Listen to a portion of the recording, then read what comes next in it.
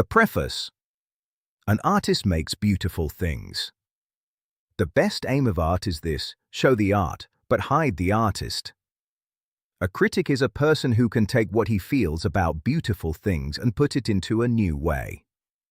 He can change it into new words or a new kind of work. The highest and the lowest kind of criticism is like a life story of the critic. It tells us about the critic himself. Some people look at beautiful things and find ugly ideas in them. These people are bad inside, and they are not charming. This is a mistake. Some people look at beautiful things and find beautiful ideas in them. These people are educated and refined. For them there is hope. They are the chosen ones, and for them beautiful things mean only beauty. There is no moral book and no immoral book. Books are only well written or badly written. That is all. The dislike of realism in the 19th century is like Caliban being angry because he sees his own face in a mirror. The dislike of romanticism in the 19th century is like Caliban being angry because he does not see his own face in a mirror. The moral life of a man can be part of what an artist writes about. But the morality of art is different. The morality of art is using an imperfect tool in a perfect way.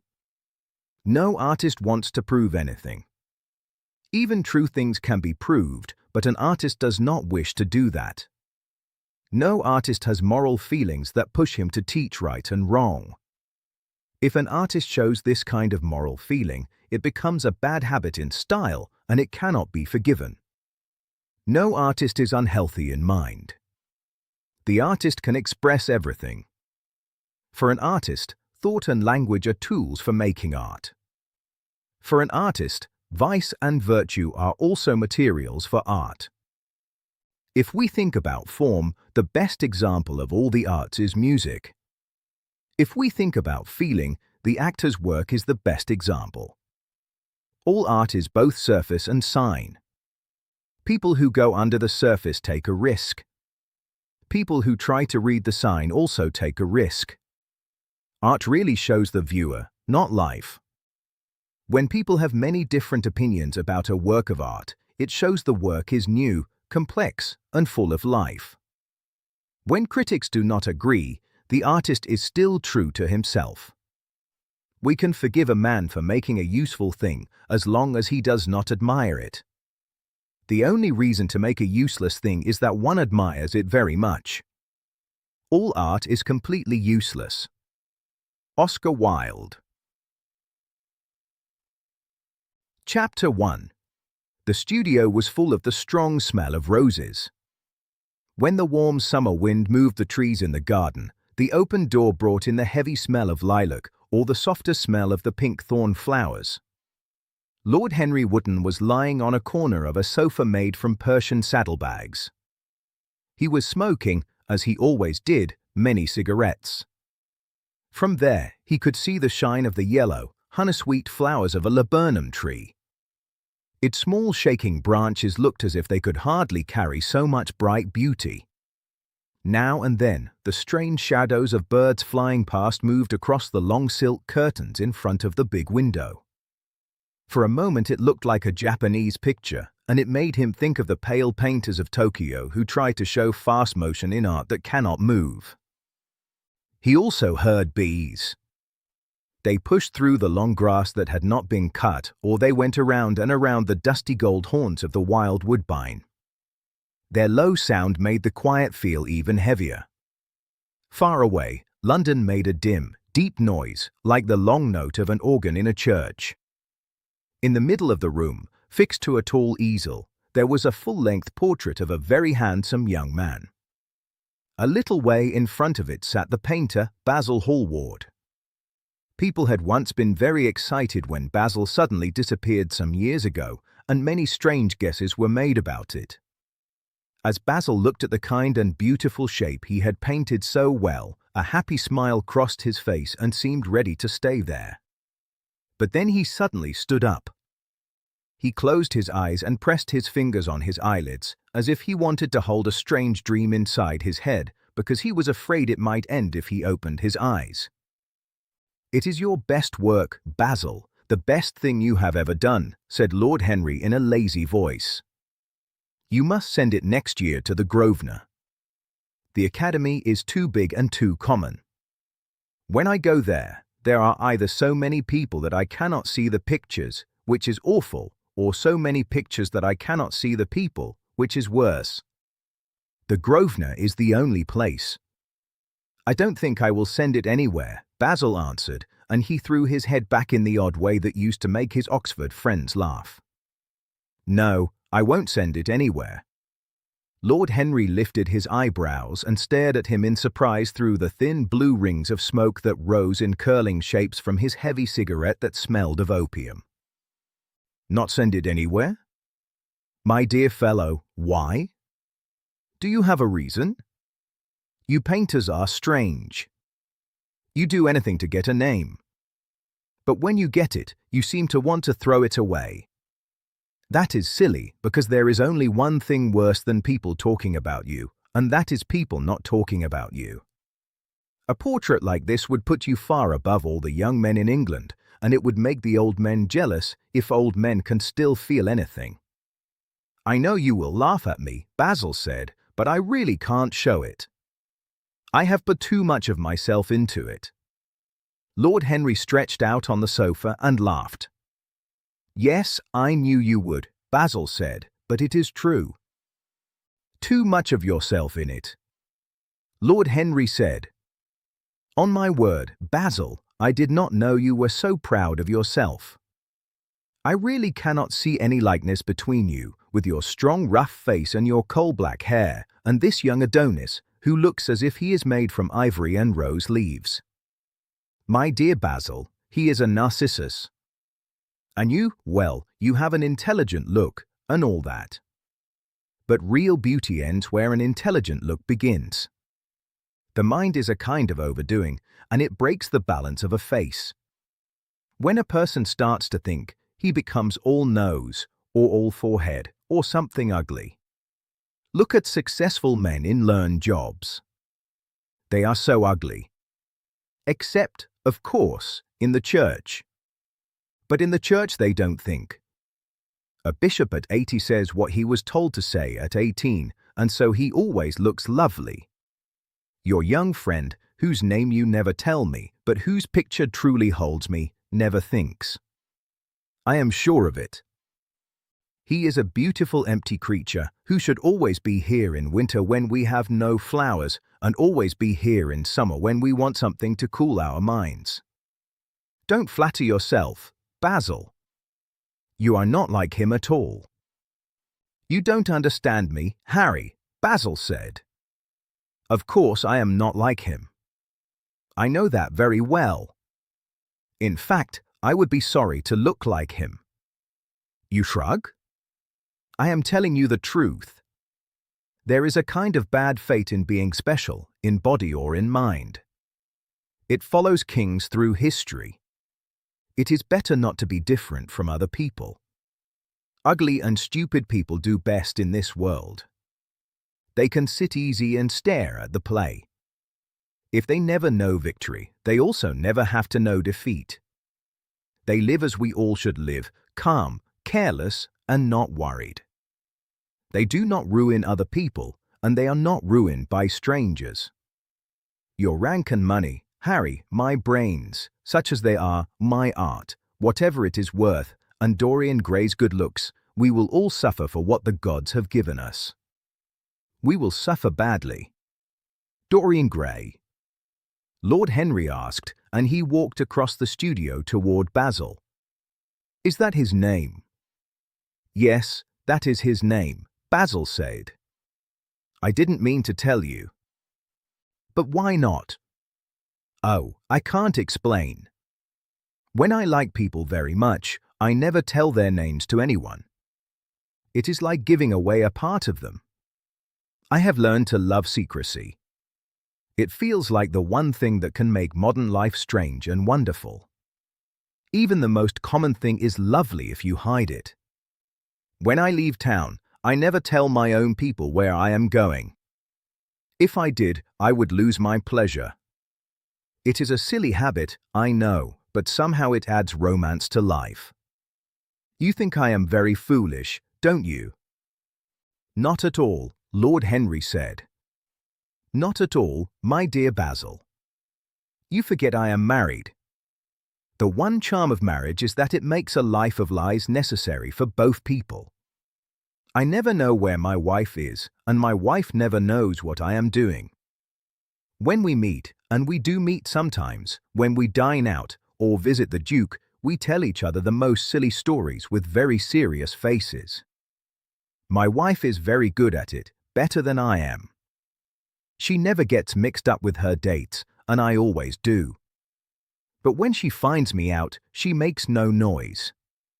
Sometimes I wish she would. But she only laughs. I hate the way you talk about your married life, Harry, Basil said, and he walked toward the door to the garden. I believe you are really a good husband, but you are ashamed of your good side.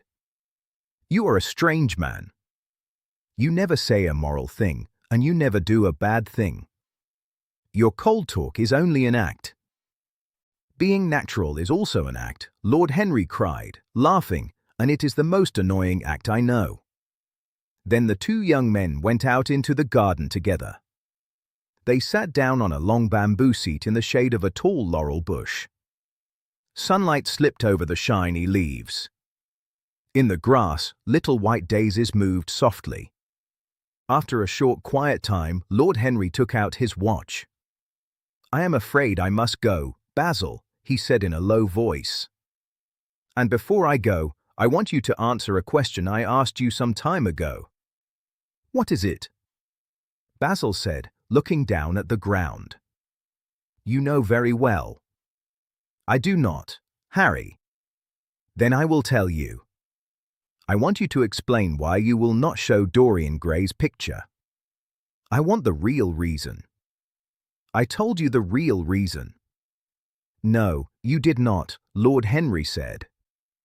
You said it was because there is too much of yourself in it. That is childish. Harry, Basil said, and he looked straight at him. Every portrait painted with feeling is a portrait of the painter, not of the person who sits.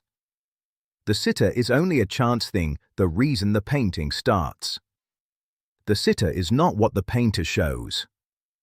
The painter shows himself on the canvas. The reason I will not show this picture is that I am afraid I have shown the secret of my own soul in it. Lord Henry laughed. And what is that? He asked. I will tell you, Basil said, but his face looked confused. I am waiting, Basil, Lord Henry said, and he glanced at him. Oh, there is not much to tell, Harry, Basil answered. And I am afraid you will not understand. Perhaps you will not even believe it. Lord Henry smiled. He leaned down, picked a daisy with pink edges, and looked at it. I am sure I will understand, he said, staring at the small yellow and white center. And as for believing, I can believe anything, if it is unbelievable. The wind shook some flowers from the trees. Heavy lilac blooms, like small stars in a group, moved back and forth in the slow, warm air. A grasshopper began to make a small sound near the wall. A long, thin dragonfly floated past like a blue thread, its wings like brown gauze. Lord Henry felt as if he could hear Basil's heart beating, and he wondered what would come next. The story is simple, Basil said after some time. 2 months ago I went to a big crowded party at Lady Brandon's. You know we poor artists must show our faces in society sometimes, just to remind the public we are not wild animals. With an evening coat and a white tie, as you once told me, anybody, even a stockbroker, can seem civilized. Well, after I had been in the room about 10 minutes, talking to huge overdressed old ladies and boring learned men, I suddenly felt that someone was watching me. I turned partly around and saw Dorian Gray for the first time. When our eyes met, I felt my face go pale. A strange fear came over me. I knew I had met someone whose presence was so strong and so charming that, if I let it, it would take over my whole nature, my whole soul, even my art. I did not want any outside influence in my life. You know, Harry, how independent I am. I have always been my own master, at least until I met Dorian Gray. Then, I don't know how to explain it. Something seemed to tell me I was close to a terrible change in my life. I had a strange feeling that fate was keeping wonderful joys and wonderful sorrows for me. I became afraid and turned to leave the room. It was not conscience. It was a kind of fear. I do not praise myself for trying to run away. Conscience and fear are the same thing, Basil, Lord Henry said. Conscience is only the shop name. That is all. I don't believe that, Harry, Basil said, and I don't think you believe it either. Still, whatever my reason was, maybe pride, because I used to be very proud, I pushed toward the door.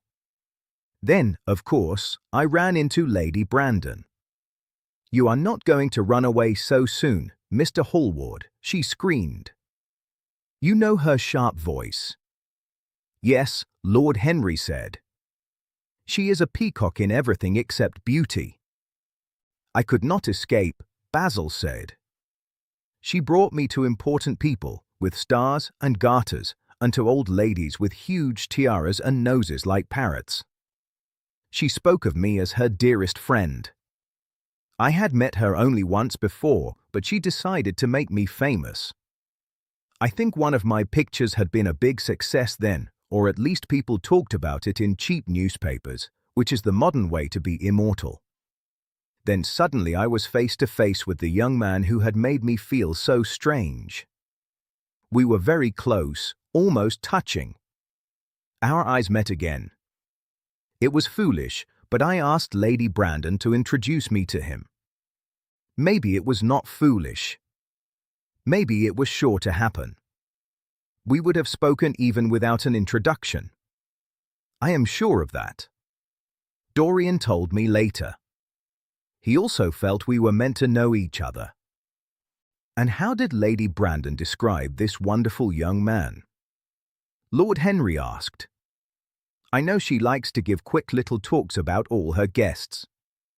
I remember she once brought me to a rude red-faced old man covered in orders and ribbons. She whispered loud in my ear, so everyone could hear the most shocking details. I ran away at once. I like to learn about people by myself. But Lady Brandon treats guests like an auction man treats goods. She either explains them away, or she tells you everything except what you want.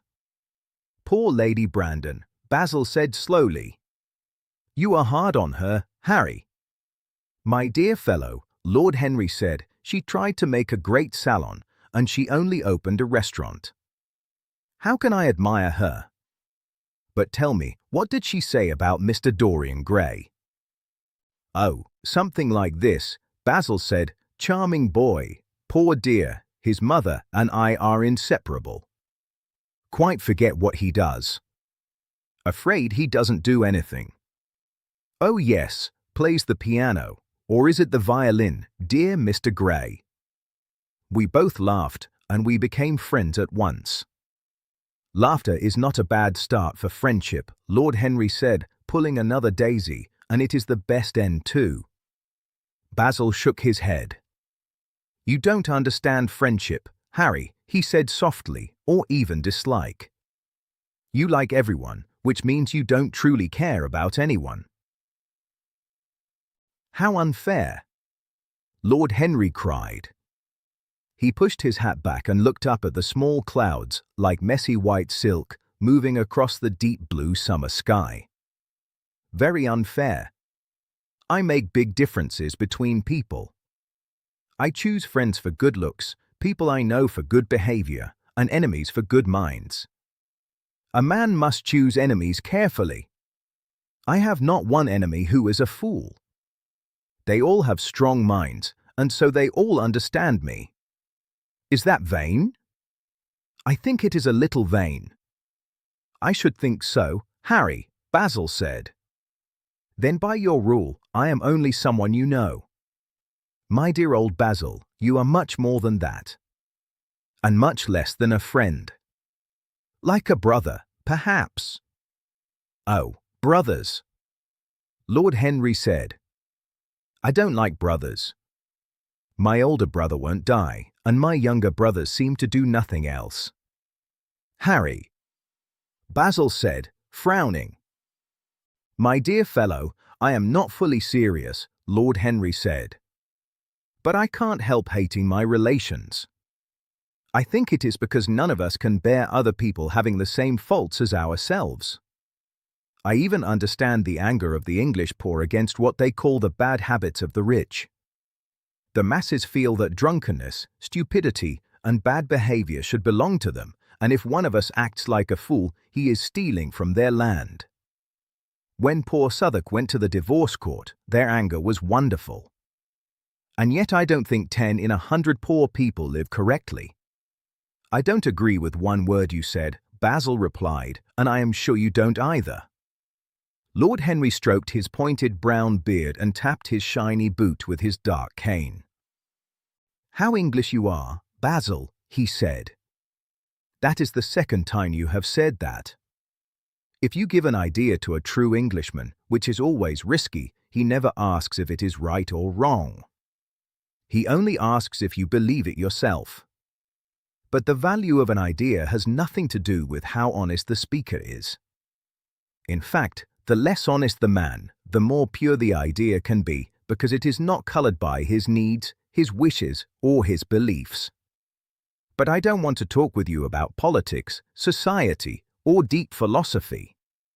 I like people more than rules, and I like people with no rules more than anything in the world.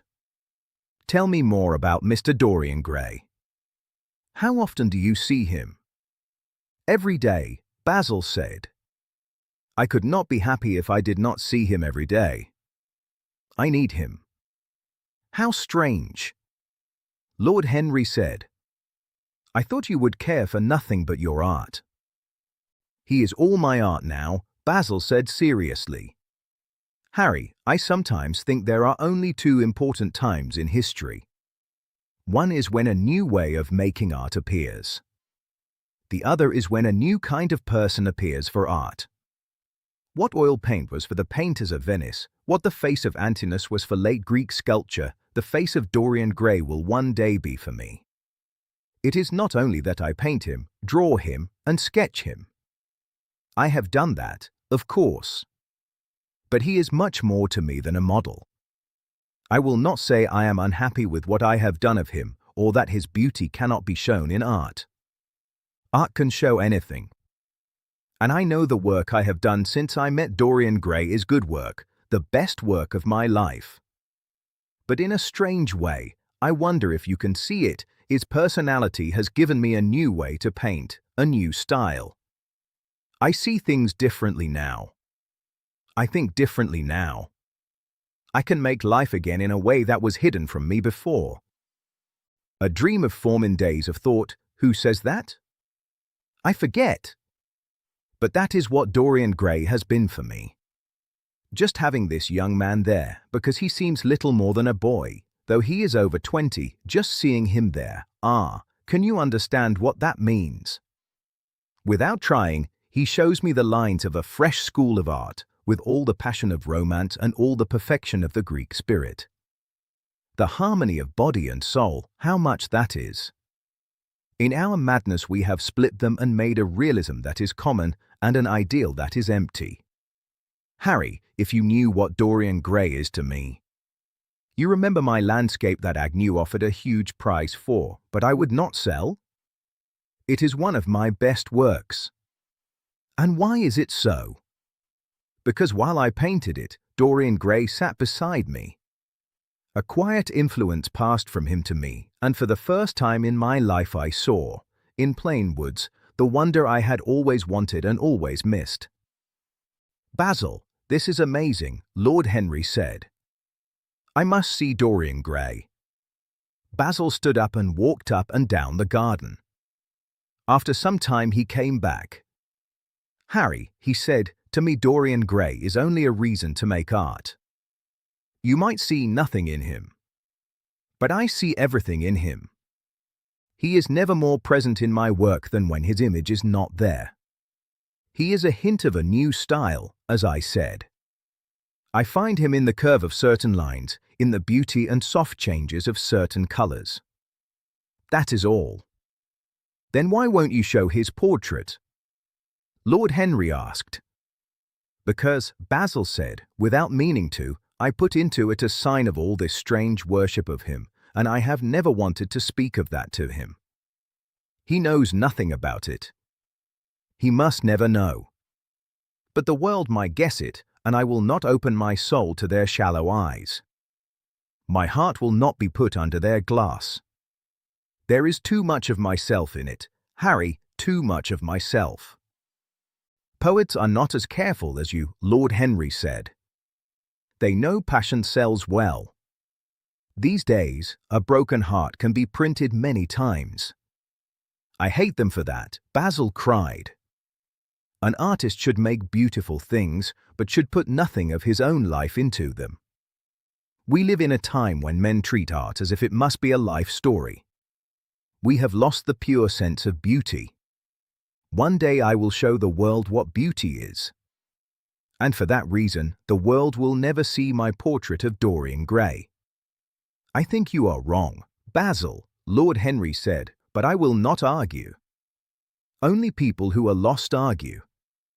Tell me, is Dorian Gray very fond of you?" Basil thought for a moment. "He likes me," he said after a pause. "I know he likes me. Of course, I flatter him a lot. I find a strange joy in saying things to him that I know I will be sorry I said. Most of the time he is charming to me, and we sit in the studio and talk about 1,000 things.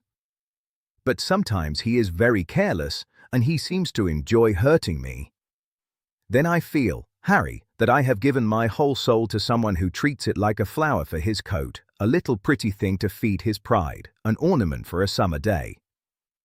"Summer days can last a long time, Basil," Lord Henry said softly. "Maybe you will grow tired sooner than he will. It is sad, but genius lasts longer than beauty. That is why we try so hard to educate ourselves too much. In the wild fight to live, we want something that stays, so we fill our minds with useless facts, hoping to keep our place. The man who knows everything is the modern ideal. And his mind is a terrible thing.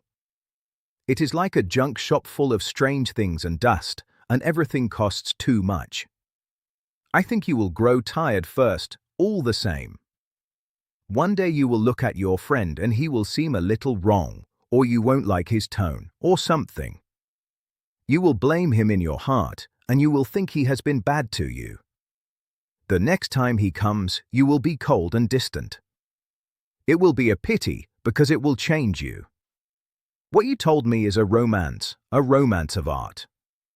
And the worst thing about any romance is that it leaves you with no romance at all." "Harry, don't talk like that," Basil said. "As long as I live, Dorian Gray will rule me. You can't feel what I feel. You change too often." "Ah, my dear Basil," Lord Henry said, "that is exactly why I can feel it. People who stay faithful know only the small side of love. It is the unfaithful who know the tragedies of love." Then Lord Henry lit a cigarette from a small silver case, and he began to smoke with a pleased look, as if he had said a final truth about life. In the ivy leaves there was a soft sound of sparrows. Blue shadows of clouds ran over the grass like swallows. The garden felt very pleasant. And, to Lord Henry, other people's feelings were very pleasant too, more pleasant than their ideas. A person's own soul and the passions of friends, those were the most interesting things in life. He imagined, with quiet amusement, the boring lunch he had missed by staying so long with Basil. If he had gone to his aunt's house, he would surely have met Lord Goodbody there, and the talk would have been about feeding the poor and building good homes for them. Each class would talk about the value of virtues they did not need in their own lives. The rich would praise saving money, and the idle would praise hard work. It was charming to have escaped all that. While he was thinking of his aunt, an idea came to him. He turned to Basil. "My dear fellow, I have just remembered something." "Remembered what, Harry?"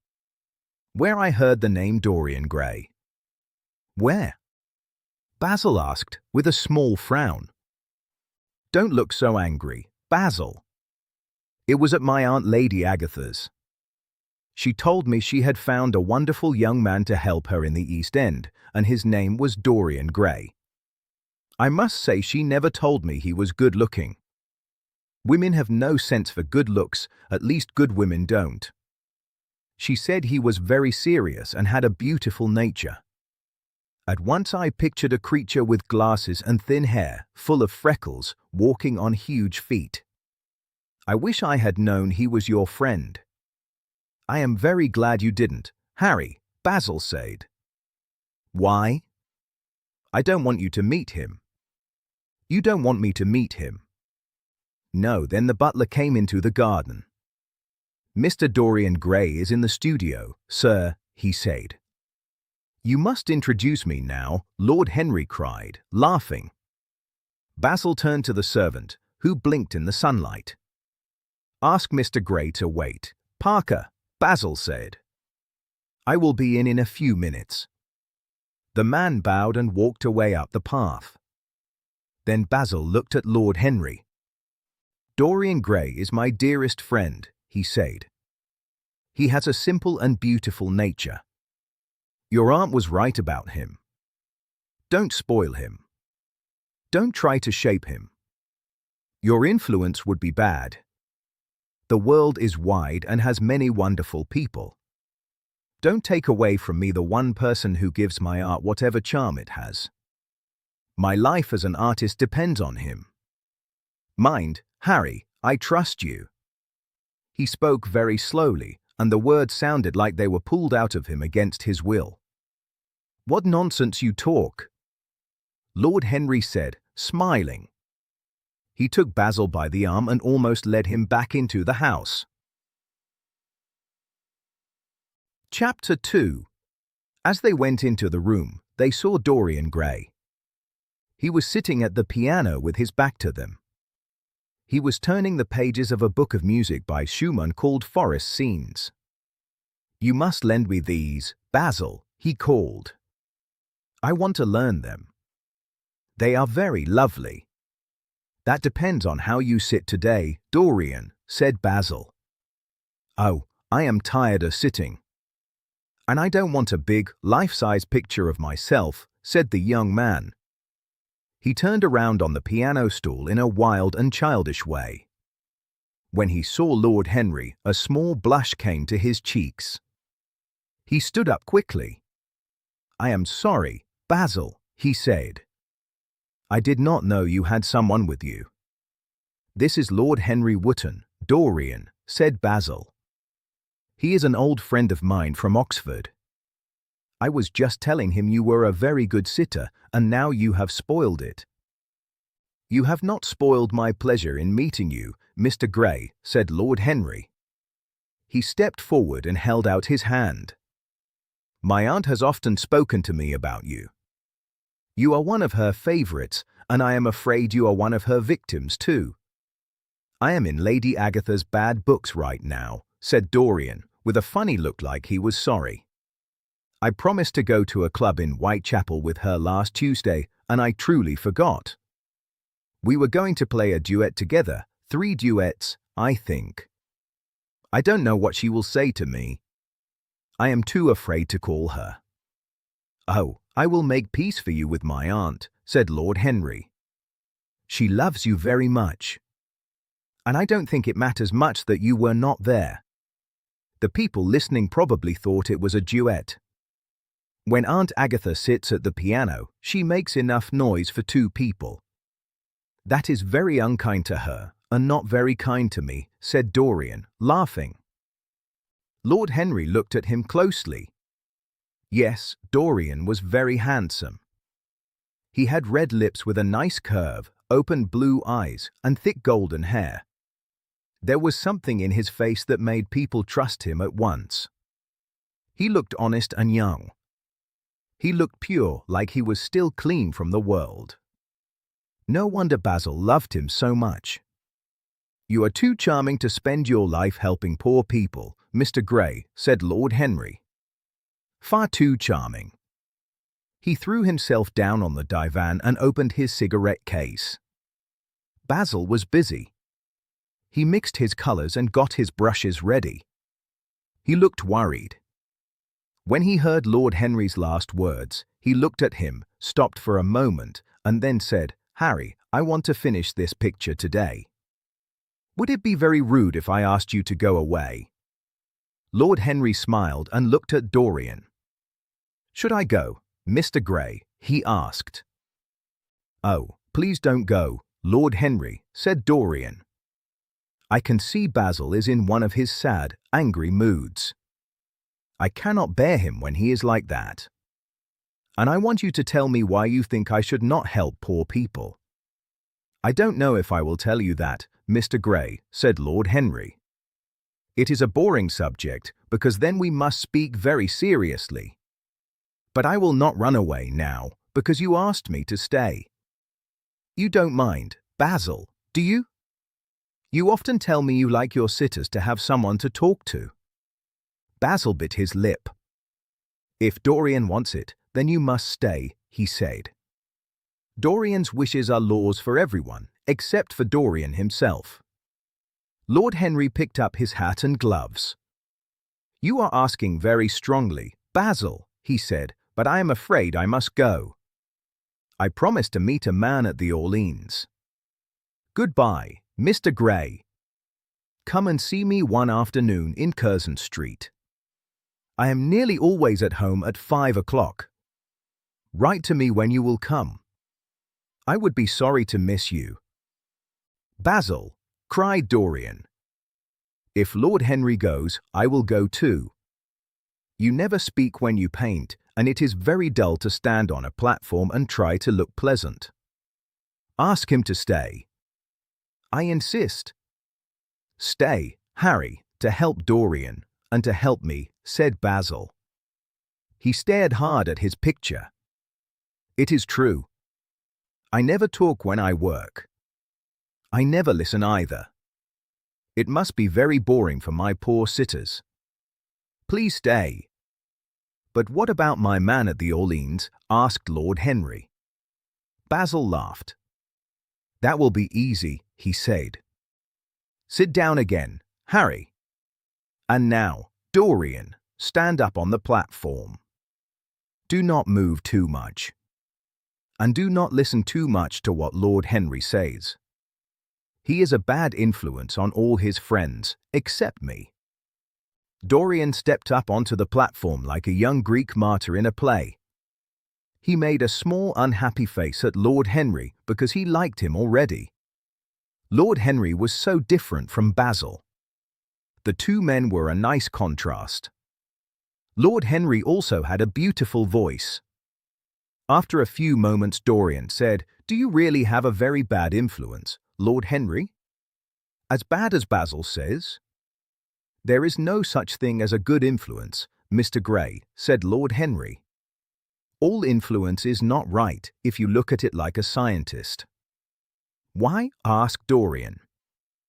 "Because to influence someone is to give him your own soul," said Lord Henry. "Then he does not think his own natural thoughts. He does not feel his own natural feelings. His good sides are not truly his. His bad sides, if bad sides exist, are borrowed too. He becomes like an echo. He repeats someone else's music. He acts a part that was not written for him. The aim of life is to grow into yourself. The aim is to be your true self, fully. That is why we are here. But people are afraid of themselves now. They forget the highest duty, the duty to oneself. Of course, they give to the poor. They feed hungry people. They give clothes to beggars. But their own souls are hungry too, and their own souls have no clothes. Our courage is gone. Maybe we never had it. We fear society, and that fear makes our morals. We fear God, and that fear is the secret of religion. These two fears rule us. And yet, turn your head a little more to the right, Dorian, like a good boy, said Basil. He was deep in his work. He only knew that a new look had come into Dorian's face, a look he had never seen before. And yet, Lord Henry went on, in his low, musical voice, with a gentle wave of his hand, I believe this, if one man lived his life fully, if he gave shape to every feeling, if he gave words to every thought, if he made every dream real, then the world would feel a new joy. We would forget old sickness from the past and return to a Greek ideal, or even something finer than that. But even the bravest man is afraid of himself. The old savage cut his body, and we still do a sad thing like that, but in another way. We cut our lives with self-denial. We say no to ourselves, and it breaks us. We are punished for what we refuse. Every strong wish we try to kill stays alive inside us. It sits in the mind and poisons us. The body can do a bad thing once, and then it is over because action can clean it away. But the memory stays. It becomes the memory of pleasure or the heavy luxury of regret. The only way to get rid of a temptation is to give in to it. If you fight it, your soul becomes sick. It longs for the thing it has forbidden. It wants what its harsh rules call wrong. People say great events happen in the brain. Great sins also happen there, in the brain only. You, Mr. Gray, you with your red youth and your white boyhood, you have had feelings that made you afraid, and thoughts that filled you with fear, and daydreams and night dreams whose memory might bring shame to your cheek. Stop, said Dorian, in a weak voice. Stop. You confuse me. I don't know what to say. There is an answer, but I cannot find it. Don't speak. Let me think. Or rather, let me try not to think. For nearly 10 minutes he stood there, very still. His lips were a little open, and his eyes were strangely bright. He felt, in a dim way, that something new was moving inside him. It felt like a new power. And yet it also felt like it came from himself. The few words Lord Henry had said, words said by chance, with a strange twist in them, had touched a secret string inside him. That string had never been touched before. Now it was shaking and beating with new life. Music had done that to him too. Music had moved him many times. But music did not speak in clear words. Music did not build a new world with clear shapes. It made a kind of beautiful chaos inside us. But words were different. Words. Only words. How terrible they were. How clear, how bright, how cruel. You could not escape them. And yet they had a quiet magic. They could give shape to things with no shape. They had their own music, as sweet as a string instrument. Words, only words. Was anything as real as words? Yes. There were things in his boy that he did not understand. Now he understood them. Life suddenly looked like fire and bright color. It seemed to him he had been walking in fire for a long time. Why had he not known it? Lord Henry watched him with a small, clever smile. He knew the exact moment when it was best to say nothing. He felt very interested. He was surprised by how strong his words had been. He remembered a book he had read at 16, a book that had shown him many things. He wondered if Dorian was now living through something like that. He had only thrown an arrow into the air. Had it hit the mark? Dorian was so fascinating. Basil painted on with his bold, sure touch, the touch that showed great care and fine skill. He did not notice the silence. "Basil, I am tired of standing," Dorian cried suddenly. "I must go out and sit in the garden. The air is thick in here." "My dear friend, I am sorry," said Basil. "When I paint, I cannot think of anything else. But you never sat better. You were perfectly still. And I have caught what I wanted, the half-open lips and the bright look in the eyes. I don't know what Harry has been saying to you, but he has made your face look wonderful. I suppose he has been giving you compliments. You must not believe anything he says." "He has not been giving me compliments," said Dorian. "Maybe that is why I don't believe what he told me." "You know you believe it," said Lord Henry. He looked at Dorian with dreamy eyes. "I will go to the garden with you. It is very hot in the studio. Basil, please let us have something cold to drink, something with strawberries." "Of course, Harry," said Basil. "Touch the bell. When Parker comes, I will tell him. I must work on the background now, and I will join you later. Don't keep Dorian out too long. I have never been in better form for painting than today. This will be my masterpiece. It is my masterpiece even now." Lord Henry went out into the garden. He found Dorian with his face buried in big, cool lilac flowers.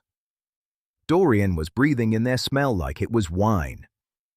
Lord Henry came close and put his hand on Dorian's shoulder. "You are right to do that," he said softly. "Nothing can heal the soul except the senses. And nothing can heal the senses except the soul." Dorian started and stepped back. He had no hat on. The leaves had played with his curls and made them messy. There was fear in his eyes, like the look of someone who wakes suddenly. His nose moved with quick breath, and the red of his lips shook as if a hidden nerve had touched them. "Yes," said Lord Henry, "that is one of the great secrets of life. We heal the soul by the senses, and we heal the senses by the soul. You are a wonderful person. You know more than you think, and you also know less than you want to know." Dorian frowned and looked away.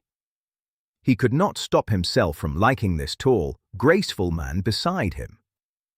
Lord Henry's face was romantic and dark, and he looked tired in an interesting way. His low voice was very charming. Even his cool white hands had a strange charm. When he spoke, his hands moved like music and seemed to speak too. But Dorian felt afraid of him, and he felt ashamed that he was afraid. Why did a stranger show him himself? He had known Basil for months, but that friendship had not changed him much. Now, suddenly, someone had come into his life and seemed to open a secret door in him. And yet, what should he fear? He was not a child. It was silly to be afraid.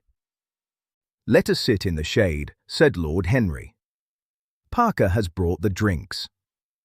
If you stay in the strong sun, you will be spoiled, and Basil will never paint you again. You must not get sunburnt. It would not look good." "What does it matter?" cried Dorian, laughing, as he sat on a seat at the end of the garden. "It should matter to you more than anything, Mr. Gray," said Lord Henry. "Why?" asked Dorian. "Because you have wonderful youth," said Lord Henry, "and youth is the one thing worth having."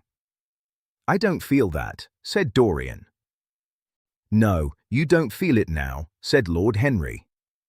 "But one day you will. One day you will be old and wrinkled and ugly. Thought will put lines on your forehead.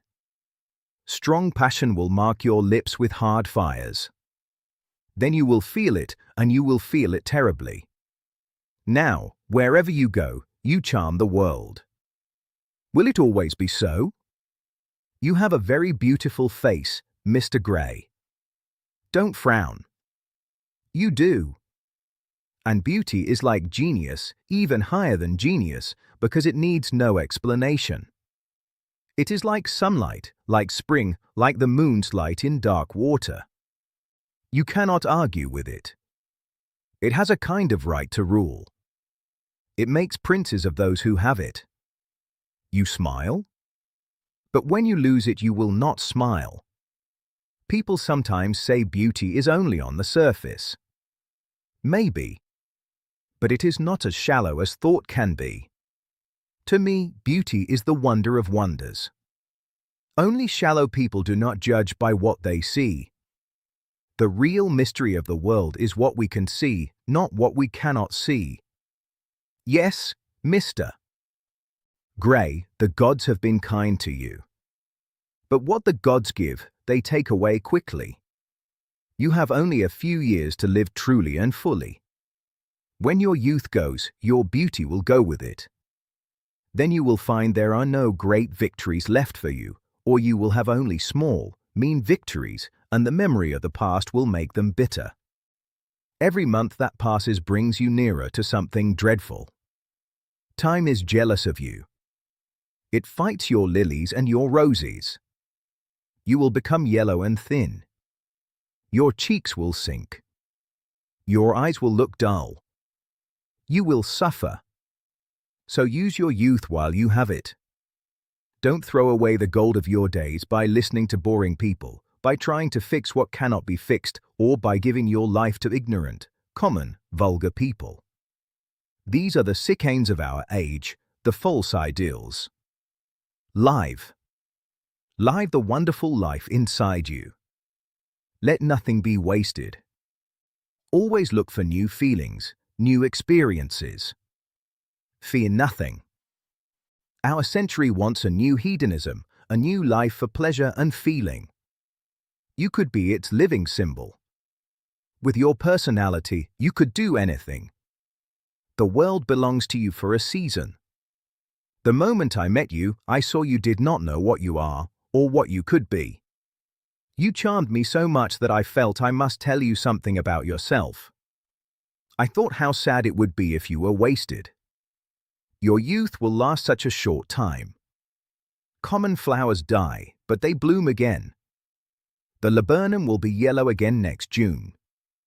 In a month there will be purple stars on the clematis, and year after year its leaves will hold those purple stars.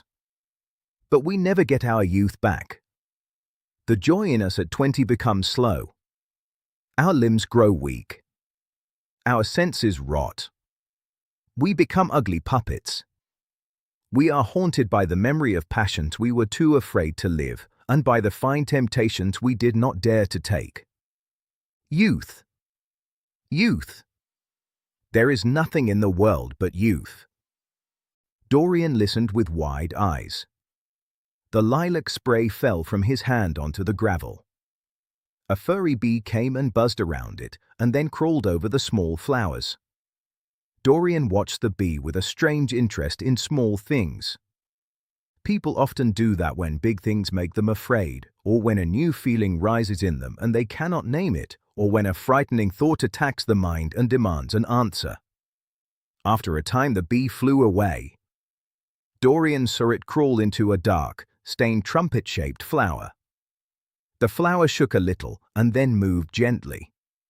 Suddenly Basil appeared at the studio door. He made quick signs with his hands for them to come in. Dorian and Lord Henry looked at each other and smiled. "I am waiting." Basil called. "Please come in. The light is perfect and you can bring your drinks."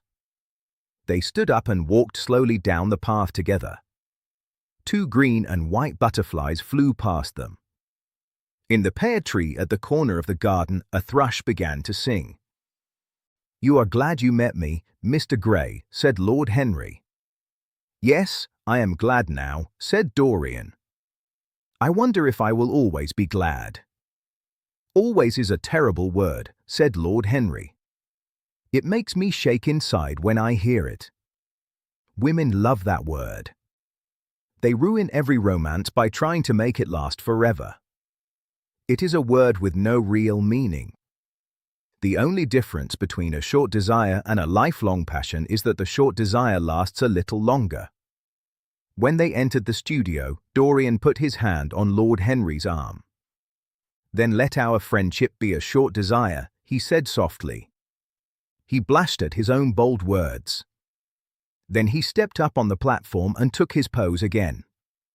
Lord Henry sat in a large wicker chair and watched him.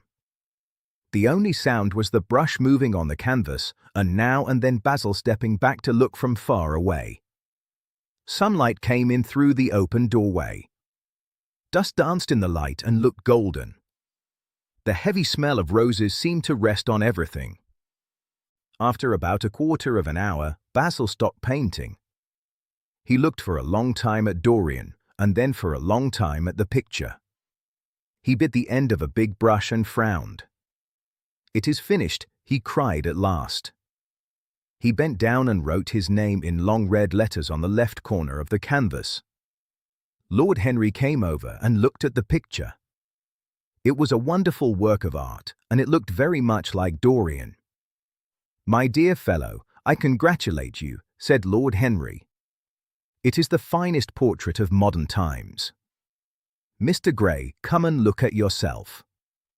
Dorian started, like a person waking from a dream. "Is it really finished?" he asked softly. He stepped down from the platform. "Quite finished," said Basil. "And you sat wonderfully today. I am very thankful to you." "That is because of me," said Lord Henry, cutting in. "Isn't it, Mr. Gray?" Dorian did not answer. He walked slowly in front of the picture and turned to face it. When he saw it clearly, he stepped back. His cheeks flushed with pleasure for a moment. Joy came into his eyes, like he had seen himself for the first time. He stood still in wonder. He knew Basil was speaking, but he did not catch the words. The feeling of his own beauty came to him like a sudden bright light. He had never felt it before. Basil's praise had felt like friendly exaggeration. Dorian had listened, laughed, and forgotten it. It had not changed him. Then Lord Henry had spoken strangely about youth and warned him that youth is short. That had moved him. Now, as he looked at the shadow of his own lovely face on the canvas, the truth hit him with full force. Yes, one day his face would be wrinkled and dried. His eyes would be dim and pale. The grace of his body would break and bend. The red would leave his lips, and the gold would leave his hair. The life that shaped his soul would damage his body. He would become ugly and strange. When he thought of it, pain struck through him like a knife. His whole fine nature shook. His eyes became deep and purple, and a mist of tears came over them. He felt as if an icy hand had touched his heart. "Don't you like it?" cried Basil at last. He was hurt by Dorian's silence, because he did not understand it. "Of course he likes it," said Lord Henry. "Who would not like it? It is one of the greatest things in modern art. I will give you anything you want for it. I must have it." "It is not mine, Harry," said Basil. "Whose is it?" asked Lord Henry. "It is Dorian's," said Basil. "Of course." "He is a lucky man," said Lord Henry. "How sad it is," said Dorian softly. He still stared at the portrait. "How sad it is. I will grow old, and ugly, and terrible. But this picture will stay young always. It will never be older than this day in June. If only it could be the other way. If only I could stay young, and the picture could grow old. For that, I would give everything. Yes, there is nothing in the whole world I would not give. I would give my soul for that." "You would not like that plan much, Basil," said Lord Henry, laughing. "It would be hard on your work." "I would object strongly," said Basil. Dorian turned and looked at him. "I think you would, Basil," he said. "You love your art more than your friends. I am nothing to you but a pretty object." Maybe I am less than that. Basil stared, shocked. Dorian did not speak like this before. What had happened? Dorian looked angry. His face was hot and red. Yes, Dorian went on, I am less to you than your old statues, your ivory Hermes, your silver faun. You will always like them. How long will you like me? Until I get my first wrinkle, I think. I know now that when you lose your good looks, whatever your good looks are, you lose everything. Your picture has taught me that. Lord Henry is right. Youth is the only thing worth having. When I see I am growing old, I will kill myself. Basil turned pale and caught Dorian's hand. Dorian! Dorian, he cried. Don't speak like that. I have never had a friend like you. I will never have another. You are not jealous of things, are you? You are finer than any statue. I am jealous of everything whose beauty does not die, said Dorian. I am jealous of the portrait you painted of me. Why should it keep what I must lose? Every moment take something from me and give something to it. Oh, if only it could be the other way. If the picture could change and I could stay as I am now. Why did you paint it? One day it will laugh at me. It will mock me horribly. Hot tears rose in his eyes. He tore his hand away. He threw himself on the divan and hid his face in the cushions, as if he was praying. This is your doing, Harry, said Basil bitterly. Lord Henry lifted his shoulders. It is the real Dorian Gray, he said. That is all. It is not, said Basil. If it is not, what have I to do with it, said Lord Henry. You should have gone away when I asked you, Basil muttered. I stayed when you asked me, Lord Henry answered. Harry, I cannot fight with my two best friends at the same time, said Basil. But you two have made me hate the best work I have ever done, and I will destroy it. It is only canvas and paint. I will not let it come between our 3 lives and ruin them. Dorian lifted his golden head from the pillow. His face was pale, and his eyes were wet with tears. He watched Basil walk to the painting table under the tall window. What was Basil doing? His fingers moved among paint tubes and dry brushes, looking for something. Yes, he was looking for a long knife, a palette knife with a thin steel blade. He found it. He was going to cut the canvas. With a choked sob, Dorian jumped up from the couch. He rushed to Basil, tore the knife from his hand, and threw it to the far end of the studio. Don't, Basil, don't, he cried. It would be murder. I am glad you finally understand my work, Dorian, Basil said coldly.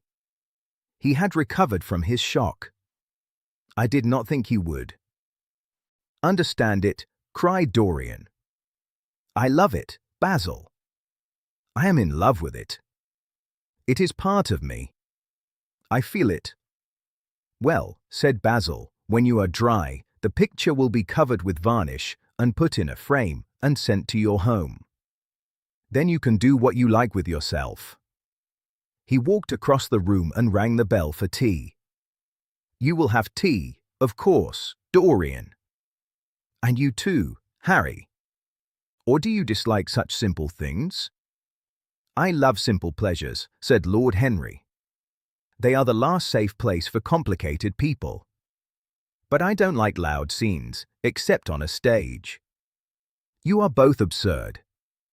Someone once called man a rational animal. That was too early and too quick a definition. Man is many things, but he is not rational. I am glad he is not, though I wish he would not fight over the picture. You should let me have it, Basil. This boy does not really want it, and I really do. If you let anyone have it but me, Basil, I will never forgive you, cried Dorian. And I don't allow people to call me a silly boy. You know it is yours, Dorian, said Basil. I gave it to you before it even existed. And you know you have been a little silly, Mr. Gray, said Lord Henry, and you don't truly mind being told you are very young. This morning I would have minded a lot, said Dorian. Ah, this morning, said Lord Henry. You have lived since then. There was a knock at the door. The butler came in with a heavy tea tray and put it on a small Japanese table. Cups and plates made a small noise, and the urn hissed. 2 round china dishes were brought in by a page. Dorian went to the table and poured the tea. The 2 men walked slowly to the table and looked under the covers at what was there. Let us go to the theatre tonight, said Lord Henry. There is sure to be something on, somewhere. I promised to dine at White's, but it is only with an old friend. I can send him a message and say I am ill, or that I cannot come because something else happened later. That would be a nice excuse. It would sound honest, and it would surprise him. It is a bore to put on dress clothes, said Basil. And when you wear them, they feel horrible. Yes, said Lord Henry in a dreamy way, the clothes of the 19th century are terrible. They are dark and sad. Sin is almost the only real color left in modern life. You must not say things like that in front of Dorian, Harry, said Basil. In front of which Dorian, said Lord Henry. The one pouring tea, or the one in the picture? In front of either, said Basil. I would like to go to the theatre with you, Lord Henry, said Dorian. Then you will come, said Lord Henry. And you will come too, Basil, won't you? I can't, said Basil. I would rather not. I have a lot of work. Then you and I will go alone, Mr. Gray, said Lord Henry. I would like that very much, said Dorian. Basil bit his lip and walked, cup in hand, to the picture. I will stay with the real Dorian, he said sadly. Is it the real Dorian? Said Dorian, walking over to him. Am I really like that? Yes, said Basil. You are like that. How wonderful, Basil, said Dorian. At least you look like it, said Basil with a sigh. But it will never change. That is something. What a fuss people make about being faithful, said Lord Henry. Even in love it is just a question of the body. It has little to do with our will. Young men want to be faithful, and they are not. Old men want to be unfaithful, and they cannot. That is all. Don't go to the theatre tonight, Dorian, Basil said. Stay and dine with me. I can't, Basil, said Dorian. Why? Asked Basil. Because I promised Lord Henry Wotton I would go with him, said Dorian. He won't like you more for keeping promises, said Basil. He always breaks his own. I beg you not to go. Dorian laughed and shook his head. I beg you, Basil said again. Dorian hesitated. He looked at Lord Henry, who watched them from the tea table with an amused smile. I must go, Basil, Dorian said. Very well, said Basil. He went to the tray and put down his cup. It is rather late, and you must dress, so don't waste time. Goodbye, Harry. Goodbye, Dorian. Come and see me soon. Come tomorrow. Certainly, said Dorian. You won't forget? Asked Basil. No, of course not, Dorian cried. And, Harry, said Basil. Yes, Basil, said Lord Henry. Remember what I asked you when we were in the garden this morning, said Basil. I have forgotten it, said Lord Henry. I trust you, said Basil. I wish I could trust myself, Lord Henry said, laughing. Come, Mr. Gray. My hansom is outside.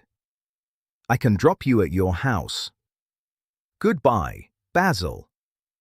It has been a very interesting afternoon. When the door closed behind them, Basil threw himself down on a sofa.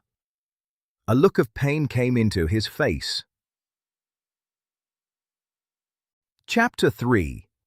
At 12:30 the next day, Lord Henry Wotton walked from Curzon Street to the Albany. He went to see his uncle, Lord Fermor. Lord Fermor was friendly, but he was also rough in his ways. Many people outside society called him selfish because they got nothing from him. But people in society called him generous because he gave food and good times to the people who amused him. Lord Fermor's father had been an ambassador in Madrid when Queen Isabella was young and before Prim was known.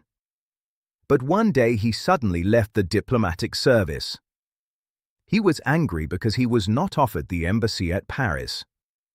He thought he had the right to it because of his birth, because he was lazy, because he wrote good English in his letters, and because he loved pleasure too much. Lord Fermor, the son, had been his father's secretary. He resigned at the same time as his father.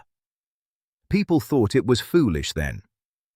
A few months later he got the title, and he began the serious study of a great aristocratic art, doing absolutely nothing.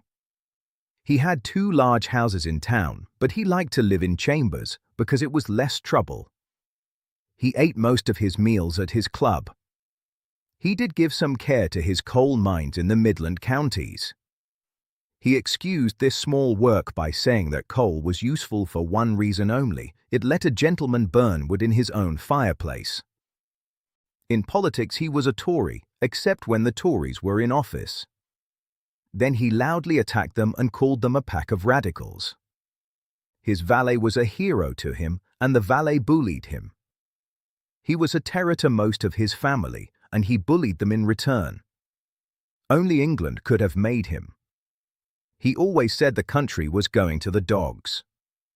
His principles were old, but there was still something to be said for his strong dislikes. When Lord Henry entered the room, he saw his uncle sitting there. Lord Fermor wore a rough shooting coat. He was smoking a cheroot. He was reading the Times and grumbling. "Well, Harry," said the old man, "why are you out so early? I thought you dandies never got up till 2, and you were not seen till 5. "Only pure family affection, I assure you, Uncle George," said Lord Henry. "I want to get something out of you." "Money, I suppose," said Lord Fermor, and he made an ugly face. "Well, sit down and tell me. Young people today think money is everything." "Yes," said Lord Henry softly, and he fixed the flower in his coat. "And when they get older, they know it. But I do not want money. Only people who pay their bills want money, Uncle George, and I never pay mine. Credit is the money of a younger son, and one can live very nicely on it. Also, I always deal with Dartmoor's tradesmen, and so they never trouble me. What I want is information. Not useful information, of course. Useless information." "Well," said Lord Fermor, "I can tell you anything that is in an English blue book, Harry. Though the fellows today write a lot of nonsense. When I was in the diplomatic service, things were better. But now, I hear they let them in by examination. What can you expect? Examinations, sir, are pure humbug from beginning to end. If a man is a gentleman, he knows enough. If he is not a gentleman, then whatever he knows is bad for him.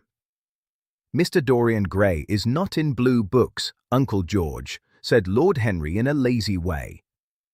"Mr. Dorian Gray? Who is he?" asked Lord Fermor. His thick white eyebrows came together. "That is what I came to learn," said Lord Henry. "Or rather, I know who he is. He is the last Lord Kelso's grandson. His mother was a Devereux, Lady Margaret Devereux. I want you to tell me about his mother. What was she like? Who did she marry? You have known nearly everyone, so you may have known her. I am very interested in Mr. Gray just now. I have only just met him." "Kelso's grandson," cried the old man. "Kelso's grandson? Of course. I knew his mother very well. I think I was at her christening. She was very beautiful, Margaret Devereux. She made all the men wild. Then she ran away with a poor young fellow. He was nobody, sir. A subaltern in a foot regiment, or something like that. Yes. I remember it all as if it was yesterday. The poor fellow was killed in a duel at Spa a few months after the marriage. There was an ugly story. They said Kelso got some bad adventurer, some Belgian brute, to insult his son-in-law in public. They said he paid the man to do it, paid him, sir. And then the man killed him like he was only a pigeon. The thing was kept quiet. But by God, Kelso ate alone at the club for a long time after that. He brought his daughter back with him, I was told, and she never spoke to him again. Yes, it was a bad business. The girl died too, within a year. So she left a son, did she? I had forgotten that. What sort of boy is he? If he is like his mother, he must be a handsome chapter. He is very handsome, said Lord Henry. I hope he will be in proper hands, said the old man. He should have a lot of money waiting for him if Kelso did the right thing by him. His mother had money too. All the Selby property came to her through her grandfather. Her grandfather hated Kelso. He thought Kelso was a mean dog. And he was. He came to Madrid once when I was there. I was ashamed of him. The Queen used to ask me about the English noble who was always fighting with the cabman about fares. They made stories about it. I did not dare show my face at court for a month. I hope he treated his grandson better than he treated the cabman. I do not know, said Lord Henry. I think the boy will be well off. He is not of age yet. He has Selby, I know. He told me. And his mother was very beautiful. Margaret Devereux was one of the loveliest women I ever saw, Harry, said Lord Fermor. Why she did what she did, I never understood. She could have married anyone. Carlington was mad about her. But she was romantic. All the women in that family were romantic. The men were a poor lot, but the women were wonderful. Carlington went down on his knees to her. He told me so himself. She laughed at him. And there was not a girl in London then who was not after him. And, Harry, speaking of silly marriages, what is this nonsense your father tells me? Dartmoor wants to marry an American? Are English girls not good enough for him? It is fashionable to marry Americans just now, Uncle George, said Lord Henry. I would back English women against the world, said Lord Fermor, and he hit the table with his fist. The betting is on the Americans, said Lord Henry. They do not last, I am told, muttered his uncle. A long engagement makes them tired, said Lord Henry, but they are very good at a steeplechase. They take things flying. I do not think Dartmoor has a chance. Who are her people? Grumbled the old man. Has she got any? Lord Henry shook his head. American girls are as clever at hiding their parents as English women are at hiding their past, he said, and he stood up to go. They are pork packers, I suppose, said Lord Fermor. I hope so, Uncle George, for Dartmoor's sake, said Lord Henry. I am told pork packing is the best paid job in America, after politics. Is she pretty? Asked the old man. She behaves as if she is beautiful, said Lord Henry. Most American women do. That is the secret of their charm. Why can't these American women stay in their own country? Said Lord Fermor. They always tell us it is a paradise for women. It is, said Lord Henry. That is why, like Eve, They want to get out of it. Goodbye, Uncle George, he went on. I will be late for lunch if I stay longer. Thanks for the information. I always like to know everything about my new friends and nothing about my old ones. Where are you lunching? Harry asked Lord Fermor. At Aunt Agatha's, said Lord Henry. I have asked myself and Mr. Gray. He is her latest protégé. Humph, said Lord Fermor. Tell your Aunt Agatha not to bother me with her charity appeals. I am sick of them. She thinks I have nothing to do but write checks for her silly ideas. All right, Uncle George, said Lord Henry. I will tell her, but it will do no good. People who are very charitable lose all sense of humanity. That is their special mark. The old man growled in approval and rang the bell for his servant. Lord Henry went out through the low arcade into Burlington Street. Then he walked toward Berkeley Square. So that was the story of Dorian Gray's parents. Lord Fermor had told it in a rough way, but it still moved Lord Henry. It suggested a strange romance, almost like a modern one. A beautiful woman risked everything for a wild passion. There were a few weeks of happiness, and then a horrible and treacherous crime. There were months of silent pain. Then a child was born in pain. The mother was taken by death. The boy was left alone, under the rule of an old man without love. Yes, it was an interesting background. It made the boy seem even more perfect. Lord Henry thought that behind every very fine thing, there was something tragic. He thought that worlds had to suffer so that even a small flower could open. He remembered the dinner the night before. Dorian had been very charming. He had sat opposite Lord Henry at the club, with surprised eyes and lips a little open, like he was pleased and afraid at the same time. The red lampshades made his face look more rosy and made his waking wonder look stronger. Talking with Dorian was like playing a very fine violin. Dorian answered every touch, every small change, every thrill. Lord Henry felt there was something very strong and exciting in having influence over someone. No other action felt like it. He liked to put his own soul into another person for a moment. He liked to hear his own ideas come back to him, but with the added music of youth and passion. He liked to send his own nature into another person, like a fine fluid or a strange perfume. That was a real joy, maybe the best joy left in an age that felt limited and vulgar, an age that was too much about the body and too common in its aims. Dorian was a marvelous type. By chance Lord Henry had met him in Basil's studio. Or at least, Lord Henry could shape him into a marvelous type. Dorian had grace and the white purity of boyhood and a beauty like old Greek marble. There was nothing one could not do with him. He could become a giant, or he could become a toy. Lord Henry thought it was a pity that such beauty must fade. And Basil? Basil was interesting too, in the mind and in the feelings. There was a new way in art, a fresh way to look at life. It was suggested in a strange way by the simple visible presence of someone who did not know it at all. It was like a silent spirit that lived in a dim wood and walked unseen in open fields.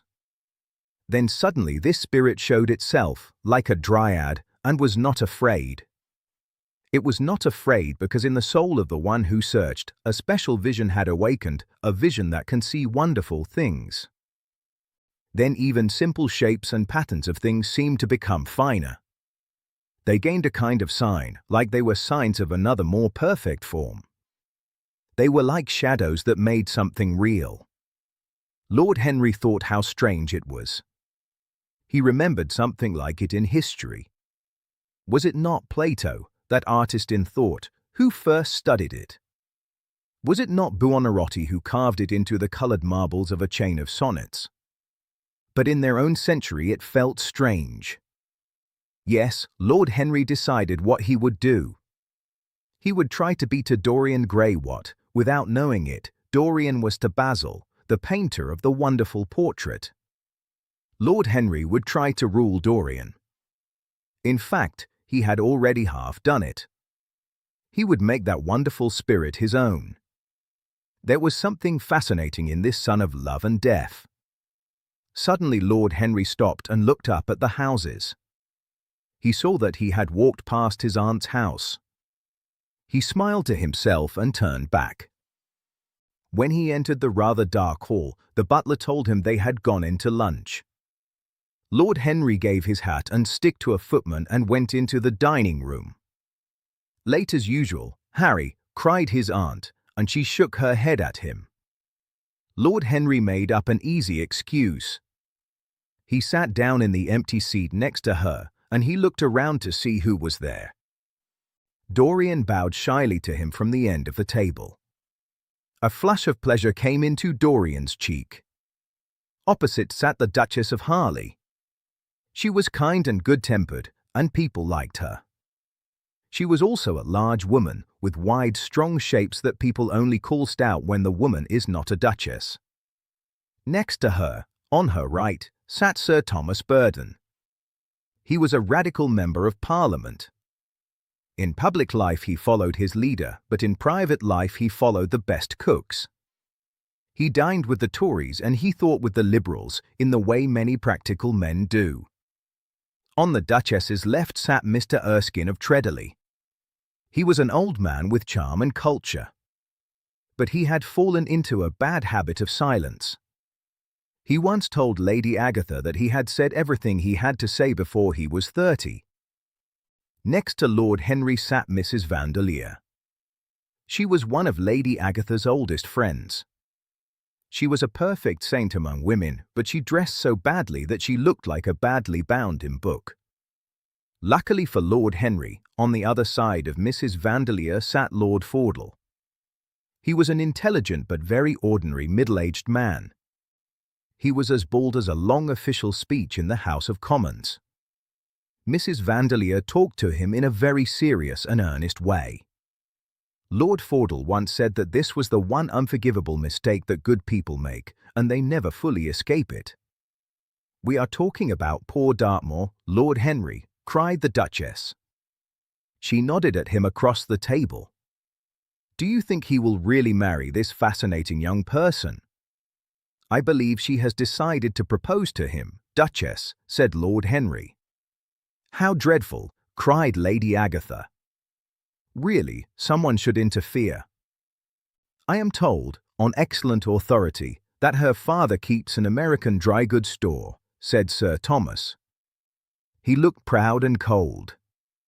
"My uncle has already suggested pork packing, Sir Thomas," said Lord Henry. "Dry goods," said the Duchess. She lifted her large hands in wonder. "What are American dry goods?" "American novels," said Lord Henry, and he helped himself to some quail. The Duchess looked confused. "Don't mind him, my dear," whispered Lady Agatha. "He never means anything that he says." "When America was discovered," began Sir Thomas, and he started giving dull facts. Like many people who tried to use up a subject, he used up his listeners. The Duchess sighed and used her right to interrupt. "I wish it had never been discovered at all," she cried. "Our girls have no chance now. It is most unfair." "Perhaps America has never been discovered," said Mr. Erskine. "I would say it has only been detected." "Oh, but I have seen specimens of the people," said the Duchess in a vague way. "I must say most of them are very pretty. And they dress well too. They get all their dresses in Paris. I wish I could afford to do the same."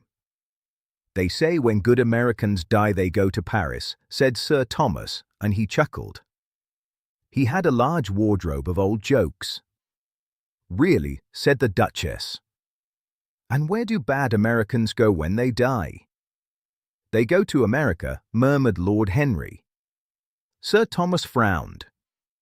"I am afraid your nephew is prejudiced against that great country," he said to Lady Agatha. I have travelled all over it in cars provided by the directors. In such matters they are very civil. I assure you it is an education to visit it. But must we really see Chicago in order to be educated? Asked Mr. Erskine in a weak voice. I do not feel strong enough for the journey. Sir Thomas waved his hand. Mr. Erskine of Treadley has the world on his shelves. We practical men like to see things, not read about them. The Americans are very interesting. They are absolutely reasonable. I think that is their special mark. Yes, Mr. Erskine, absolutely reasonable. There is no nonsense about the Americans. How dreadful, cried Lord Henry. I can stand brute force, but brute reason is unbearable. There is something unfair in it. It hits below the intellect. I do not understand you, said Sir Thomas, and he grew rather red. I do, Lord Henry, murmured Mr. Erskine, and he smiled. Paradoxes are all very well in their way, said Sir Thomas. Was that a paradox? Asked Mr. Erskine. I did not think so. Perhaps it was. Well, the way of paradox is the way of truth. To test reality we must see it on a tight rope. When truths become like acrobats, we can judge them. Dear me, said Lady Agatha, how you men argue. I am sure I never can make out what you are talking about. Oh, Harry, I am vexed with you.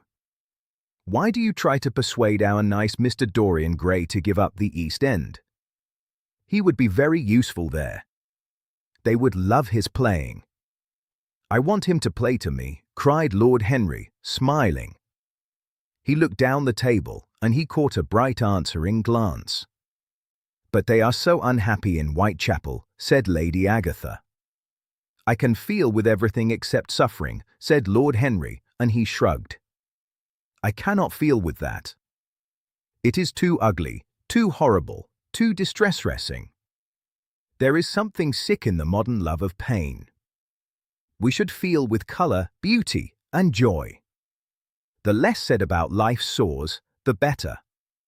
Still, the East End is a very important problem, said Sir Thomas with a grave shake of the head. Quite so, said Lord Henry. It is the problem of slavery, and we try to solve it by amusing the slaves.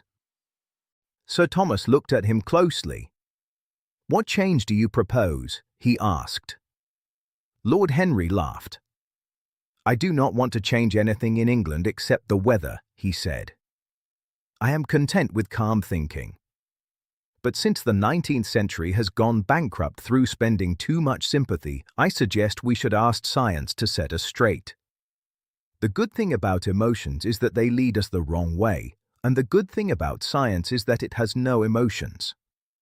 But we have grave responsibilities, said Mrs. Vandeleur in a small, timid voice. Terribly grave, echoed Lady Agatha. Lord Henry looked at Mr. Erskine. Humanity takes itself too seriously, he said. That is the world's first sin. If the caveman had known how to laugh, history would have been different. You are very comforting, sang the Duchess.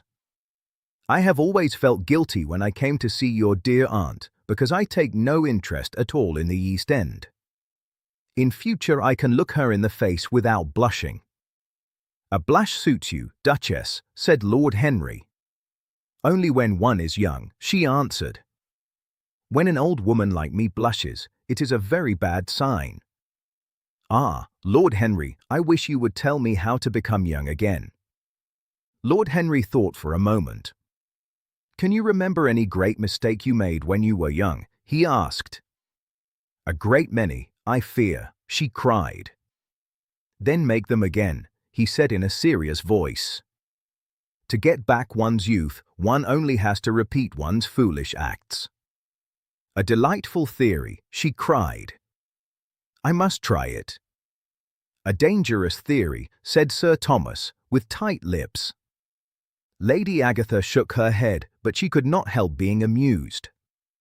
Mr. Erskine listened. Yes, Lord Henry continued, that is one of the great secrets of life. Today most people die from a slow common sense. Then they discover too late that the only things one never regrets are one's mistakes. A laugh went round the table. Lord Henry played with the idea and became willful. He tossed it up and changed it. He let it go and then caught it again.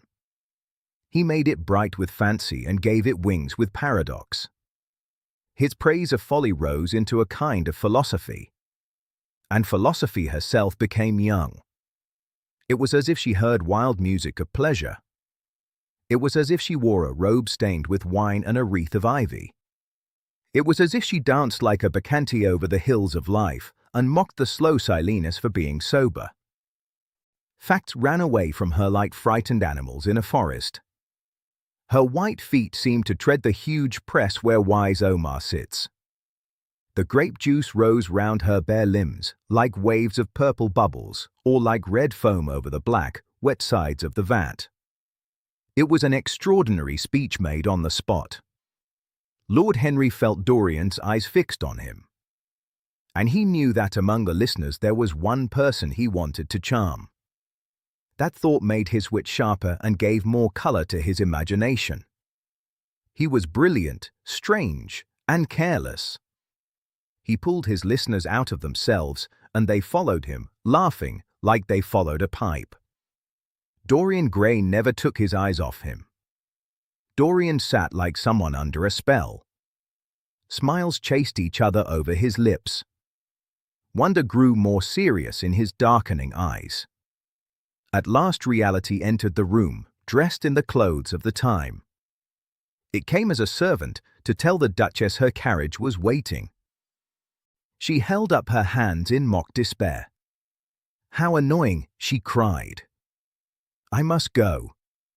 I have to call for my husband at the club and take him to some absurd meeting at Willis's rooms. He is going to be in the chair. If I am late he will be furious, and I cannot have a scene in this bonnet. It is far too fragile. A harsh word would ruin it. No, I must go, dear Agatha. Goodbye, Lord Henry. You are delightful and dreadfully demoralizing. I do not know what to say about your views. You must come and dine with us some night. Tuesday? Are you free on Tuesday? For you I would leave anyone, Duchess, said Lord Henry, and he bowed. Ah, that is very nice, and very wrong, she cried. So you must come. And she swept out of the room. Lady Agatha and the other ladies followed her. When Lord Henry sat down again, Mr. Erskine moved his chair close. He put his hand on Lord Henry's arm. You talk books away, he said. Why don't you write one? I love reading too much to want to write, said Lord Henry. I would like to write a novel as lovely as a Persian carpet and as unreal. But there is no reading public in England for anything except newspapers, primers, and encyclopedias.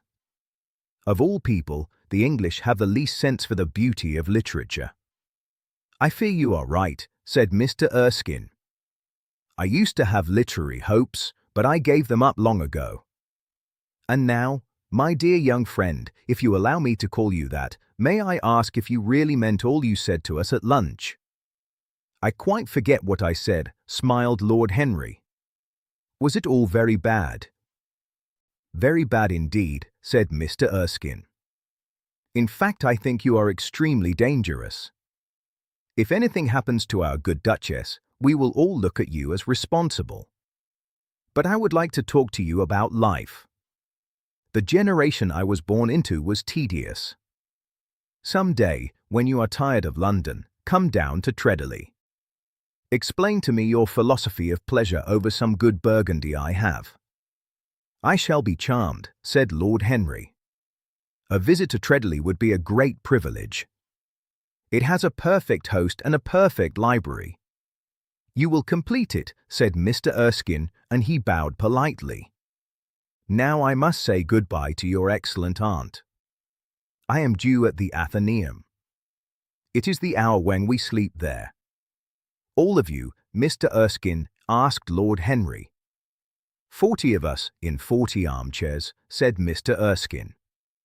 We are practicing for an English Academy of Letters. Lord Henry laughed and stood up. I am going to the park, he cried.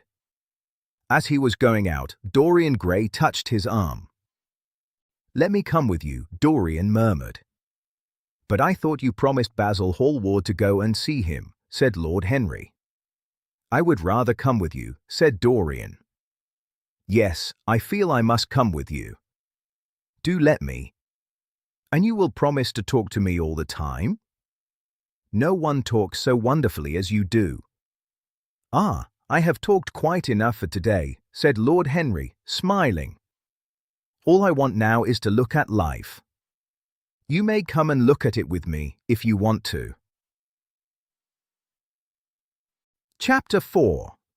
One afternoon, 1 month later, Dorian Gray was lying back in a soft, rich armchair. He was in the small library in Lord Henry's house in Mayfair. It was a lovely room in its own way. The walls were high, and they had dark wood panels. The wood was olive brown. Near the top, there was a cream-colored band, and the ceiling had raised white designs. On the floor there was a carpet, and on it there were long Persian rugs with silk ends. On a small table made of pale wood, there was a little statue by Clodion. Next to it there was a book, Les Cent Nouvelles. It was a special copy made for Margaret of Valois by Clovis Eve. The cover had small gold flowers on it, like daisies, the kind a queen had chosen for her sign. On the shelf above the fireplace there were big blue jars, and also tulips with parrot-like colours. Through the small window panes, the light of a London summer day came in. The light looked like apricot, soft and warm. Lord Henry had not come in yet. He was always late on purpose. His idea was that being on time steals time. So Dorian looked a little angry and sulky. With slow, tired fingers, he turned the pages of a book. It was a very fancy book with many pictures, an edition of Manon Lescaut that he had found in one of the bookcases. The steady, boring tick-tick-tick of the Louis Quatorze clock made him feel upset. Once or twice he thought, I will go away. At last he heard steps outside. The door opened. How late you are, Harry, he said in a low voice. I am afraid it is not Harry, Mr. Gray, said a thin, high voice. Dorian turned quickly and stood up. I beg your pardon, he said. I thought you thought it was my husband, she said. It is only his wife. You must let me introduce myself. I know you quite well from your photographs. I think my husband has 17 of them. Not 17, Lady Henry, Dorian said. Well, 18, then, she answered. And I saw you with him the other night at the opera. She laughed in a nervous way as she spoke. She watched him with her light eyes, like little forget-me-not flowers. She was a strange woman. Her dresses always looked as if someone had made them while angry, and she put them on in a storm. She was usually in love with someone, but the person did not love her back. Because of that, she still kept her dreams and hopes.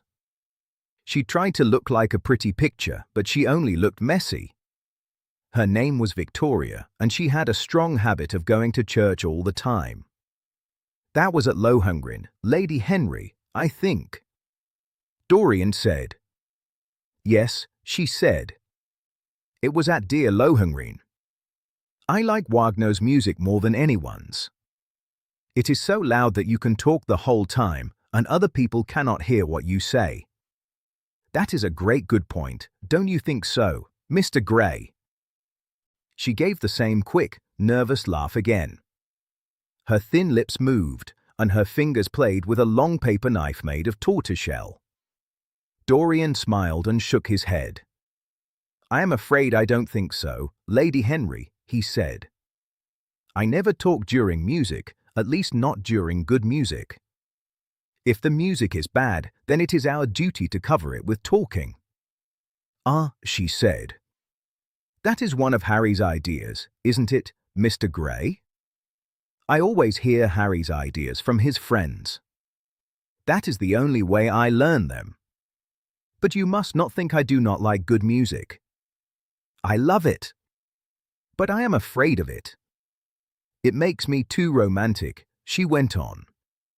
I have worshipped pianists 2 at a time, sometimes, Harry tells me. I don't know why. Maybe it is because they are foreigners. They all are, aren't they? Even the ones born in England become foreigners after some time, don't they? It is so clever of them, and it is such a compliment to art. It makes art feel like it belongs to the whole world. You have never been to my parties, have you, Mr. Gray? You must come. I can't afford orchids, but I spend a lot on foreigners. They make my rooms look like a nice picture. Then she suddenly looked toward the door. But here is Harry, she said. Harry, I came in to look for you, to ask you something. I forget what it was. And I found Mr. Gray here. We have had such a nice chat about music. We have quite the same ideas, she said quickly, and then she changed her mind. No, I think our ideas are quite different. But he has been very pleasant. I am so glad I have seen him. Lord Henry came in. He lifted his dark eyebrows, shaped like small crescents, and smiled in an amused way. I am charmed, my love, quite charmed, he said. So sorry I am late, Dorian. I went to look after a piece of old cloth in Wardour Street, and I had to bargain for hours. These days people know the price of everything and the value of nothing. Lady Henry broke the silence with her silly quick laugh. I am afraid I must go, she said. I have promised to drive with the Duchess. Goodbye, Mr. Gray. Goodbye, Harry. You are dining out, I suppose? So am I. Perhaps I shall see you at Lady Thornbury's. I dare say, my dear, Lord Henry said. He shut the door behind her. She went out fast, like a bird of paradise that had been out all night in the rain. She left behind a light smell of frangipani. Lord Henry lit a cigarette and threw himself down on the sofa. Never marry a woman with straw-colored hair, Dorian, he said after a few puffs. Why, Harry? Dorian asked. Because they are so sentimental, Lord Henry said. But I like sentimental people, Dorian replied. Never marry at all, Dorian, Lord Henry said. Men marry because they are tired. Women marry because they are curious. Both are disappointed. I don't think I am likely to marry, Harry, Dorian said. I am too much in love. That is one of your short sayings. I am doing it in real life, like I do with everything you say. Who are you in love with? Lord Henry asked after a short pause. With an actress, said Dorian Gray, and he blushed. Lord Henry shrugged. That is a rather common start, he said. You would not say that if you saw her, Harry, Dorian said. Who is she? Lord Henry asked. Her name is Sybil Vane, Dorian said. Never heard of her, said Lord Henry. No one has, Dorian answered. But some day people will. She is a genius. My dear boy, Lord Henry said, I do not think women are called geniuses. I think they are often meant to look nice, and they often speak in a charming way. Men and women are not the same, and people make strange rules about them. Harry, how can you? Dorian said.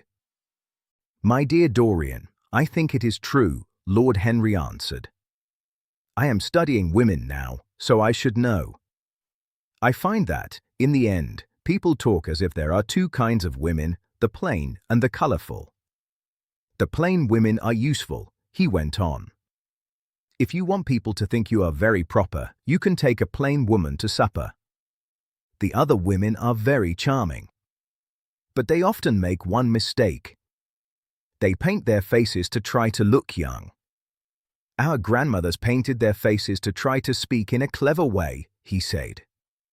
In the past, red cheeks and clever talk went together. Now it is different. Many women are happy if they can look 10 years younger than their own daughter. And about talk, he added, people say only a few women in London are really worth talking to, and some of those are not accepted in polite society. But tell me about your genius, Lord Henry said. How long have you known her? Ah, Harry, your ideas frighten me, Dorian said. Never mind that, Lord Henry replied. How long have you known her? About 3 weeks, Dorian said. And where did you meet her? Lord Henry asked. I will tell you, Harry, Dorian said, but you must not be cold about it. It would never have happened if I had not met you. You filled me with a wild wish to know everything about life, he said. For days after I met you, something seemed to beat inside my veins. When I walked in the park or walked down Piccadilly, I looked at every person who passed me. I wondered, with a crazy curiosity, what kind of life they had. Some people pulled me to them, he said. Other people filled me with fear. There was a kind of sweet poison in the air. I wanted strong feelings and new sensations. One evening, about 7 o'clock, I decided to go out and look for an adventure, Dorian said. I felt that this grey, huge London, with so many people, with dirty sinners and also bright sins, must have something waiting for me. I imagined 1,000 things, he went on. The danger itself gave me joy. I remembered what you said to me on that wonderful evening when we first dined together. You said the search for beauty is the real secret of life. I did not know what I expected, he said. But I went out and wandered to the east. Soon I lost my way in a maze of dirty streets and black squares with no grass. About 8:30 I passed a very silly little theatre, Dorian said. It had big bright gas lights and loud, colourful posters. A Jewish man was standing at the door, smoking a bad cigar. He had greasy curls and a big diamond in the middle of a dirty shirt. Have a box, my lord, he said when he saw me. He took off his hat and bowed in a proud, showy way. There was something about him that made me smile, Dorian said. He seemed like a strange character from a story. You will laugh at me, I know, but I went in and paid a whole guinea for a stage box. Even now I do not know why I did it, he said. And yet, if I had not done it, my dear Harry, if I had not, I would have missed the greatest romance of my life. Dorian looked at Lord Henry. I see you are laughing, Dorian said. It is horrible of you. I am not laughing at you, Dorian, Lord Henry answered. But you should not say the greatest romance of your life. You should say the first romance of your life. You will always be loved, Lord Henry said, and you will always be in love with love. A great passion is often the right of people who have nothing to do. That is one use of idle rich people in a country. Don't be afraid, he went on. There are wonderful things waiting for you. This is only the beginning. Do you think my nature is so shallow? Dorian cried, angry now. No, Lord Henry said. I think your nature is very deep. How do you mean? Dorian asked. My dear boy, Lord Henry said, people who love only once in their whole life are the shallow ones. What they call loyalty and faithfulness, I call the sleep of habit or a lack of imagination. Faithfulness, he said, is like consistency in the mind. It is often a sign that something has failed. I must study faithfulness some day, he added. There is a love of owning things inside it. There are many things we would throw away if we were not afraid that other people might pick them up. But I do not want to stop you, Lord Henry said. Go on with your story. Well, Dorian said, I found myself sitting in a nasty little private box. In front of me there was a cheap painted scene. I looked out from behind the curtain and looked at the theatre. It was a cheap place, he said. There were painted cupids and big horn shapes, like a bad wedding cake. The gallery and the pit were fairly full. But the 2 rows of dirty stools were empty. And there was hardly anyone in what they called the dress circle. Women walked around selling oranges and ginger beer, Dorian said. People were eating many nuts. It must have been like the old days of British drama, Lord Henry said. Just like that, I suppose, Dorian answered. And it made me sad. I began to wonder what I should do. Then I saw the playbill. What do you think the play was, Harry? I would guess The Idiot Boy, or The Dumb but Innocent, Lord Henry said. Our fathers like that kind of thing. The longer I live, Dorian, the more I feel that what was good enough for our fathers is not good enough for us. In art, and in politics too, grandfathers are often wrong. This play was good enough for us, Harry, Dorian said. It was Romeo and Juliet. I must admit I was annoyed, he said, because it was Shakespeare in such a poor little place. Still, I felt a bit interested. I decided to stay for the first act. There was a dreadful orchestra, Dorian said. A young Jewish man led it. He sat at a broken piano. The sound almost drove me away. But at last the front scene went up, and the play began. Romeo was a fat older man, Dorian said. He had dark eyebrows that looked fake. His voice was rough and loud, and his body was like a beer barrel. Mercutio was almost as bad. A comic actor played him, and he added his own silly jokes. He acted friendly with the pit. They were both as strange as the scenery, Dorian said, and the scenery looked like it came from a traveling show. But Juliet, Dorian said, and his voice changed. Harry, imagine a girl not yet 17. She had a small face like a flower. Her head was small and shaped like a Greek statue. She had dark brown hair in neat braids. Her eyes were like violet wells full of feeling. Her lips were like rose petals. She was the most lovely thing I had ever seen, Dorian said. You once told me that sad stories do not move you, but beauty alone can fill your eyes with tears. Harry, I could hardly see her because tears came into my eyes. And her voice, Dorian went on, I never heard a voice like it. At first it was very low, with deep sweet notes, like each note fell alone into my ear. Then it grew a little louder, he said, and it sounded like a flute far away. In the garden scene it had a trembling joy, like the time just before dawn when birds sing. Later there were moments when it had wild passion, like violins, Dorian said. You know how a voice can move a person. Your voice and Sybil Vane's voice are 2 things I will never forget.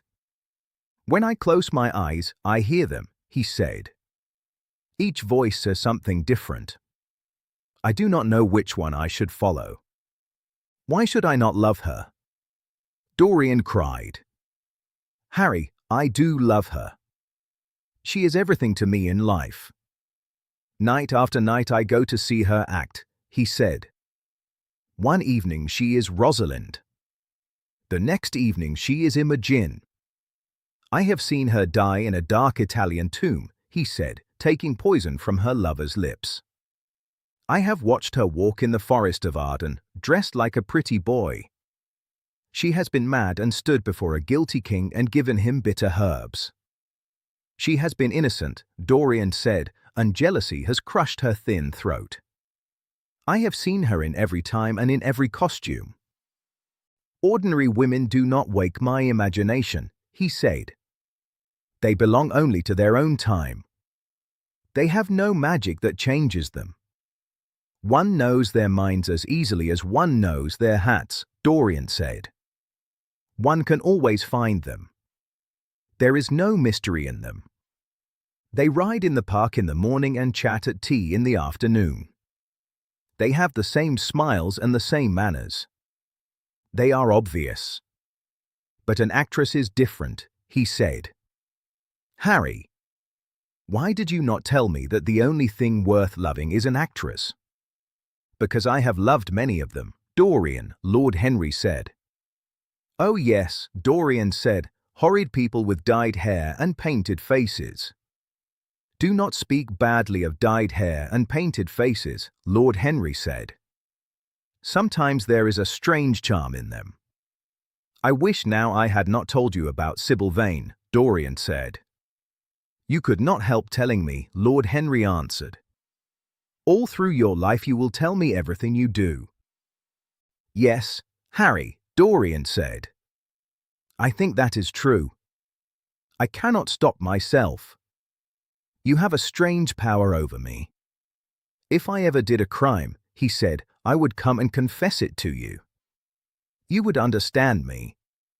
People like you do not do crimes, Dorian, Lord Henry said.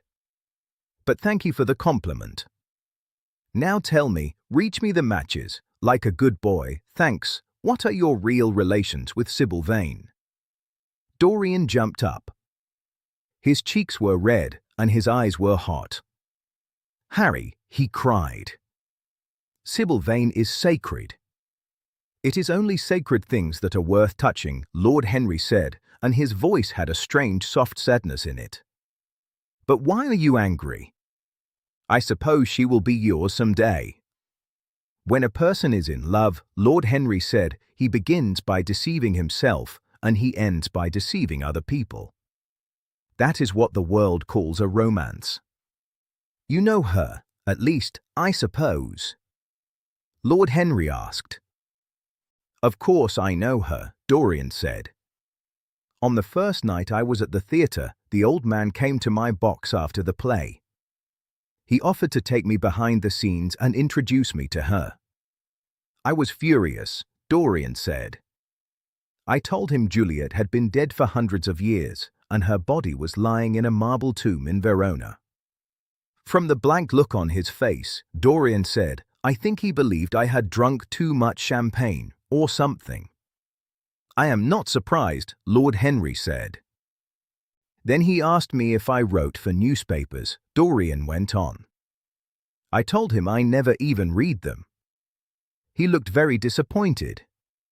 Then he told me, like a secret, that all the theatre critics were against him and that every one of them could be bought. I would not be surprised if he was right, Lord Henry said. But looking at them, many of them probably are not expensive. He seemed to think they were too expensive for him. Dorian laughed. By then, the lights in the theatre were going out, and I had to leave.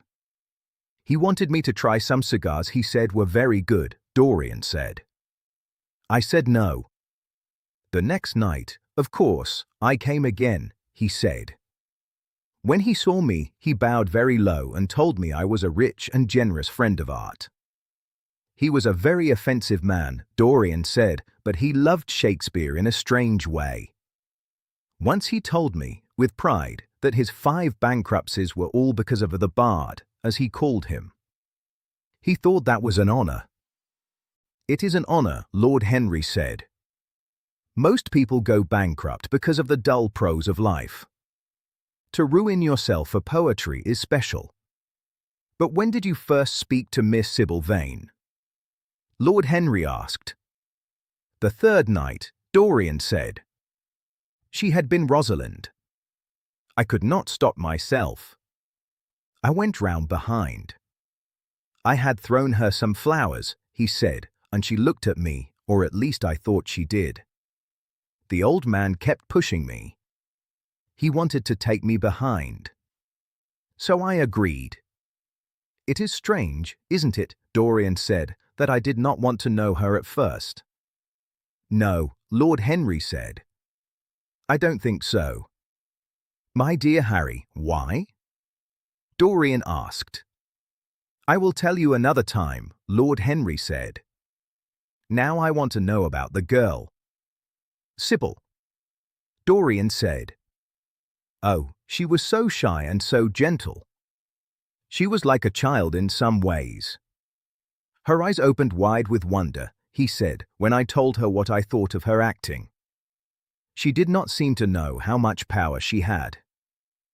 I think we were both nervous, Dorian said. The old man stood at the door of the dusty green room. He grinned and made long speeches about us, while we stood there looking at each other like children. He kept calling me a my lord, Dorian said, so I had to tell Sybil I was not that. She said very simply, Dorian said, you look more like a prince. I must call you Prince Charming. Upon my word, Dorian, Lord Henry said, Miss Sybil knows how to give compliments. You do not understand her, Harry, Dorian said. She saw me only like a person in a play. She knows nothing about real life, he said. She lives with her mother, a tired woman whose beauty is gone. On the first night, her mother played Lady Capulet. She wore a kind of bright magenta dressing gown, and she looked like she had known better days. I know that look, Lord Henry murmured, looking at his rings. It makes me sad. The old man wanted to tell me Sybil's story, Dorian said. But I said it did not interest me. You were right, Lord Henry said. There is often something mean about other people's tragedies. Sybil is the only thing I care about, Dorian said. What is it to me where she came from? From her little head to her little feet, she is completely divine. Every night of my life I go to see her, he said. Every night she is more wonderful. That is why you never dine with me now, I suppose, Lord Henry said. I thought you had a strange romance. You do, but it is not what I expected. My dear Harry, Dorian said, opening his blue eyes wide, we lunch or sup together every day. I have been to the opera with you several times. You always come very late, Lord Henry said. Well, I cannot help going to see Sybil act, Dorian cried, even if it is only for one act. I get hungry for her presence. When I think of the wonderful soul hidden in that small white body, he said, I feel awe. You can dine with me tonight, Dorian, can't you? Lord Henry asked. Dorian shook his head. Tonight she is Imogen, he said. And tomorrow night she will be Juliet. When is she Sybil Vane? Lord Henry asked. Never, Dorian answered. I congratulate you, Lord Henry said. How horrible you are. Dorian cried. She is all the great heroines of the world in one. She is more than one person. You laugh, he said, but I tell you she has genius. I love her, and I must make her love me. You know all the secrets of life, Dorian said. Tell me how to make Sybil Vane love me. I want to make Romeo jealous. I want the dead lovers of the world to hear our laughter and feel sad, he said. I want our passion to wake their dust and ashes. My God, Harry, how I worship her. He walked up and down the room. Red spots burned on his cheeks. He was very excited. Lord Henry watched him with quiet pleasure. Dorian was not the shy, frightened boy he had met in Basil Hallward's studio.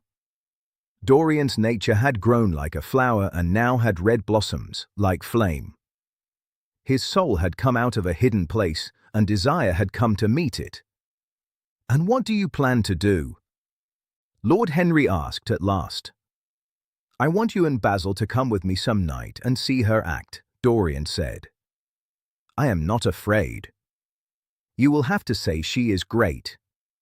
Then we must get her out of that man's hands, Dorian said. She is tied to him for 3 years, or at least for 2 years and 8 months from now. I will have to pay him something, Dorian said. When that is done, I will take a West End theatre and bring her out in a proper way. She will make the world as mad as she has made me. That would be impossible, my dear boy, Lord Henry said. Yes, she will, Dorian insisted. She does not only have art, and the best art instinct. She has personality too. And you have often told me that it is personalities, not rules, that move an age. Well, Lord Henry said, what night shall we go? Let me think, Dorian said. Today is Tuesday. Let us go tomorrow. She plays Juliet tomorrow. All right, Lord Henry said. The Bristol at 8 o'clock, and I will get Basil. Not 8.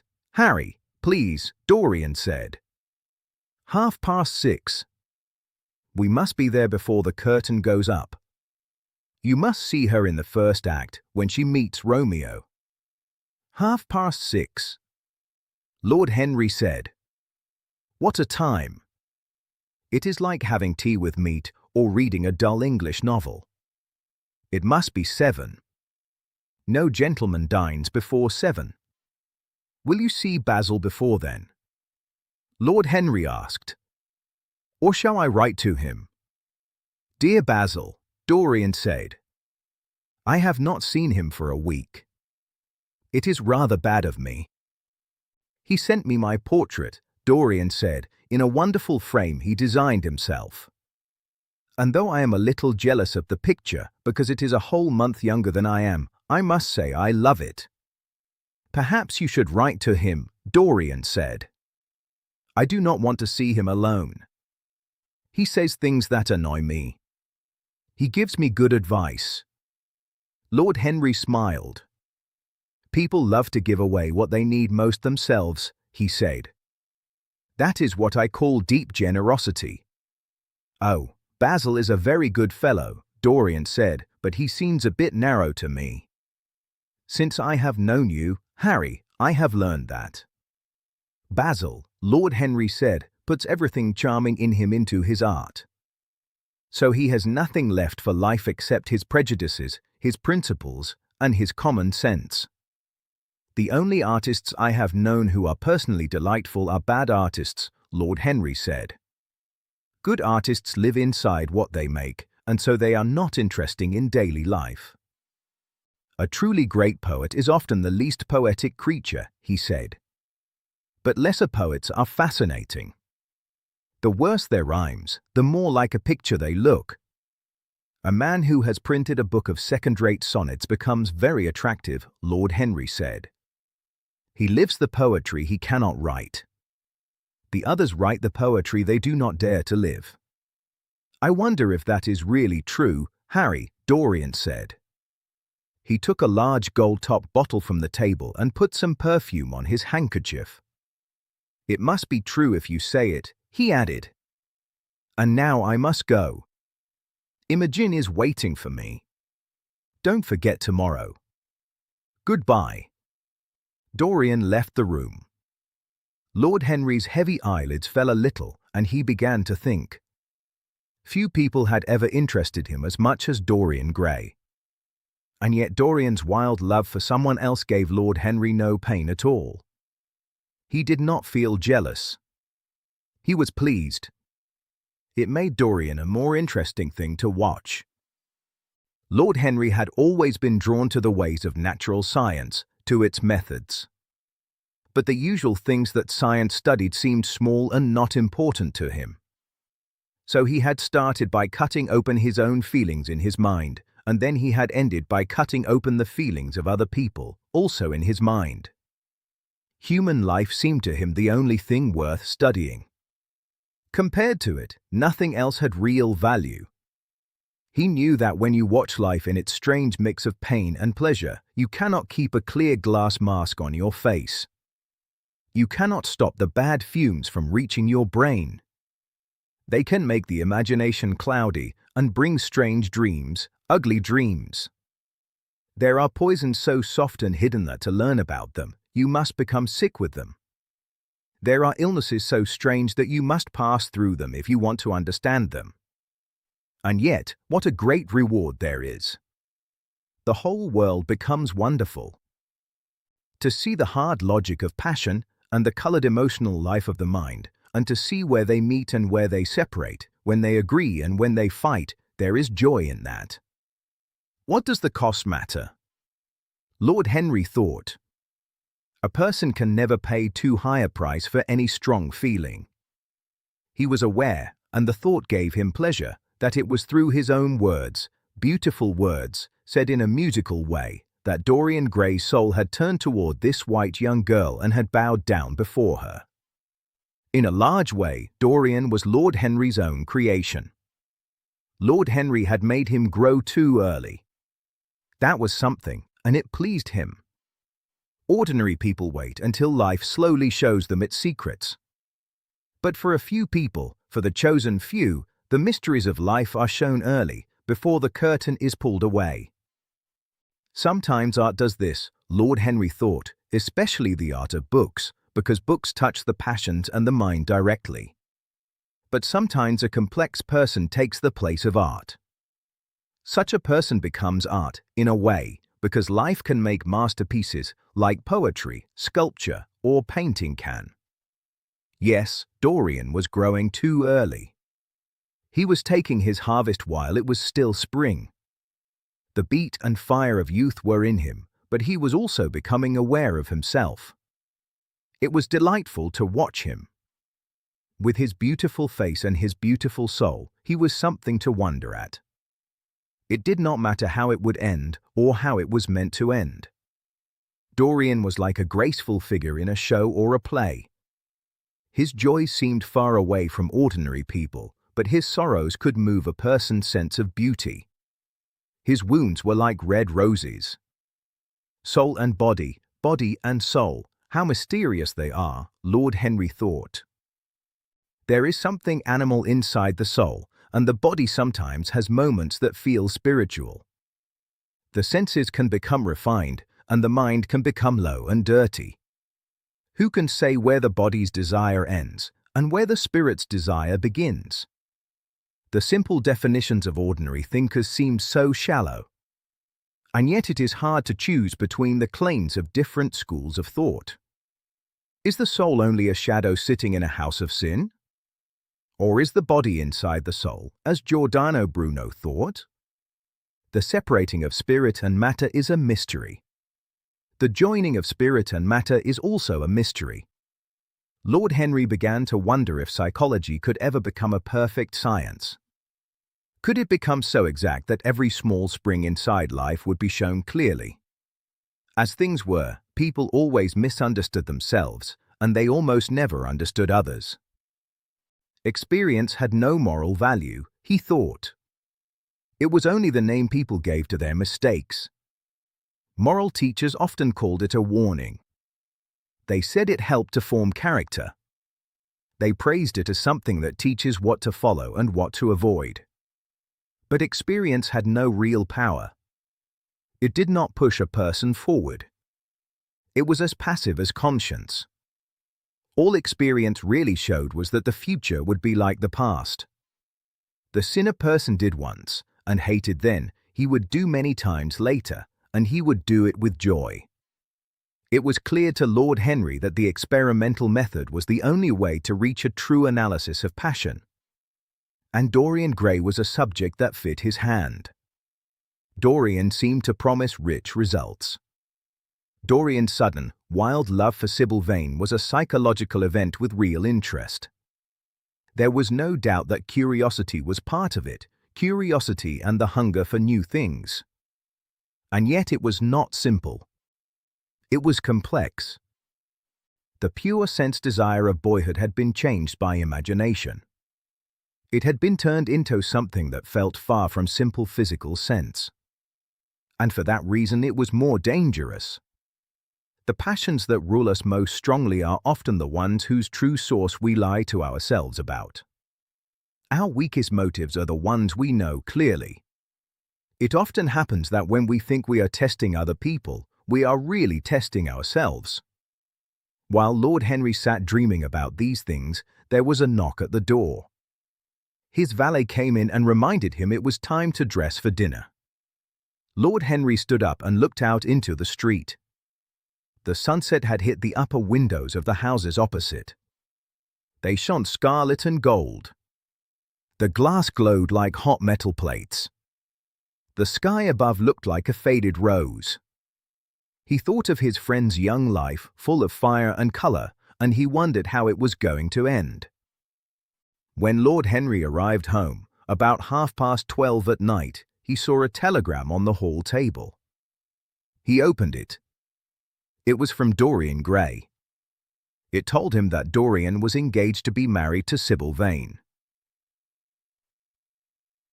Chapter 5. "Mother, Mother, I am so happy," the girl whispered. She hid her face in the lap of a tired woman. The woman looked old and pale. She sat in the only armchair in their dull, dirty living room. She turned her back to the sharp light. "I am so happy," the girl said again. "And you must be happy too." Mrs. Vane moved as if the word hurt her. She put her thin, white hands on her daughter's head. "Happy?" she said. "Sybil, I am happy only when I see you act on the stage. You must think only about acting. Mr. Isaacs has been good to us, and we owe him money." The girl lifted her face and made a small pout. "Money, Mother?" she cried. "What does money matter? Love is more than money." "Mr. Isaacs gave us £50, Mrs. Vane said. "It helped us pay our debts. It helped us buy good clothes for James. Do not forget it, Sybil. £50 is a very big sum. Mr. Isaacs has been kind." "He is not a gentleman, Mother," Sybil said. She stood up and went to the window. "I hate the way he speaks to me." "I do not know how we could live without him," the older woman answered in a complaining voice. Sybil tossed her head and laughed. "We do not need him now, Mother. Prince Charming rules life for us now." She stopped for a moment. Her cheeks grew warm and pink. Her breath came fast.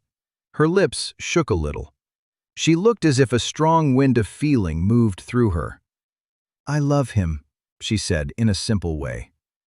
Foolish child, her mother said. It sounded like a phrase she said many times. Mrs. Vane waved her fingers with rings that looked bright but cheap. Sybil laughed again. Her voice sounded like a bird in a cage that is glad. Her eyes shone. Then she closed them for a moment, as if to hide her secret. When she opened them again, they looked dreamy. Mrs. Vane spoke from the chair. She spoke like a strict, thin wisdom. She talked about being careful. She talked about what people call common sense. She warned Sybil in many words. Sybil did not listen. She felt free inside her strong love. In her mind, her prince was with her. She used her memory to make him near again. She sent her heart to look for him, and it brought him back. She felt his kiss again on her mouth. She remembered his breath, warm on her eyelids. Then Mrs. Vane changed her way of speaking. She talked about watching and finding out. This young man might be rich. If he was rich, she said, then they should think about marriage. These words hit Sybil's ear like hard waves. Her mother's clever plans flew past her like arrows. Sybil saw her mother's thin lips move, and she smiled. Suddenly, Sybil felt she must speak. The silence between words troubled her. "Mother, Mother," she cried. "Why does he love me so much? I know why I love him. I love him because he is like love should be. But what does he see in me? I am not good enough for him. And yet, I do not know why, I feel below him. But I do not feel small. I feel proud, very proud. Mother, did you love my father as I love Prince Charming?" Mrs. Vane's face went pale under the thick powder on her cheeks. Her dry lips shook with pain. Sybil rushed to her. She put her arms around her mother's neck and kissed her. "Forgive me, Mother," she said. "I know it hurts you to talk about our father, but it hurts because you loved him so much. Do not look so sad. I am as happy today as you were 20 years ago. Ah, let me be happy forever. My child, Mrs. Vane said, you are far too young to think about love. And what do you know of this young man? You do not even know his name. This is very hard for me. James is going away to Australia. I have so much to think about. You should have thought more of me. Still, as I said, if he is rich— Ah, mother, mother, let me be happy. Mrs. Vane looked at her. Then she made a big stage-like gesture, like an actress does. She held Sybil in her arms. At that moment, the door opened. A young boy came in. He had rough brown hair. He was thick and strong. His hands and feet were big, and his movements were a little clumsy. He did not look as fine as his sister. A stranger might not guess they were so close in family. Mrs. Vane looked at him and made her smile even stronger. In her mind, she treated her son like an audience. She felt sure the picture of the three of them was interesting. You might keep some of your kisses for me, Sybil, the boy said with a friendly grumble. Ah, but you do not like kisses, Jim, Sybil cried. You are a dreadful old bear. She ran to him and hugged him. James Vane looked into his sister's face with tenderness. I want you to come out with me for a walk, Sybil, he said. I do not think I will ever see this horrible London again. I am sure I do not want to. My son, do not say such dreadful things, Mrs. Vane murmured. She picked up a cheap stage dress. She sighed and began to mend it. She felt a little unhappy that Jim did not join them in a neat little group. It would have made the scene look better, like in a play. Why not, Mother? Jim said. I mean it. You hurt me, my son, Mrs. Vane said. I hope you will come back from Australia rich. I believe there is no real society there, nothing I would call society. So when you make your fortune, you must come back to London and show yourself. Society, Jim muttered. I do not want to know about that. I want to make money and take you and Sybil off the stage. I hate it. Oh, Jim, Sybil said, laughing. How unkind. But will you really go for a walk with me? That will be nice. I was afraid you would go to say goodbye to your friends. To Tom Hardy, who gave you that ugly pipe. Or to Ned Langton, who laughs at you for smoking it. It is very sweet of you to give me your last afternoon. Where shall we go? Let us go to the park. I am too shabby, Jim answered, frowning. Only rich, fine people go to the park. Nonsense, Jim, Sybil whispered. She touched the sleeve of his coat in a soft way. He stopped and thought for a moment. Very well, he said at last. But do not be too long dressing. She danced out of the room. They could hear her singing as she ran upstairs. Her small feet made quick sounds above their heads. Jim walked up and down the room 2 or 3 times. Then he turned to his mother, who sat still in the chair. Mother, are my things ready? He asked. Quite ready, James, she answered. She kept her eyes on her sewing. For months, she had felt uneasy when she was alone with this rough, hard son. Her secret, shallow nature felt troubled when their eyes met. She often wondered if he guessed something. Jim said nothing else, and the silence became too hard for her. She began to complain. She fought by attacking. I hope you will be content with your sea life, James, she said. Remember, it is your own choice. You could have worked in a lawyer's office. Lawyers are respectable. In the country, they often eat dinner with the best families. I hate offices, and I hate clerks, Jim replied. But you are right. I chose my life. All I ask is this. Watch over Sybil. Do not let harm come to her. Mother, you must watch over her. James, you speak very strangely, Mrs. Vane said. Of course I watch over Sybil. I hear a gentleman comes every night to the theater, Jim said. He goes behind the stage to talk to her. Is that right? What about that? You speak of things you do not understand, James, his mother answered. In our work, we often get attention. I used to get many flowers once. That was when people really understood acting. As for Sybil, I do not know if her feeling is serious. But the young man is a perfect gentleman. He is always polite to me, and he looks rich. The flowers he sends are lovely." "You do not know his name," Jim said in a hard voice. "No," Mrs. Vane answered calmly. "He has not told his real name yet. I think it is very romantic. He is probably from a very high family." James bit his lip. "Watch over Sybil, Mother," he cried. "Watch over her." "My son, you upset me," Mrs. Vane said. "Sybil is under my special care, and if this gentleman is rich, there is no reason she should not marry him. I hope he is from a high family. He looks like it. It could be a very brilliant marriage for Sybil. They would be a charming couple. His good looks are remarkable. Everybody notices him," Jim muttered to himself. He drummed on the window with his rough fingers. He turned to speak again, but the door opened and Sybil ran in. "How serious you both are," she cried. "What is the matter?" "Nothing," Jim said. "I suppose we must be serious sometimes. Goodbye, Mother. I will have my dinner at 5 o'clock. Everything is packed, except my shirts, so you need not trouble." "Goodbye, my son," Mrs. Vane said.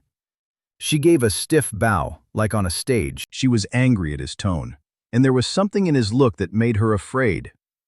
"Kiss me, Mother," Sybil said. Her soft lips touched her mother's dry cheek and made it feel warm. My child, Mrs. Vane cried. She looked up to the ceiling, as if she saw an audience in a gallery. "Come, Sybil," Jim said with impatience. He hated his mother's acting ways. They went outside into weak sunlight and wind. They walked down the sad Euston Road. People passing by looked at them. They wondered at the heavy, gloomy boy in rough clothes, walking with such a graceful, fine-looking girl. He was like a plain gardener walking with a rose. Jim frowned when strangers stared. He did not like being watched. Sybil did not notice it. Her love was laughing on her lips. She was thinking of Prince Charming, and because she wanted to think of him even more, she did not speak of him. Instead, she talked and talked about Jim's ship. She talked about the gold he would surely find. She spoke of a rich young lady whose life he would save from wicked men in red shirts. She said he would not stay a sailor, or a ship worker, or whatever his job would be. No, a sailor's life was terrible. She made pictures with her words. She told him to imagine being shut up in a horrible ship. She spoke of loud, bent waves trying to get in. She spoke of a black wind trying to break the masts and tear the sails into long, screaming strips. She said he would leave the ship at Melbourne. He would say a polite goodbye to the captain. Then he would go at once to the goldfields. Before a week was over, he would find a huge piece of pure gold, the biggest ever found. He would bring it to the coast in a wagon. 6 policemen on horses would guard it. Wicked men would attack them 3 times, and the attackers would be beaten with great killing. Then she changed her story. No, he would not go to the goldfields. They were terrible places. Men got drunk there. They shot each other in bars. They used bad words. He would be a nice sheep farmer instead. One evening, riding home, he would see a beautiful rich girl being carried away by a robber on a black horse. He would chase them and save her. Of course, she would fall in love with him, and he with her. They would marry. They would come home and live in a huge house in London. "Yes," Sybil said. "Good things are waiting for you, but you must be very good. Do not lose your temper. Do not waste your money. I am only 1 year older than you, but I know more of life. You must write to me by every mail. And you must say your prayers each night before you sleep. God is very good. He will watch over you. I will pray for you too. In a few years, you will come back rich and happy." Jim listened in a sulky way and did not answer. He felt sick in his heart about leaving home. But it was not only that. Even though he was young, he felt danger around Sybil. This young, fine man who loved her could mean her no good. Jim knew the man was a gentleman, and he hated him for that. He hated him with a strange feeling inside him, a feeling he could not explain. He also saw his mother's shallow and proud nature, and he saw danger in it for Sybil and for Sybil's happiness. He thought of his mother. He had something he wanted to ask her, something he had kept inside for many months. A phrase he had heard at the theater, a whispered, cruel joke near the stage door, had started horrible thoughts in him. He remembered it like a whip across his face. His brows pulled together, and he bit his lip in pain. "You are not listening to a word I am saying, Jim," Sybil cried. "And I am making the most delightful plans for your future. Say something." "What do you want me to say?" he asked. "Oh, say you will be a good boy and not forget us," she answered. She smiled at him. He shrugged. "You are more likely to forget me than I am to forget you, Sybil," he said. She turned red. "What do you mean, Jim?" she asked. "I hear you have a new friend," he said. "Who is he? Why have you not told me? He means you no good." "Stop, Jim," she cried. "You must not speak against him. I love him." "Why, you do not even know his name," Jim said. "Who is he? I have a right to know." "He is called Prince Charming," she answered. "Do you not like the name?" "Oh, you silly boy, you should never forget it. If you saw him, you would think he is the most wonderful person in the world. Someday you will meet him when you come back from Australia. You will like him so much. Everybody likes him, and I love him." She spoke faster, full of joy. "I wish you could come to the theater tonight," she said. "He will be there, and I will play Juliet. Oh, how I will play it. Imagine, Jim, being in love and playing Juliet. He will sit there. I will act for his delight. I may frighten the other actors, or I may make them feel amazed. To be in love is to be more than yourself." She laughed softly. "Poor dreadful Mr. Isaacs will shout 'Genius' to his friends at the bar," she said. "He has talked about me like a rule before. Tonight he will talk about me like a wonder. I feel it. And it is all for him, only for him. Prince Charming, my wonderful lover." Then she added in a dreamy way, "But I am poor beside him." "Poor?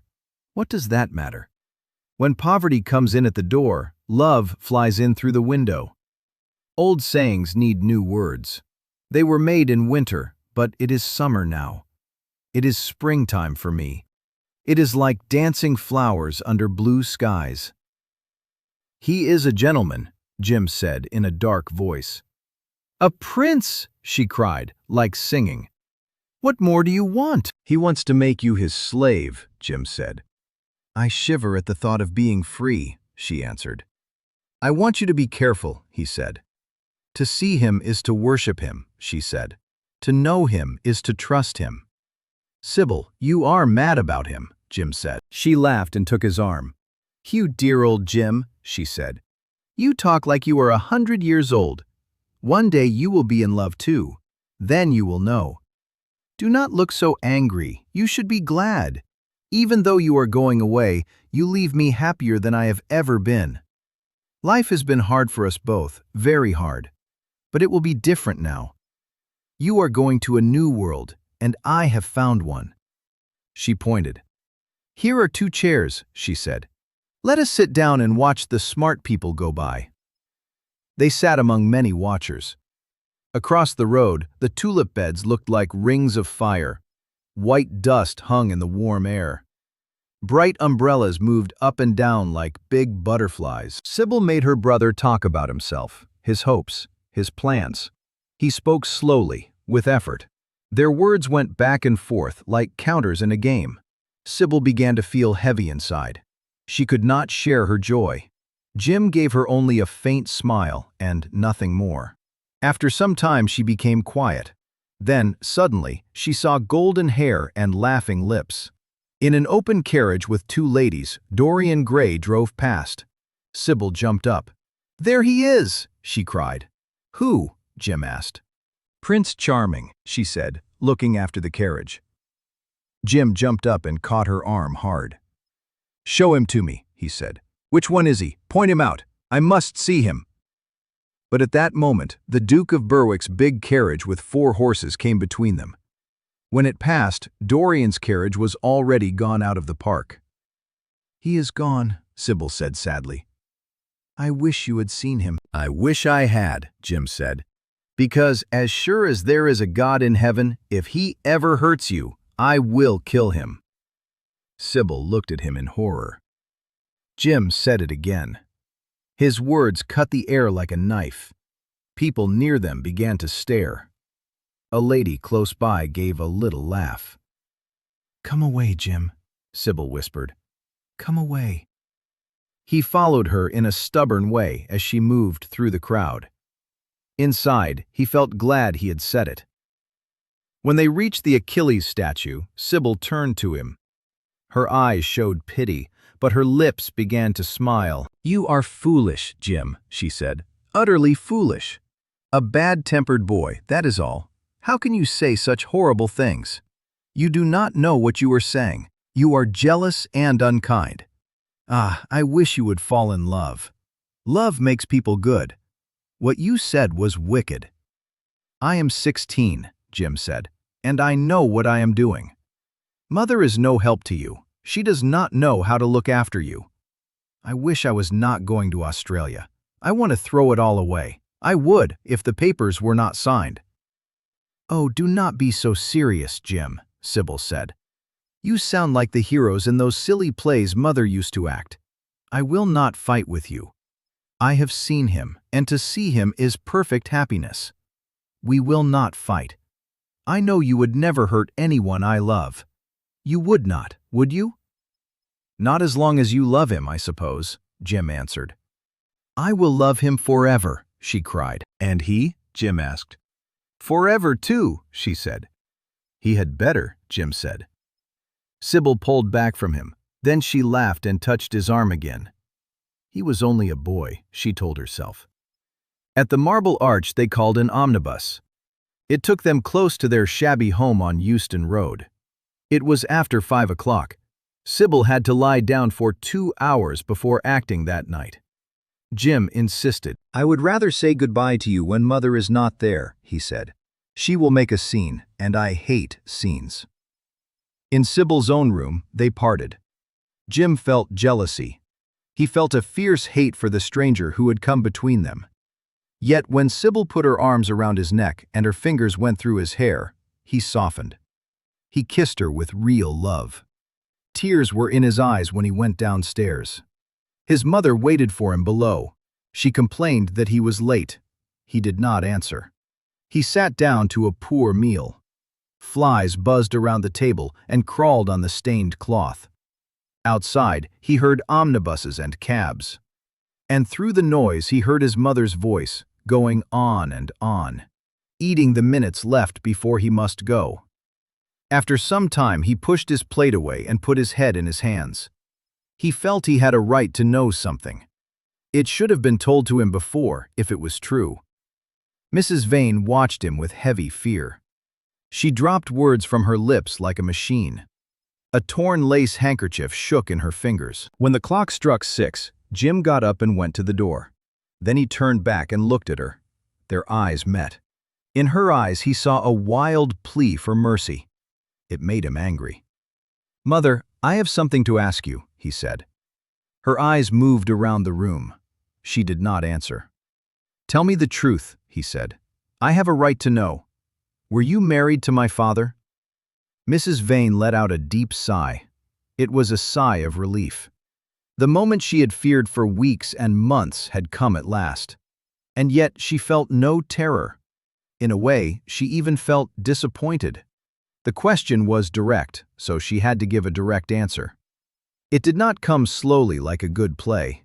It came suddenly and was rough, like a bad practice on stage. "No," she answered. She felt surprised at how simple and hard life could be.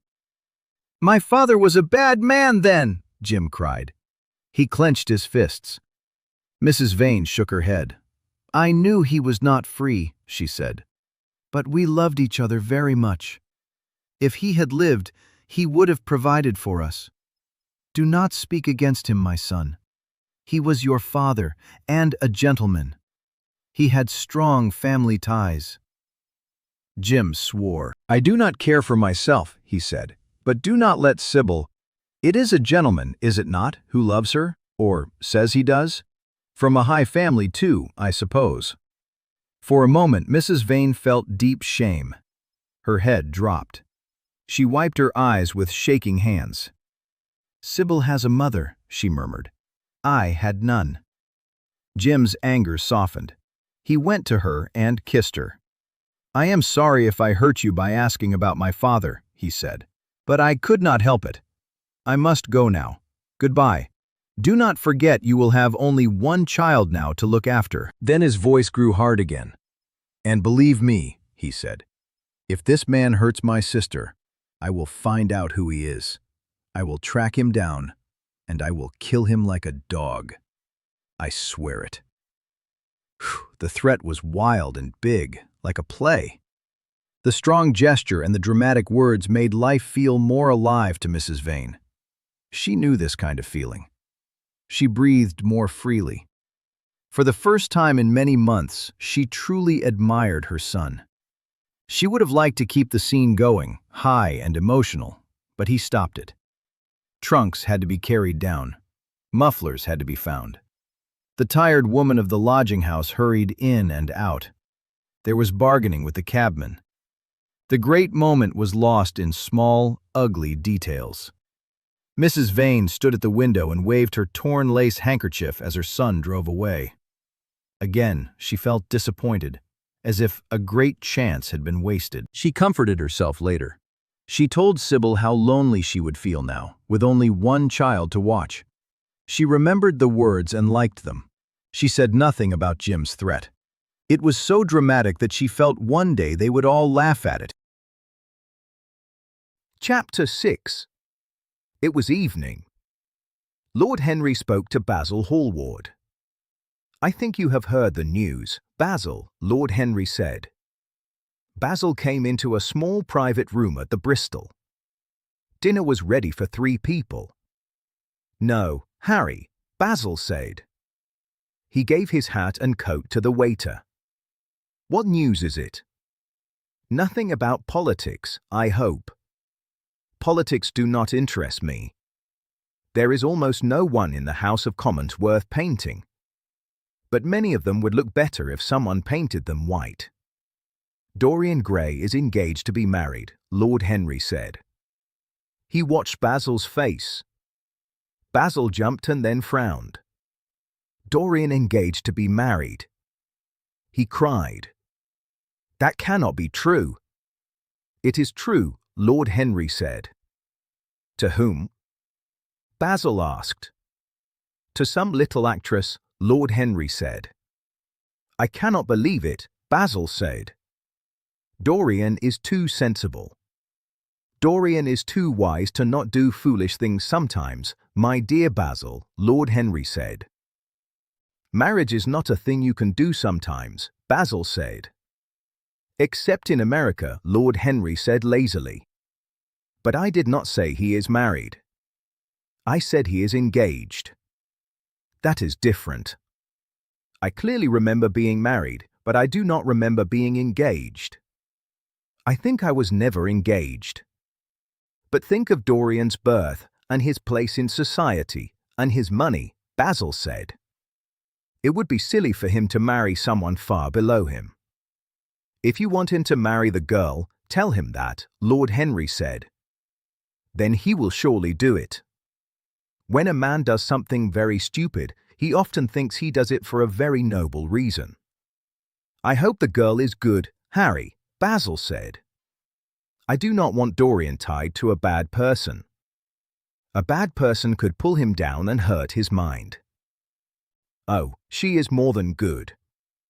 "She is beautiful," Lord Henry said softly. He drank vermouth with orange bitters. "Dorian says she is beautiful, and he is usually right about that. Your painting of him has made him notice beauty in other people more. That is one good result.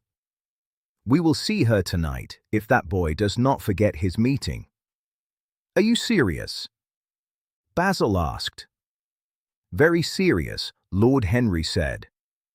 "I would be sad if I ever became more serious than I am right now. But do you agree with this, Harry?" Basil asked.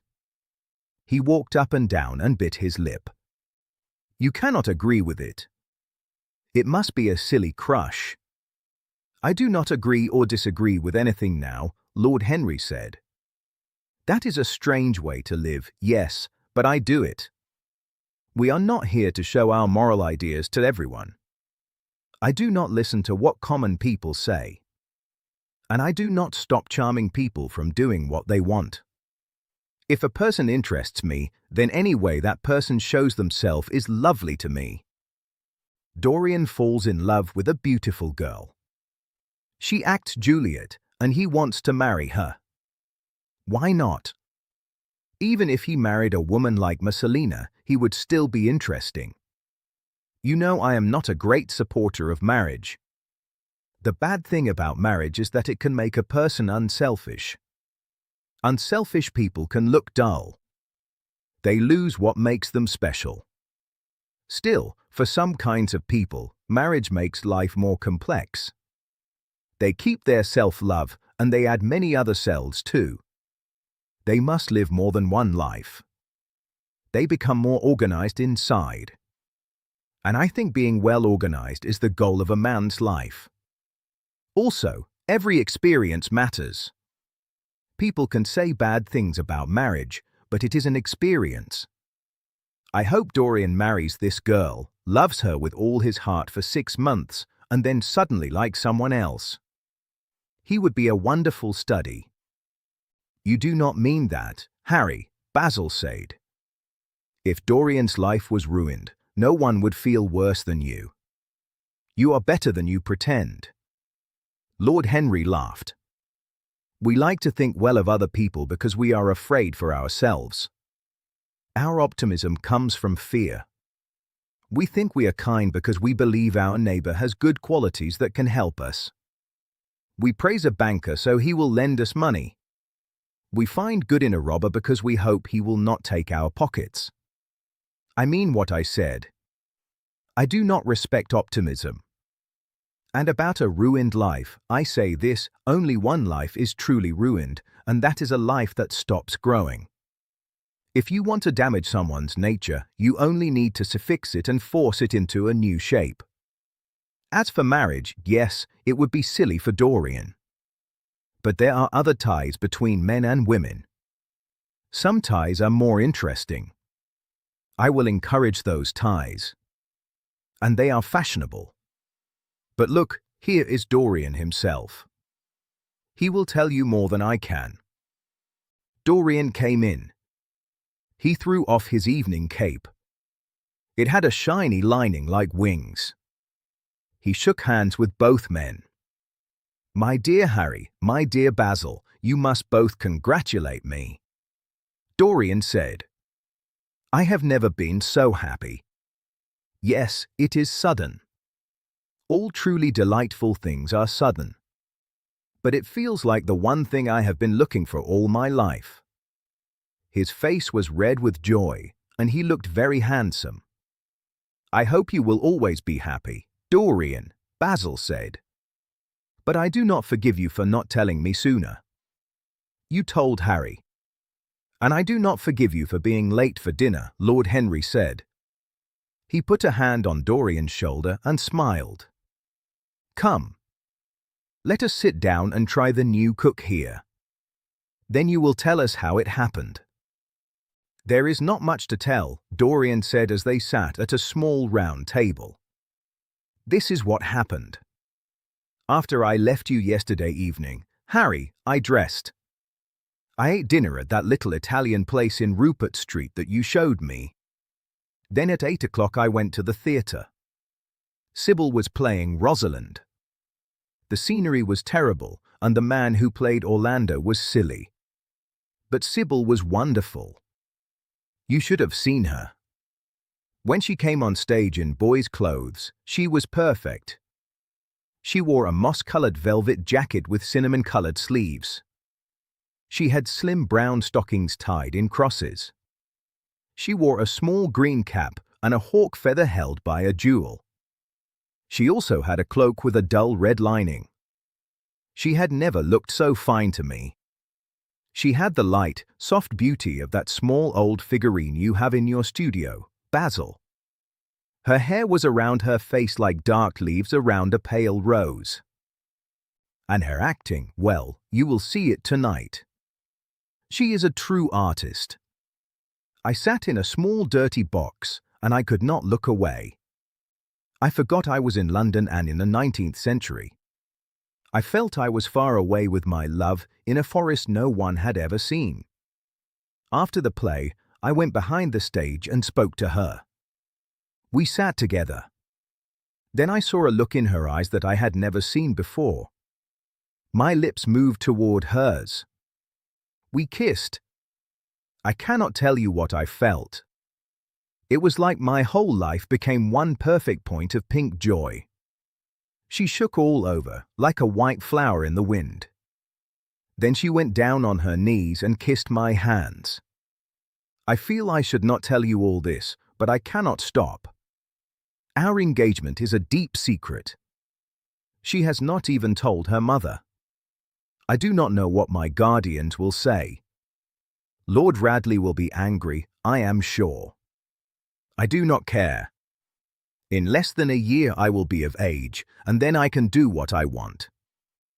I was right, Basil, was I not? I took my love out of poems, and I found my wife in Shakespeare's plays. Lips that Shakespeare taught to speak have told me their secret. I have felt Rosalind's arms around me, and I have kissed Juliet on the mouth. Yes, Dorian, Basil said slowly, I think you were right. Have you seen her today? Lord Henry asked. Dorian shook his head. I left her in the forest of Arden. I will find her in an orchard in Verona.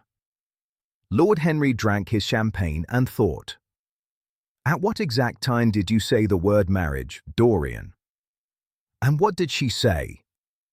Maybe you forgot all about it. My dear Harry, Dorian said, I did not treat it like business. I did not make a formal speech.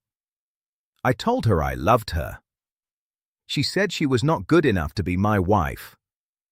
Not good enough. The whole world is nothing to me beside her.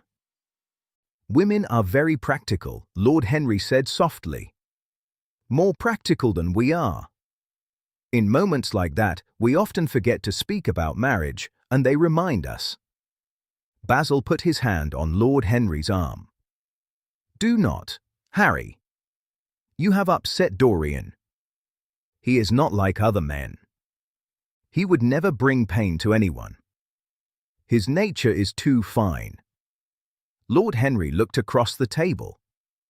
Dorian is never upset with me, he said. I asked because of the best reason, the only reason that can excuse a question, simple curiosity. I have a theory. I think women often propose to us, not we to them. Except in middle-class life. But the middle classes are not modern. Dorian laughed and lifted his head. You are impossible, Harry, but I do not mind. I cannot be angry with you. When you see Sybil Vane, you will feel that any man who could hurt her would be like an animal, with no heart. I cannot understand how anyone can want to shame the person he loves. I love Sybil Vane. I want to put her on a pedestal of gold. I want the world to praise the woman who is mine. What is marriage? It is a vow that cannot be taken back. You laugh at that. Do not laugh. That is the vow I want to take. Her trust makes me faithful. Her belief makes me good. When I am with her, I regret all you have taught me. I become different from the man you knew. I am changed.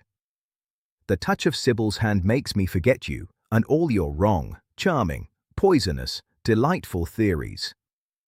And those theories are? Lord Henry asked. He took some salad. Oh, your ideas about life, Dorian said. Your ideas about love, your ideas about pleasure. All your ideas, Harry. Pleasure is the only thing worth having ideas about, Lord Henry said in his slow, sweet voice. But I cannot say it is my own idea. It belongs to nature. Pleasure is nature's test. It is her sign that she says yes. When we are happy, we are often good. But when we are good, we are not always happy. But what do you mean by good? Basil asked. Yes, Dorian said. He leaned back and looked at Lord Henry over the heavy purple flowers in the middle of the table.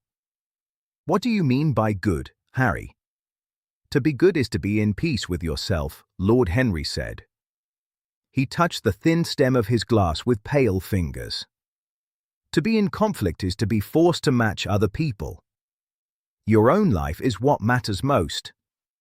As for your neighbors' lives, if you want to be a strict person, you can show your moral rules at them, but that is not your business. Also, being yourself is a higher goal. Modern morality is to accept the rules of your age. I think for a man with culture, accepting the rules of his age is a kind of very ugly wrong. But if a man lives only for himself, Basil said, does he not pay a terrible price? Yes, Lord Henry said. We pay too much for everything now. I think the poor tragedy is this: poor people can afford only self-denial. Beautiful sins, like beautiful things, belong to the rich. One can pay in other ways than money, Basil said. What ways, Basil? Lord Henry asked. I think in guilt, Basil said, in pain, in the feeling that one has fallen low.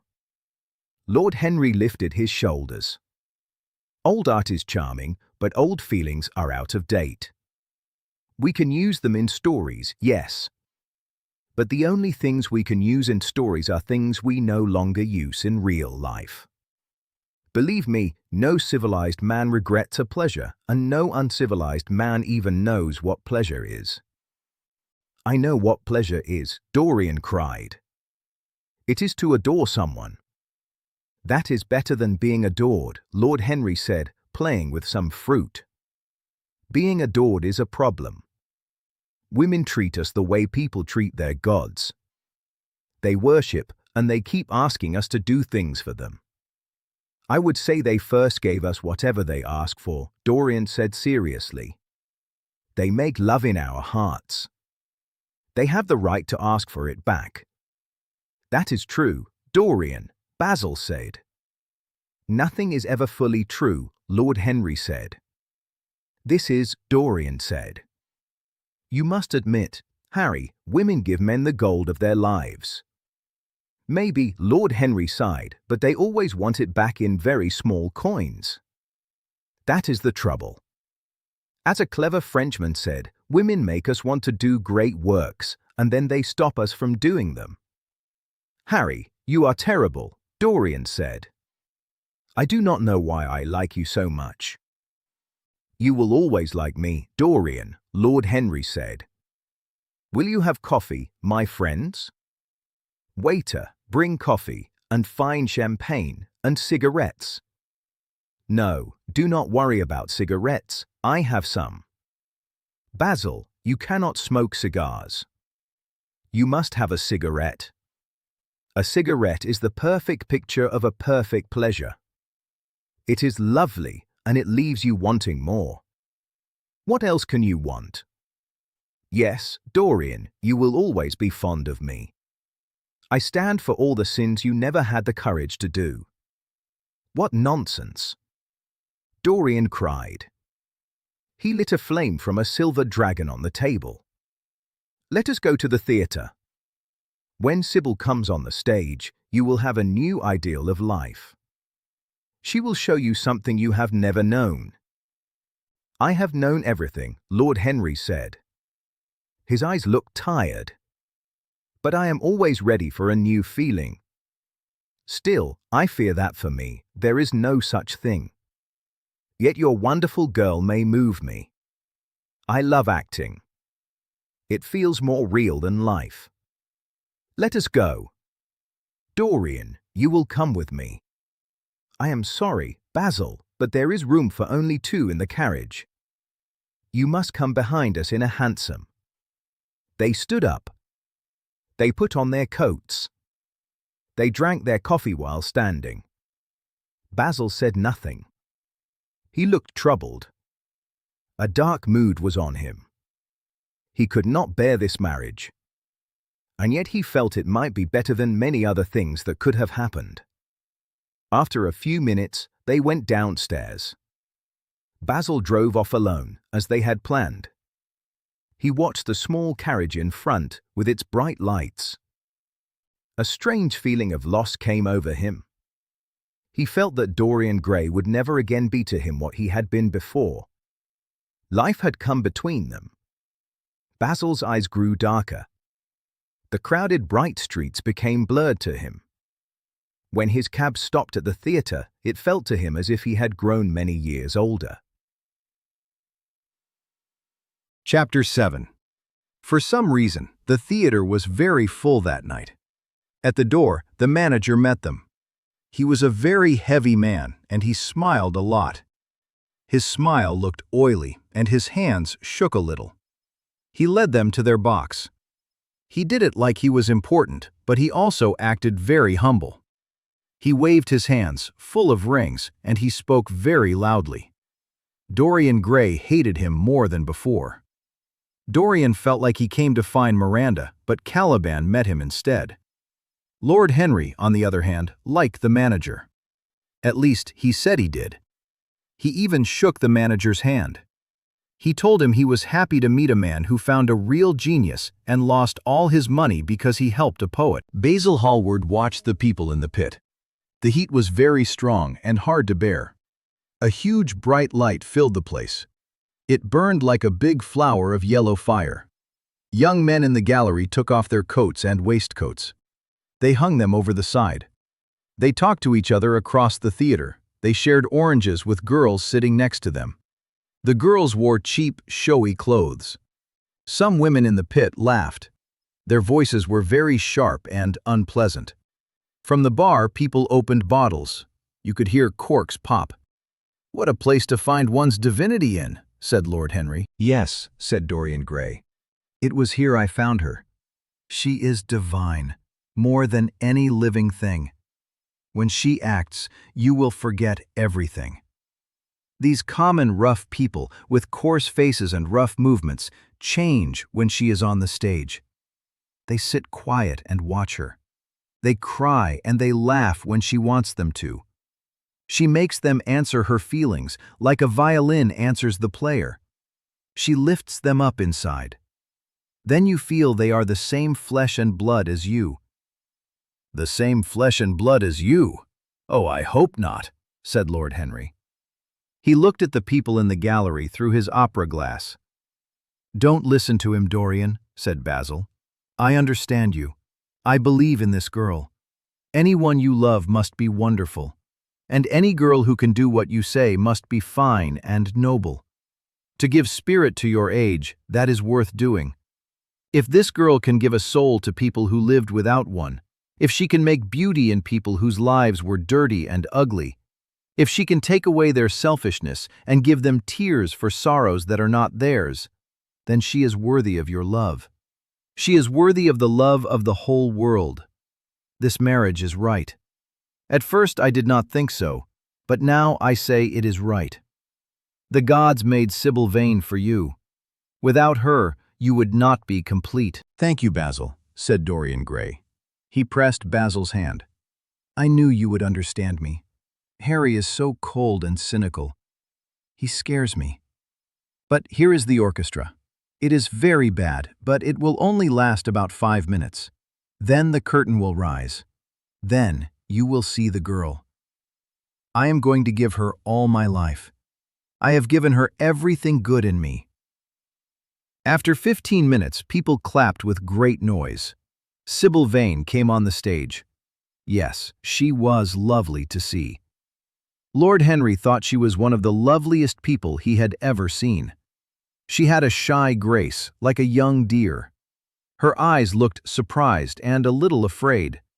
A small blush came to her cheeks like a rose shadow in a silver mirror when she looked at the crowded house. She stepped back a little. Her lips trembled. Basil Hallward jumped up and clapped loudly.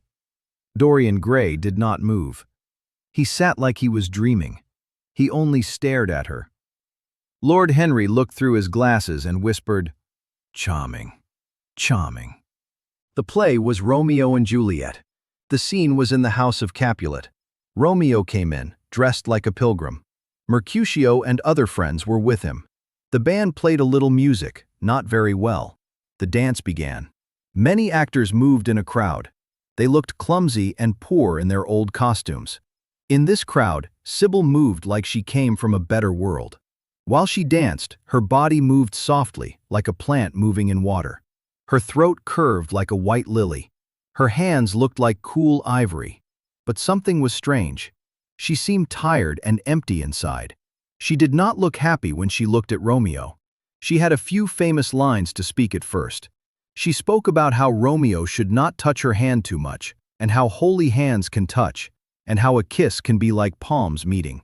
But she spoke these lines in a way that did not feel real. Her voice was beautiful, but the tone was wrong. The feeling was wrong. It took the life out of the words. It made the love sound false. Dorian Gray turned pale as he watched. He felt confused. He felt worried. Basil and Lord Henry did not dare to speak to him. Sybil seemed unable to act well at all. Basil and Lord Henry felt very disappointed. Still, they thought there was a test. They felt the real test for Juliet was the balcony scene in the second act. They waited for it. They thought, if she fails there, then she has nothing. When she came out in the moonlight for the balcony scene, she still looked charming. No one could deny that. But her acting felt like a stage trick. It was hard to watch. It got worse as she went on. Her gestures became too false and too big. She pushed every feeling too much. She spoke the beautiful words about the mask of night on her face, and how she would blush if Romeo could see her. But she said them like a schoolgirl reciting. It was like a teacher had trained her to speak with painful care, but without true feeling. Then she leaned over the balcony.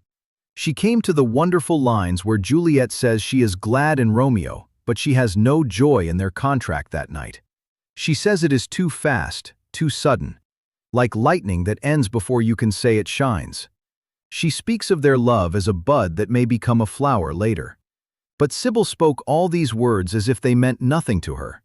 It did not seem like fear or nerves. She looked calm and in control. It was simply bad art. She failed completely. Even the people in the pit and the gallery lost interest. They became restless. They began to talk loudly. They whistled. The manager stood at the back and stamped his feet. He swore in anger. But Sybil herself did not change. She stayed calm. When the second act ended, many people hissed. Lord Henry stood up and put on his coat. "She is very beautiful, Dorian," he said, "but she cannot act. Let us go." "I will watch the whole play," said Dorian. His voice was hard and bitter. "I am sorry I made you waste your evening, Harry. I apologize to you both." "My dear Dorian," said Basil, trying to help, "I think Miss Vane may be ill. We can come another night." "I wish she were ill," said Dorian, "but she looks to me cold and without feeling. She has changed. Last night she was a great artist. Tonight she is only a common, average actress." "Don't talk like that about someone you love," said Basil. "Love is more wonderful than art." "They are both only kinds of imitation," said Lord Henry. "But please, let us go. Dorian, you must not stay. It is not good for morals to watch bad acting. Also, I don't think you will want your wife to act after you marry. So what does it matter if she plays Juliet like a wooden doll? She is very lovely. If she knows as little about life as she knows about acting, then she will be a delightful experience." There are only two kinds of people who are truly fascinating: people who know everything and people who know nothing. Good heavens, my dear boy, don't look so tragic. The secret of staying young is never to have an emotion that looks ugly on you. Come to the club with Basil and me. We will smoke and drink to the beauty of Sybil Vane. She is beautiful. What more do you want? "Go away, Harry," cried Dorian. "I want to be alone." Basil, you must go too. Can't you see my heart is breaking? Hot tears filled his eyes. His lips shook. He ran to the back of the box. He leaned on the wall. He hid his face in his hands. "Let us go, Basil," said Lord Henry. His voice had a strange gentleness. The two young men left together. A few moments later, the lights at the front flared up and the curtain rose for the third act. Dorian went back to his seat. He looked pale. He also looked proud and cold, like he did not care. The play went on very slowly. It felt endless. Half the audience left. They walked out in heavy boots, laughing. The whole show became a disaster. In the last act, almost no one was left. The curtain went down with small laughs and some groans. As soon as it ended, Dorian rushed behind the stage to the green room. Sybil stood there alone. She had a look of triumph on her face. Her eyes shone brightly. There was a strange light around her. Her lips were parted in a smile, like she had a secret. When Dorian came in, she looked at him. Great joy came over her face. "How badly I acted tonight, Dorian," she cried. "Horribly," he answered. He stared at her, shocked. "Horribly. It was dreadful. Are you ill? You don't know what it was. You don't know what I suffered." Sybil smiled. "Dorian," she said, and she spoke his name slowly, like music. "Dorian, you should have understood. But you understand now, don't you?" "Understand what?" he asked. He was angry. "Why I was so bad tonight," she said. "Why I will always be bad. Why I will never act well again." He lifted his shoulders. "You are ill, I suppose. If you are ill, you should not act. You made yourself ridiculous. My friends were bored. I was bored." But Sybil did not seem to hear his words. She looked filled with happiness. It was like happiness controlled her. "Dorian, Dorian," she cried. "Before I knew you, acting was the only real thing in my life. Only in the theater did I live. I thought it was all true. One night I was Rosalind. Another night I was Portia. Beatrice's joy was my joy. Cordelia's sorrow was my sorrow. I believed in everything. The people on stage with me seemed like gods. The painted scenes were my world. I knew nothing but shadows, and I thought they were real. Then you came, my beautiful love, and you freed my soul from a prison. You taught me what real life is. Tonight, for the first time, I saw how empty it all was. I saw the sham and silliness of the show I always played in. Tonight, for the first time, I saw that the Romeo was ugly and old and painted. I saw the moonlight was fake. I saw the scenery was cheap. I saw the words I spoke were not real words, not my words, not what I wanted to say. You brought me something higher than acting. All art is only a reflection of it. You made me understand what love really is. My love, my love, my prince of life. I am sick of shadows. You are more to me than all art can ever be. What do I care about the puppets of a play? When I came on tonight, I did not know why my power was gone. I thought I would be wonderful, but I could do nothing. Then I understood why. And that understanding was sweet to me. I heard them hiss, and I smiled. What do they know about love like ours? Take me away, Dorian. Take me away with you, where we can be alone. I hate the stage. I could pretend a passion I do not feel, but I cannot pretend a passion that burns like fire inside me. Oh, Dorian, Dorian, you understand now what it means. Even if I could act well, it would feel wrong to play at being in love. You made me see that. Dorian threw himself on a sofa. He turned his face away. You have killed my love, he said in a low voice. Sybil looked at him with surprise. Then she laughed, as if she could not believe him. Dorian did not answer. Sybil came to him. With small fingers, she touched his hair gently. She knelt. She pressed his hands to her lips. He pulled his hands away. A shiver ran through him. Then he jumped up and went to the door. "Yes," he cried. "You have killed my love. You used to wake my imagination. Now you do not even wake my curiosity. You do nothing to me. I loved you because you were marvelous. I loved you because you had genius and mind. I loved you because you made the dreams of great poets look real, and you gave shape to the shadows of art. Now you have thrown it away. You are shallow and stupid. My God, how mad I was to love you. What a fool I was. You are nothing to me now. I will never see you again. I will never think of you. I will never speak your name. You don't know what you were to me once. Once. I cannot bear to think of it. I wish I had never seen you. You ruined the romance of my life. You know nothing of love if you say love harms your art. Without your art, you are nothing. I would have made you famous, splendid, great. The world would have worshipped you. You would have taken my name.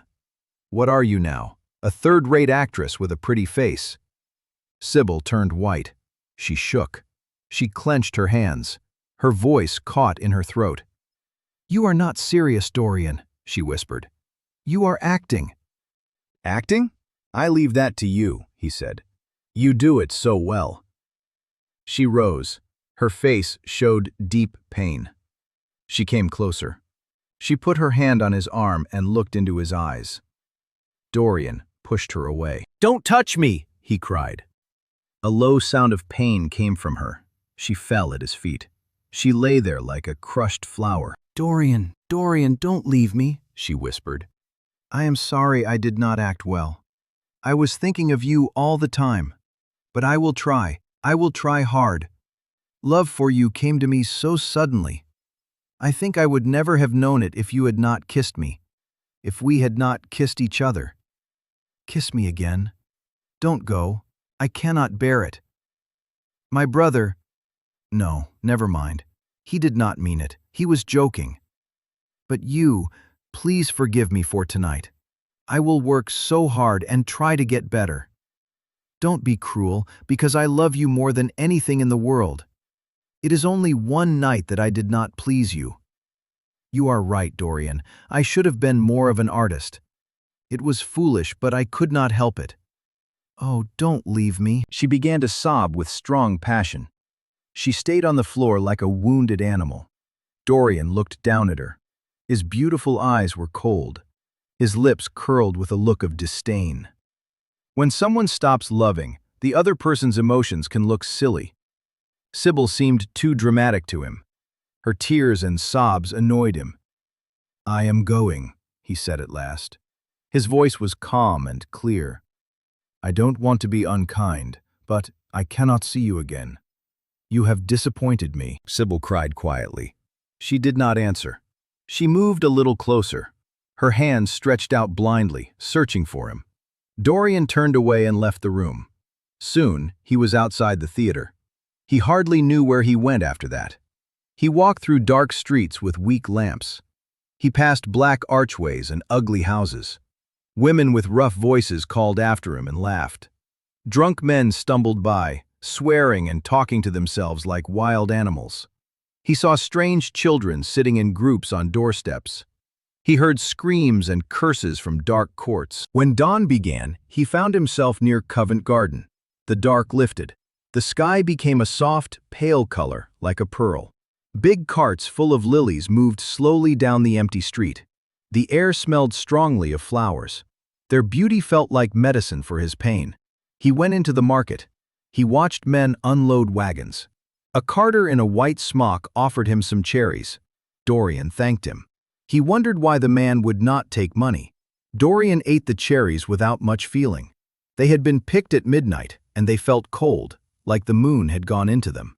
A long line of boys carried crates of striped tulips and yellow and red roses. They walked in front of him.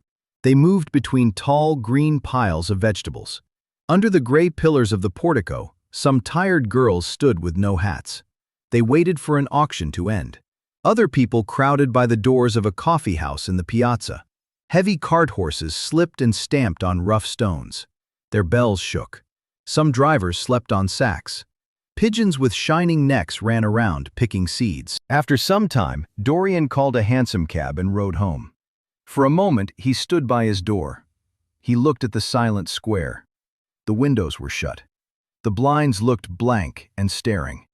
The sky was clear now, like pale opal. The roofs shone like silver. From a chimney across the way, a thin line of smoke rose. It curled like a violet ribbon in the soft air. Inside his house, in the great hall, a huge gold Venetian lantern hung from the ceiling. It had been taken long ago from a Doge's barge. 3 small jets of light still burned inside it. The flames looked like thin blue petals with white edges. Dorian turned the lights out. He threw his hat and cape on a table. He walked through the library to his bedroom door. His bedroom was large and had 8 sides. It was on the ground floor. Because he now loved luxury, he had made it very fine. He had hung strange Renaissance tapestries there. They had been found stored in an old attic at Selby Royal. As he reached for the door handle, his eye fell on the portrait Basil Hallward had painted of him. He stepped back, surprised. Then he went into his room, still confused. He took the flower from his coat, and then he stopped, as if he was not sure. At last, he went back to the portrait and looked closely. In the dim light coming through the cream silk blinds, the face in the portrait looked a little changed. The expression looked different. It seemed like there was a touch of cruelty around the mouth. It was strange. He turned and went to the window. He pulled up the blind. Bright dawn flooded the room. It pushed shadows into dark corners. But the strange expression in the portrait did not go away. It seemed even stronger in the clear light. The strong sunlight showed the cruel lines around the mouth, as if Dorian looked into a mirror after doing something terrible. Dorian winced. He picked up an oval mirror. The frame had ivory cupids. It was one of Lord Henry's gifts. Dorian looked quickly at his own face. There was no cruel line around his red lips. So what did it mean? He rubbed his eyes. He went close to the portrait again. He examined it. When he looked at the real paint on the canvas, he could see no clear change in the paint itself. Still, he felt sure the whole expression had changed. It was not only his imagination. The change looked obvious to him. He sat in a chair and began to think. Suddenly, he remembered what he had said in Basil's studio on the day the portrait was finished. He remembered it clearly. He had made a wild wish. He had wished that he would stay young and the portrait would grow old. He had wished his beauty would stay clean and the painted face would carry his passions and sins. He had wished the painted image would take the lines of suffering and thought, while he kept the fresh beauty of his boyhood. Surely that wish could not have come true. It was impossible. It was terrible even to think it. And yet the portrait was there, with a cruel touch around the mouth. Cruelty. Had he been cruel? He told himself it was the girl's fault, not his. He had dreamed she was a great artist. He had loved her because he thought she was great. Then she disappointed him. She looked shallow and not worthy. And yet, as he thought of her lying at his feet, sobbing like a small child, he felt deep regret. He remembered how cold he had been while she cried. Why was he made like this? Why did he have a soul like this? But he had suffered too. During the 3 terrible hours of the play, he had lived through great pain. It felt like ages of torture. He told himself his life was worth more than hers. She had spoiled him for a moment, but he had wounded her for a long time. He also told himself that women were made to bear sorrow better than men. They lived on feelings. They thought only about feelings. He remembered Lord Henry saying that. Lord Henry said women wanted lovers so they could have scenes. Lord Henry seemed to know women. So why should Dorian worry about Sybil Vane? She was nothing to him now. But the portrait was different. What should he say about it? The portrait held the secret of his life. It told his story. It had taught him to love his own beauty. Would it now teach him to hate his own soul? Would he be able to look at it again? No, he told himself. It was only an illusion. It was made by a tired mind and troubled senses. The horrible night left phantoms behind. A small, scarlet speck of madness had fallen on his brain. The portrait had not changed. It was foolish to think so, yet it seemed to watch him. The face was beautiful, but now it looked hurt, and it had a cruel smile. The bright hair shone in the morning sun. The blue eyes seemed to meet his eyes. Dorian suddenly felt great pity, not for himself, but for the painted image of himself. The image had already changed, and it would change more. The gold hair would turn gray. The red and white colors would fade, like roses dying. For every sin Dorian did, a stain would appear on the painted face and ruin its beauty. But he decided he would not sin. The portrait, changed or not, would be the visible sign of his conscience. He would resist temptation. He would not see Lord Henry again, or at least he would not listen to Lord Henry's subtle and poisonous ideas. Those ideas had first stirred in Dorian's heart in Basil's garden, and they had made him hunger for impossible things. He would go back to Sybil Vane. He would make amends. He would marry her. He would try to love her again. Yes, it was his duty. She must have suffered more than he had. Poor child. He had been selfish. He had been cruel. The charm she had over him would come back. They would be happy together. Their life would be beautiful and pure. He stood up and pulled a large screen in front of the portrait. He shuddered as he looked at it once more. "How horrible," he murmured. Then he went to the window and opened it. He stepped out onto the grass. He breathed deeply. The fresh morning air seemed to drive away his dark passions. He thought only of Sybil. A small echo of love returned inside him. He said her name again and again. The birds singing in the wet garden seemed to tell the flowers about her. Chapter 8. It was long after midday when Dorian Gray woke up. His valet had come into the room many times, very quietly, to see if Dorian was awake. The valet wondered why his young master slept so long. At last the bell rang, and Victor came in softly. He brought a cup of tea and a small tray with many letters on it. The tray was old Sevres china. Victor pulled back the olive satin curtains. They had a shining blue lining, and they hung in front of 3 tall windows. "Monsieur has slept well this morning," Victor said, with a smile. "What time is it, Victor?" Dorian asked, half asleep. "It is 1 hour and a quarter, monsieur," Victor said. Dorian sat up. It was very late. He took a little tea, and then he looked through his letters. One letter was from Lord Henry. It had been brought by hand that morning. Dorian paused, and then he put that letter to one side. He opened the other letters without much interest.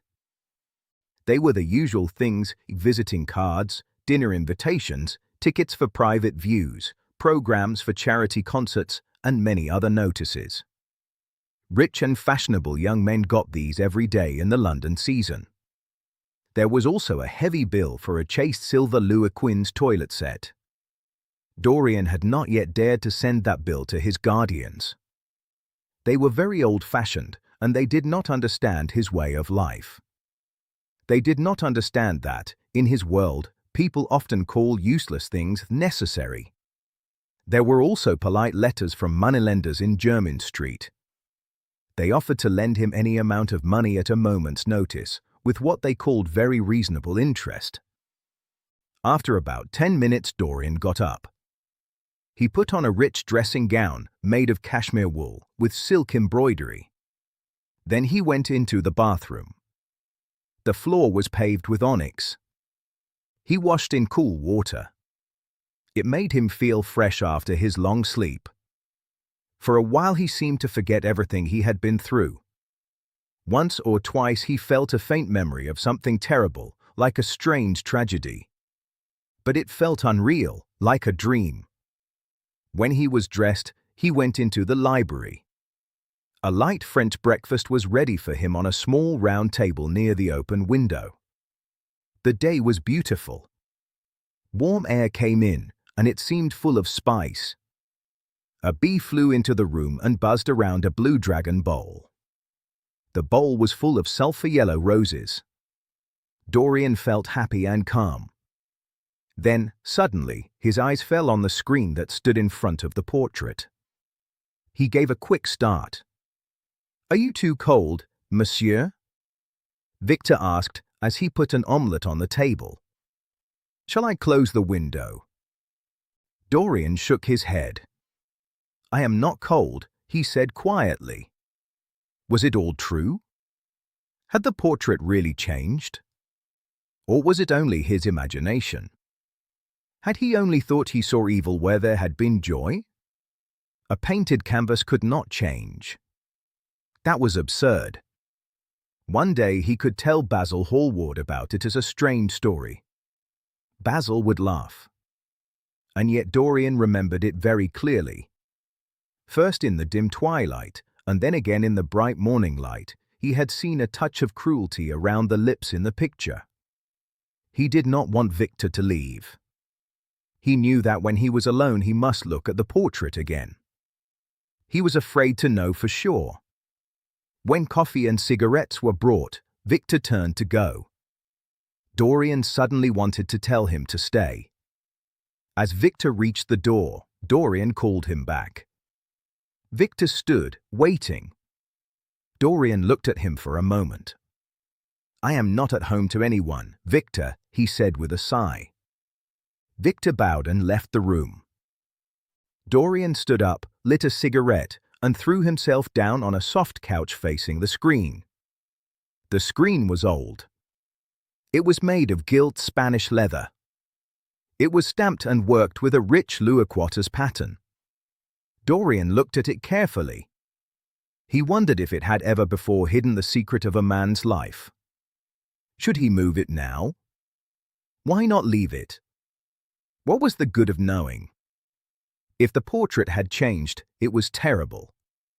If it had not changed, then why worry? But what if some other person looked behind the screen and saw the change? What if Basil came and asked to see his own painting?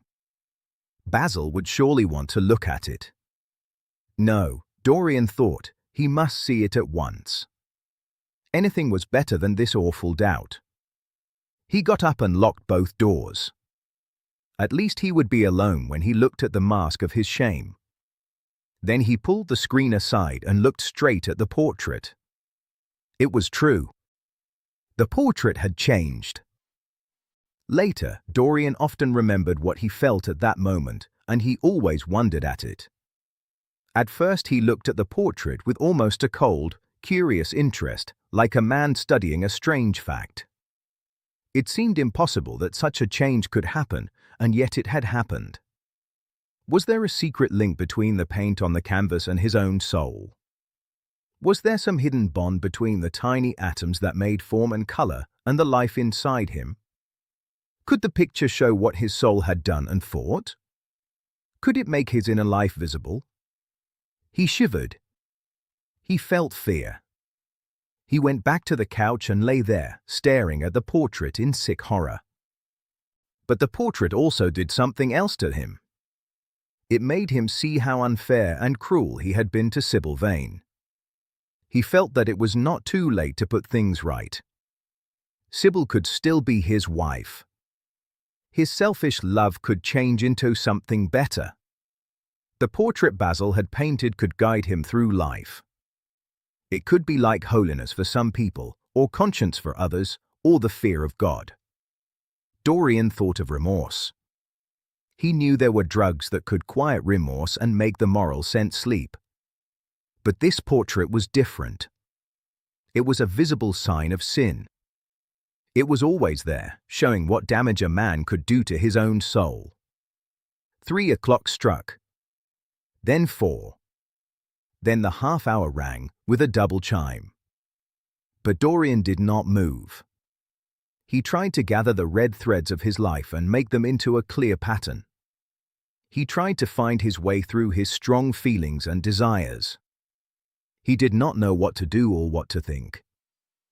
At last he went to the table and wrote a long, passionate letter to Sybil. He begged her to forgive him. He blamed himself and called himself mad. He wrote page after page with wild sorrow and even wilder pain. There is a strange pleasure in blaming ourselves. When we blame ourselves, we feel no one else has the right to blame us. We feel that confession gives us pardon.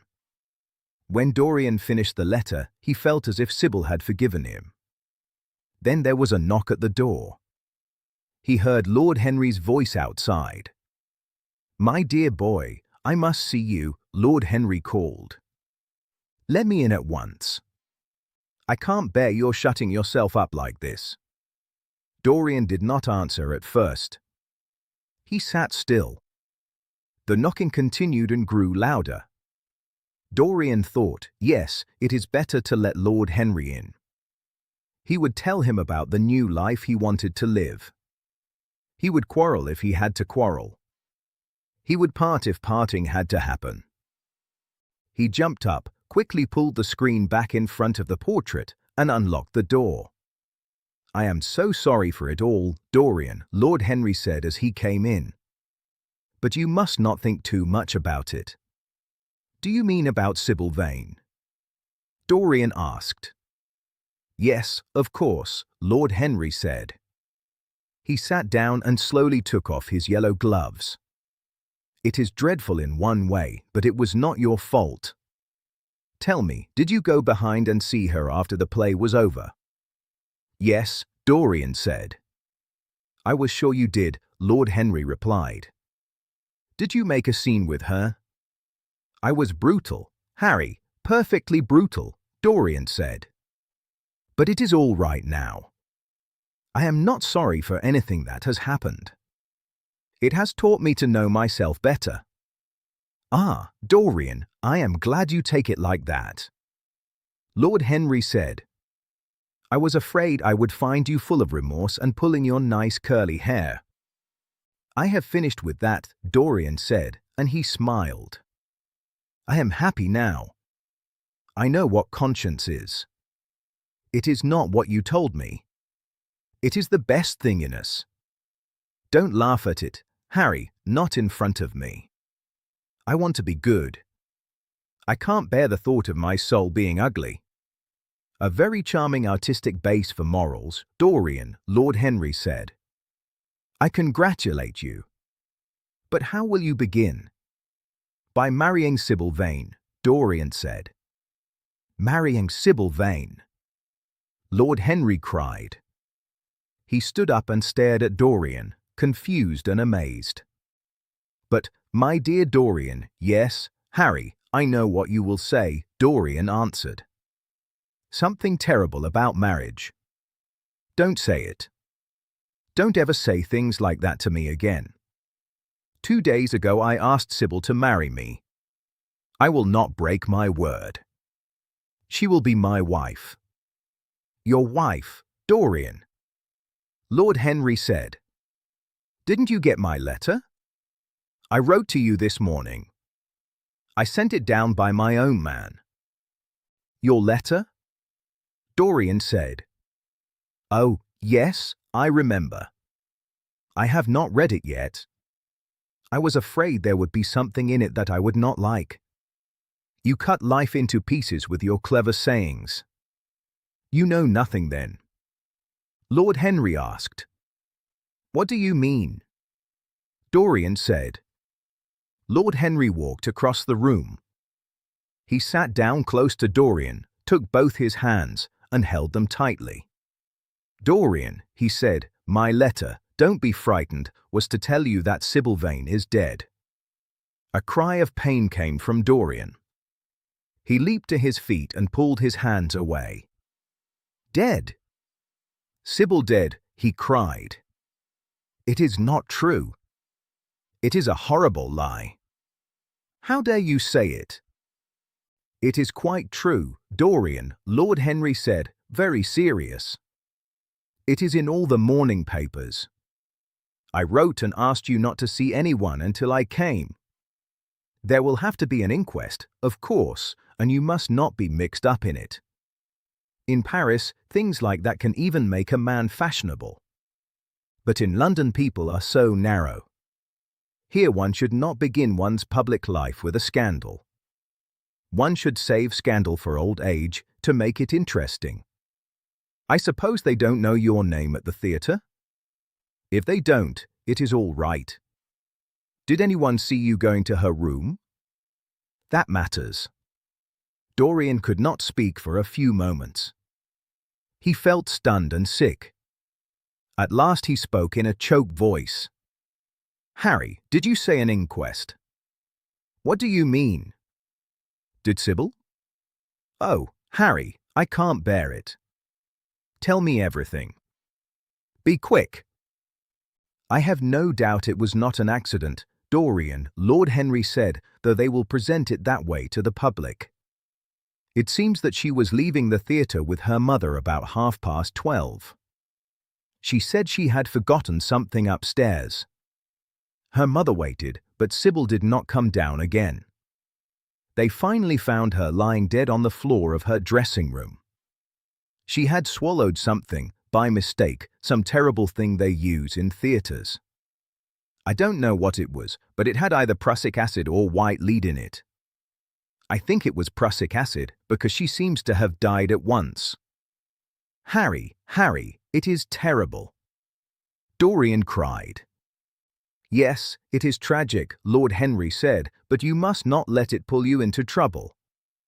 You must come and dine with me, and then we will go to the opera. It is a patty night, and everyone will be there. You can come to my sister's box. She has some smart women with her. Dorian spoke slowly, half to himself. So I have murdered Sybil Vane, he said. I murdered her as surely as if I had cut her little throat with a knife. And yet the roses are still lovely. The birds sing in my garden as happily as ever. Tonight I am to dine with you and go to the opera and then supper somewhere, I suppose. Life is so strange and dramatic. If I had read this in a book, Harry, I think I would have cried.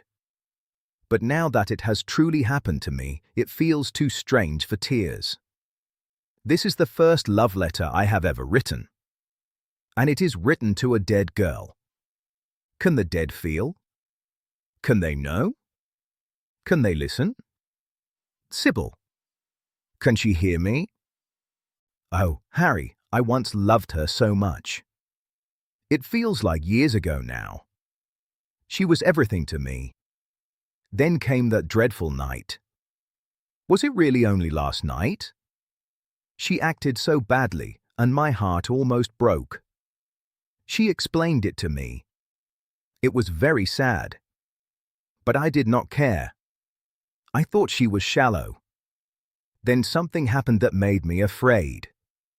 I cannot tell you what it was, but it was terrible. I said I would go back to her. I knew I had done wrong.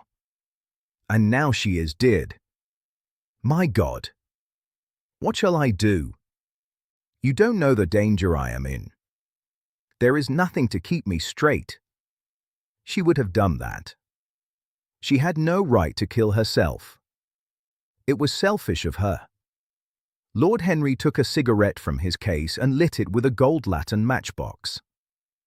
My dear Dorian, he said, the only way a woman can reform a man is by boring him so much that he loses all interest in life. If you had married her, you would have been unhappy. Of course, you would have been kind. One can always be kind to a person one does not care about. But she would soon have seen that you did not truly care. When a woman sees that, she becomes dull and ugly, or she buys very fine hats that another woman's husband must pay for.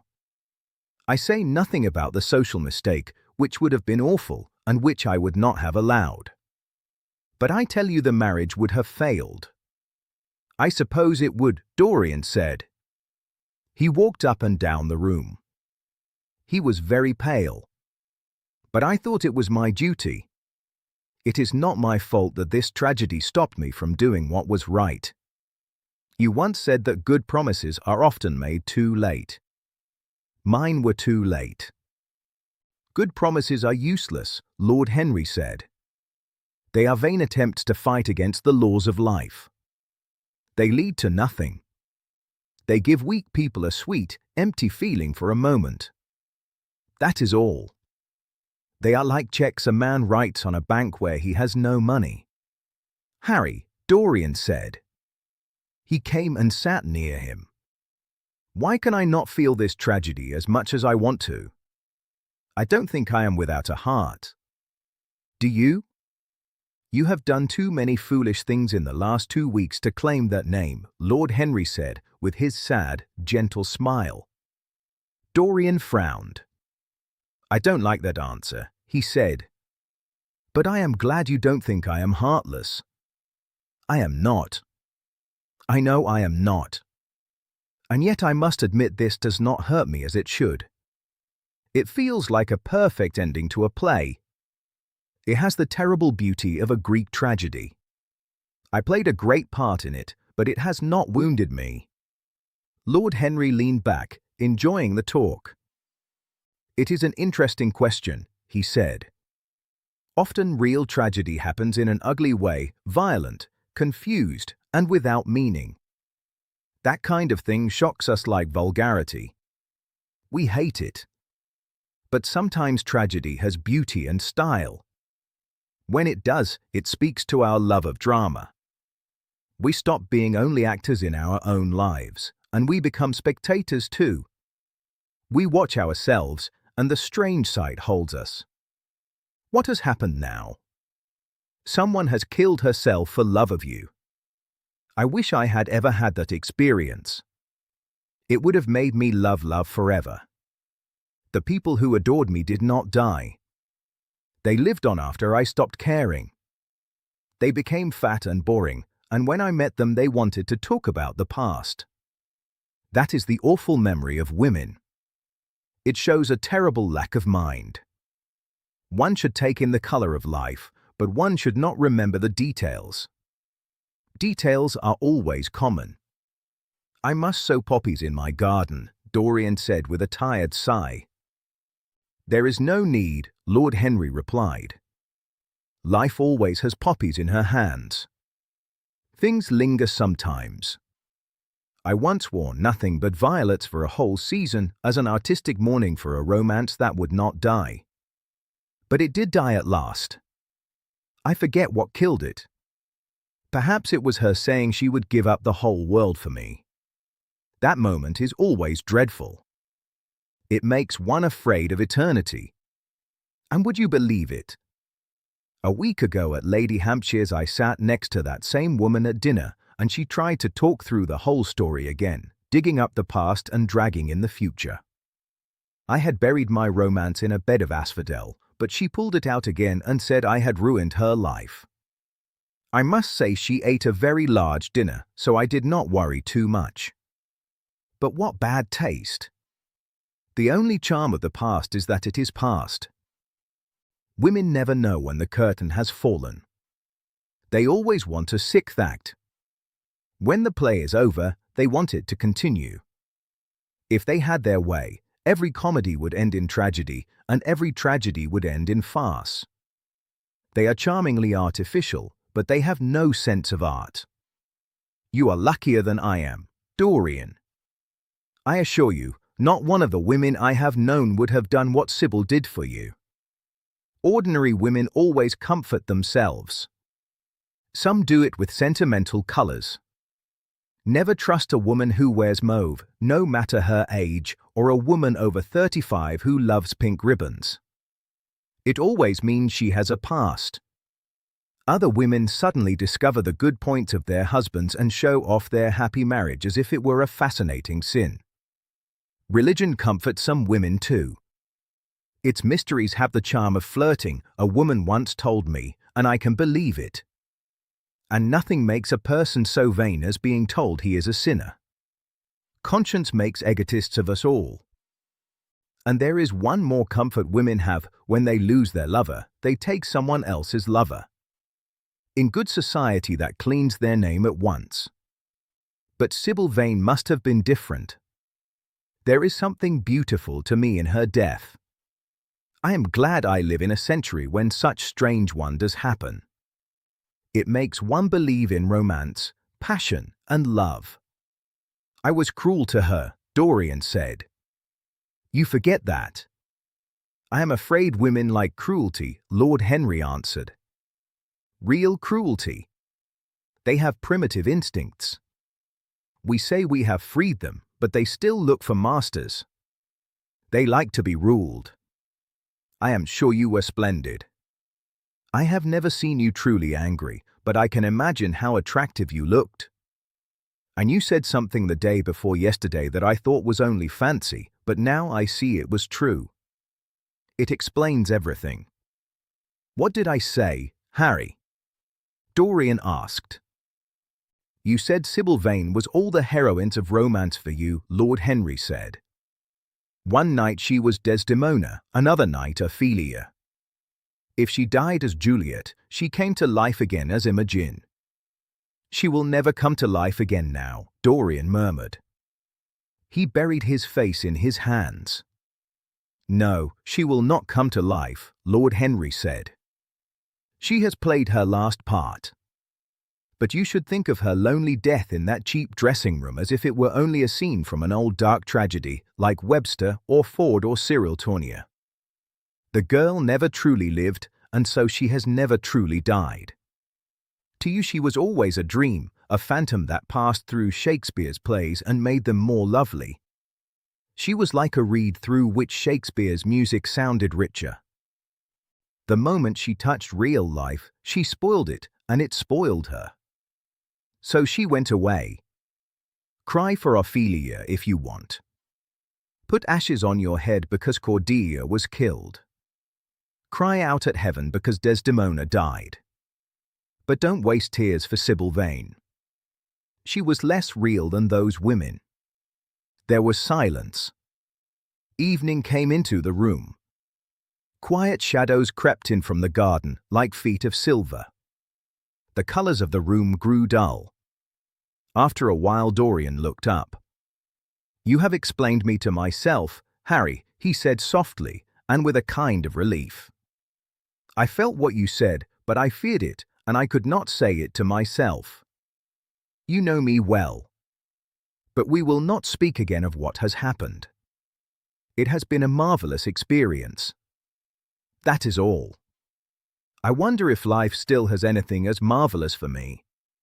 Life has everything in store for you, Dorian, Lord Henry said. There is nothing you cannot do with your extraordinary good looks. But suppose I became old, Harry, Dorian said, thin and worn, with wrinkles. What then? Ah, then, Lord Henry said, rising, you would have to fight for your victories. Now they come to you. No, you must keep your good looks. We live in an age that reads too much to be wise and thinks too much to be beautiful. We cannot spare you. Now you had better dress and drive down to the club. We are late. I think I will meet you at the opera, Harry, Dorian said. I feel too tired to eat. What is the number of your sister's box? 27, Lord Henry said. It is on the grand tier. You will see her name on the door. But I am sorry you won't dine with me. I don't feel able, Dorian said. But I am very grateful for what you said. You are my best friend. No one has ever understood me like you do. We are only at the beginning of our friendship, Dorian, Lord Henry said. He shook Dorian's hand. Goodbye. I hope to see you before 9:30. Remember, Patty is singing. Lord Henry went out and closed the door. Dorian rang the bell. After a few minutes Victor came in with lamps and drew the blinds down. Dorian waited impatiently for Victor to leave. Victor seemed to take a very long time with everything. When Victor finally left, Dorian rushed to the screen and pulled it aside. He looked at the portrait again. No, there was no new change. The portrait had received the news of Sybil's death before Dorian had known it. It was aware of life as things happened. The cruel look around the mouth must have appeared at the very moment Sybil drank the poison, whatever it was. Or perhaps the portrait did not care about results at all. Perhaps it only showed what happened inside Dorian's soul. Dorian wondered about it, and even as he feared it, he also hoped that one day he might see the change happen in front of his eyes. Poor Sybil. What a romance it had been. On the stage she had often acted death. Then death itself had touched her and taken her. How had she acted that last dreadful scene? Had she cursed Dorian as she died? No, he thought, she died for love of him, and love would always be sacred to him now. She had paid for everything with her life. He would not think any more about how she had hurt him on that horrible night at the theatre. When he thought of her, he would think of her as a wonderful tragic figure sent onto the world stage to show the deep reality of love. Tears came into his eyes as he remembered her childish face, her sweet fancy, her shy trembling grace. He wiped his tears away quickly and looked again at the portrait. He felt the time had come for a choice.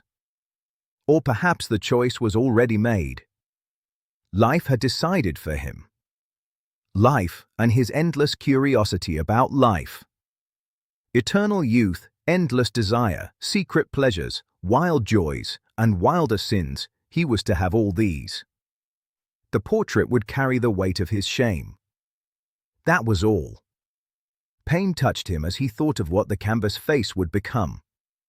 Once, like a boy mocking Narcissus, he had kissed, or pretended to kiss, the painted lips. Those lips now smiled with cruelty at him. Morning after morning he had sat before the portrait, amazed by its beauty, almost in love with it. Would it change now with every mood he gave into? Would it become ugly and monstrous? Would it have to be hidden away in a locked room, shut out from sunlight that had so often turned the hair in the picture to brighter gold? He felt great pity for it, and for himself. For a moment he thought of praying that the strange link between himself and the portrait would end. It had changed because of a prayer, perhaps it could stop changing because of another prayer. And yet, he thought, who would give up the chance to stay young forever, even if the chance was dangerous? Besides, was it really in his control? Was it truly prayer that caused the change? Could there be a scientific reason? If thought can affect a living body, could thought affect dead, lifeless things too? Could objects outside us respond to our feelings, as if one atom called to another in secret love or strange sympathy? But the reason did not matter. He would never again pray to any terrible power. If the portrait was going to change, it would change. That was all. Why ask too deeply? And there would be pleasure in watching it. He could follow his own mind into its secret places. The portrait would be a magic mirror. It had shown him his body, and now it would show him his soul. When winter came upon the painted face, he himself would still be young, standing where spring meets summer. When blood seemed to leave the painted cheeks and leave a pale mask with heavy eyes, he himself would still have the charm of boyhood. No flower of his beauty would fade. No beat of his life would weaken. Like the Greek gods, he would be strong and swift and joyful. What did it matter what happened to the image on the canvas? He would be safe. That was everything. He pulled the screen back into place in front of the portrait. He smiled as he did it. Then he went into his bedroom, where Victor was already waiting. An hour later Dorian was at the opera, and Lord Henry was leaning over his chair. Chapter 9. The next morning, Dorian Gray was sitting at breakfast. Basil Hallward was brought into the room. "I am very glad I found you, Dorian," Basil said in a serious voice. "I came last night, but they said you were at the opera." I knew that could not be true. I wish you had left a message to tell where you really went. I had a terrible evening. I was half afraid that one sad thing would be followed by another sad thing. I think you should have sent for me at once when you first heard the news. I read about it by chance. I picked up a late edition of the Globe at my club, and I saw it there. I came here right away, and I felt miserable when you were not here. I cannot tell you how broken I feel about it. I know you must suffer. But where were you? Did you go to see the girl's mother? For a moment I thought I should go there too. The paper gave the address. It was somewhere in Euston Road, was it not? But I was afraid to go into a sorrow I could not make lighter. Poor woman! What a state she must be in. And the girl was her only child. What did the mother say about it all? My dear Basil, how do I know? Dorian murmured. He was sipping pale yellow wine from a thin glass from Venice with little gold beads on it. He looked very bored.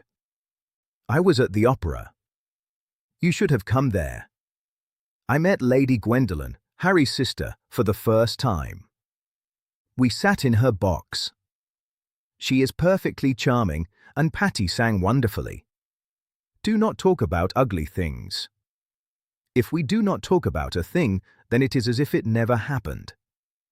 It is only speaking about it, Harry says, that makes it real. And I will tell you this. She was not the woman's only child. She has a son too. I hear he is a nice fellow. But he is not on the stage. He is a sailor or something like that. Now tell me about yourself and tell me what you are painting. You went to the opera. Basil said very slowly. There was pain in his voice. You went to the opera while Sybil Vane was lying dead in a dirty little room.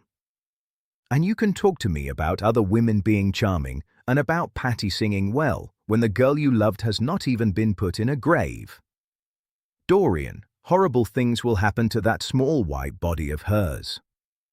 Stop, Basil. I will not listen, Dorian cried. He jumped up from his chair. You must not tell me such things. What is done is done. What is past is past. You call yesterday the past. Basil asked. What does time matter? Dorian said. Only shallow people need years to lose a feeling. A man who rules himself can end a sorrow as easily as he can invent a pleasure. I do not want my feelings to rule me. I want to use them. I want to enjoy them. I want to control them. Dorian, this is horrible, Basil said. Something has changed you completely. You look the same wonderful boy who came to my studio day after day to sit for his picture. But then you were simple, natural, and kind. You were not spoiled at all. Now I do not know what has come over you. You talk as if you have no heart and no pity. It is Harry's influence. I can see that. Dorian's face grew red. He went to the window and looked out. He looked at the green garden. The sun was bright and the leaves moved in the light. He stood there for a few moments. I owe a great deal to Harry, Basil, he said at last. More than I owe to you. You only taught me to be vain. Well, I will be punished for that, Basil said. Or I will be punished some day. I do not know what you mean, Dorian said. He turned around quickly. I do not know what you want. What do you want? I want the Dorian Gray I used to paint, Basil said sadly. Basil, Dorian said. He went to him and put his hand on Basil's shoulder. You have come too late. Yesterday, when I heard that Sybil Vane had killed herself. Basil cried. Good heavens! Is there no doubt about that? He looked up in horror. "My dear Basil, you do not think it was a common accident, do you?" Dorian said. "Of course she killed herself." Basil covered his face with his hands. "How fearful," he said, and he shook. "No," Dorian said. "There is nothing fearful about it. It is one of the great romantic tragedies of our time. Often, people who act on stage live very ordinary lives. They are good husbands, or faithful wives, or something dull. You know, middle-class virtue, and all that. But Sybil was different. She lived her best tragedy. She was always a heroine. The last night she acted, the night you saw her, she acted badly because she had known the real thing called love. When she learned that love was not what she thought, she died, like Juliet might have died. She went back into art again. There is something like a martyr in her. Her death is sad and useless, like martyrdom, and it wastes beauty. But you must not think I did not suffer. If you had come yesterday at a certain moment, at about 5:30 or 5:45, you would have found me crying. Even Harry, who was here and who brought me the news, did not know what I felt. I suffered a lot. Then the feeling passed. I cannot feel the same feeling again. No one can, except very sentimental people. And you are unfair, Basil. You come here to comfort me. That is kind of you. But you find me already comforted and you get angry. That is like a person who wants to be sympathetic. You remind me of a story Harry told me. It was about a man who tried for 20 years to change some wrong law or to fix some complaint. At last he won. And then he felt only disappointment. He had nothing to do. He almost died of boredom, and he became a man who hated people.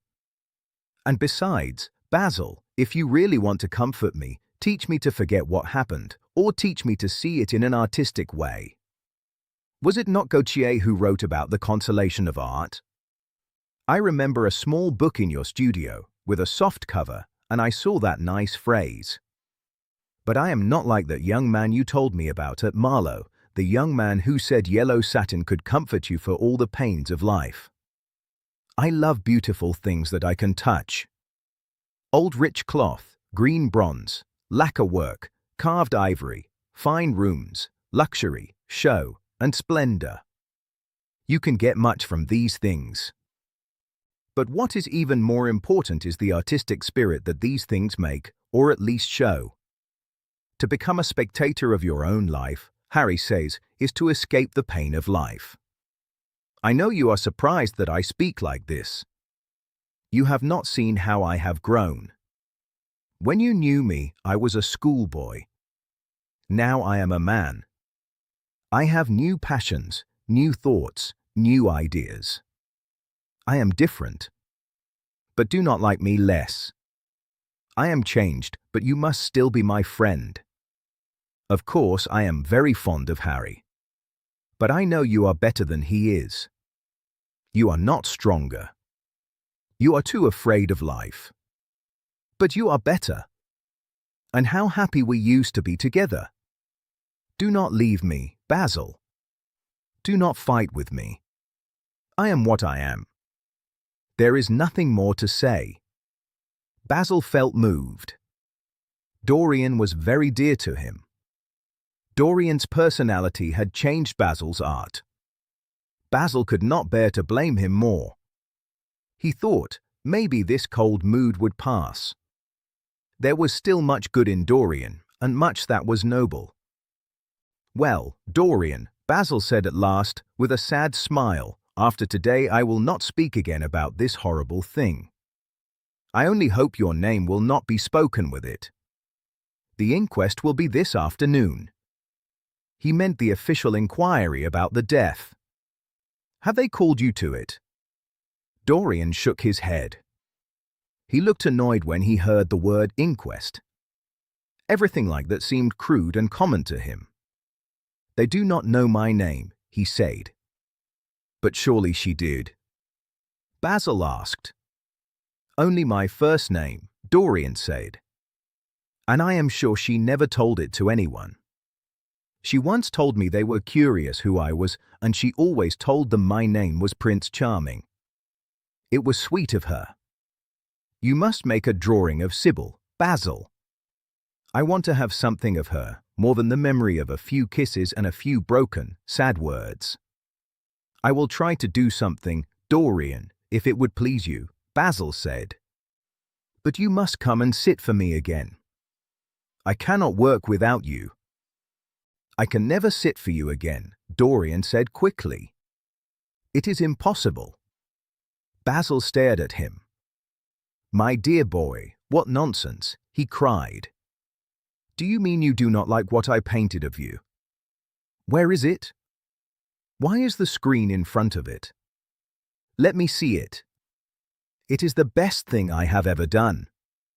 Take the screen away, Dorian. It is disgraceful that your servant has hidden my work. When I came in, I felt the room looked different. My servant did not do it, Dorian said. Do you think I let him arrange my room? He sometimes puts my flowers in order. That is all.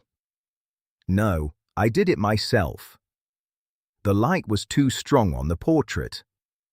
Too strong. Basil said. Surely not. It is a perfect place for it. Let me see it. And he walked toward the corner. A cry of fear broke from Dorian's lips. He rushed in front of Basil and the screen. Basil, he said. He was very pale. You must not look at it. I do not want you to. Not look at my own painting. Basil said, and he laughed. You cannot be serious. Why should I not look at it? If you try to look at it, Dorian said, I swear I will never speak to you again as long as I live. I am serious. I give no reason, and you must not ask for one. But remember this. If you touch that screen, everything is over between us. Basil was shocked. He looked at Dorian in amazement.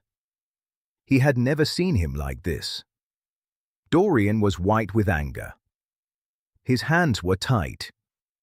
His eyes looked bright and strange. He trembled. Dorian. Do not speak, Dorian said. But what is the matter? Basil said. Of course I will not look if you do not want me to. He spoke coldly now. He turned away and went to the window. But it seems absurd. I should see my own work, especially because I will show it in Paris in the autumn. I will probably need to put another coat of varnish on it before then, so I must see it one day. Why not today? To show it? Dorian cried. A strange fear came over him. You want to show it? A terrible thought came into his mind. Would the world see his secret?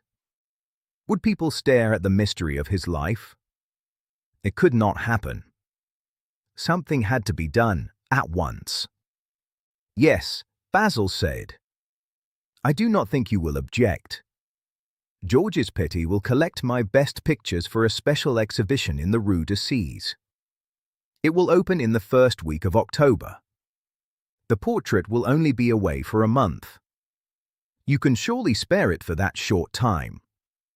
In fact, you will probably be out of town. And if you always keep it behind a screen, you cannot care much about it. Dorian passed his hand over his forehead. There was sweat on it. He felt he was near a horrible danger. A month ago you told me you would never show it, he cried. Why did you change your mind? People who try to be consistent have moods too. The only difference is that their moods are often meaningless. You cannot have forgotten this. You told me, very solemnly, that nothing in the world would make you send it to any exhibition. You told Harry the same thing. Dorian stopped. A light came into his eyes. He remembered something Lord Henry once said to him, half serious and half joking. If you want a strange quarter of an hour, ask Basil why he will not exhibit your picture. He told me, and it was a revelation. So maybe Basil had a secret too. Dorian decided to pull it out of him. Basil, Dorian said. He went close to Basil and looked straight at him. Each of us has a secret. Tell me yours, and I will tell you mine. Why did you refuse to show my portrait before? Basil shivered. Dorian, if I told you, you might like me less, he said. And you would certainly laugh at me. I could not bear either thing. If you want me never to look at the picture again, I agree.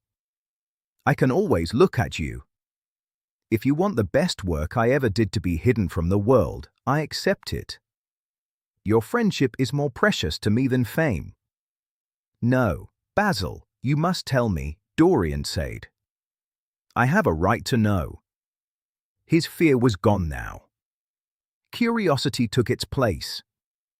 He wanted to find Basil's secret. Let us sit down, Dorian, Basil said. He looked troubled. Let us sit down. And answer me one question.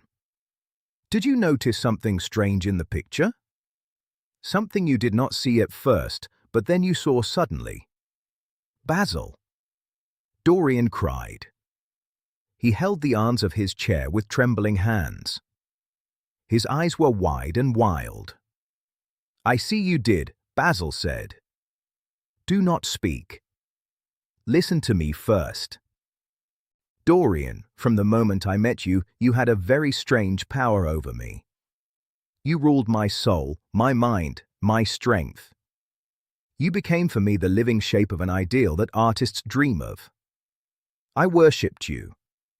I was jealous of everyone who spoke to you. I wanted you only for myself. I was only happy when I was with you. When you were away, you were still present in my art. Of course, I never told you this. I could not. You would not have understood. I hardly understood it myself. I only knew that I had seen perfection face to face, and the world looked wonderful, perhaps too wonderful. In such wild worship there is danger. There is danger in losing what you worship, and danger in keeping it. Week after week went by, and I became more and more full of you. Then something new happened. I drew you as Paris in fine armor. I drew you as Adonis with a hunter's cloak and a shining spear. I painted you with heavy lotus flowers on your head, sitting at the front of Adrian's barge, looking over the green Nile. I painted you leaning over a still pool in a Greek wood, seeing your own face in the silent silver water. And all that was what art should be. It was unconscious. It was ideal. It was far away from daily life. But one day, a fatal day, I decided to paint a true portrait of you as you really are. Not in old costumes, but in your own clothes, in your own time. I do not know why I did it. Maybe it was the realism of the method. Maybe it was the wonder of you. You were there before me, with no mist, no veil. But I know this. As I worked, every bit of color seemed to show my secret. I became afraid. I feared that other people would see my worship. I felt I had put too much of myself into the painting. I felt I had told too much. So I decided I would never let the portrait be shown in public. You were a little angry then, but you did not know what it meant to me. Harry laughed when I told him. But I did not mind. When the picture was finished and I sat alone with it, I felt I was right. After a few days, the portrait left my studio. When it was gone and I was free of its strong pull, I began to think I had been foolish. I began to think that I saw nothing in it except that you were very handsome and that I could paint. Even now I feel that it is a mistake to believe the feeling of the artist is clearly shown in the work. Art is more abstract than we think. Form and color only show form and color. Often it seems to me that art hides the artist more than it reveals him. And so, when I got this offer from Paris, I decided to make your portrait the main piece in my exhibition. I never thought you would refuse. Now I see you were right. The picture must not be shown. Do not be angry with me for what I have told you. As I once said to Harry, you are made to be worshipped. Dorian breathed out slowly. Color came back to his face. A small smile moved on his lips. The danger was over for the moment. He was safer now. Yet he felt pity for Basil. Basil had just made a strange confession. Dorian wondered if he himself would ever feel such worship for a friend. Lord Henry was charming, but in a dangerous way. He was clever and cold. Dorian did not think Henry could really love anyone. Would someone ever come who would fill Dorian with that kind of worship? Was that something life still held for him? It is strange to me, Dorian, Basil said, that you saw this in the portrait. Did you truly see it?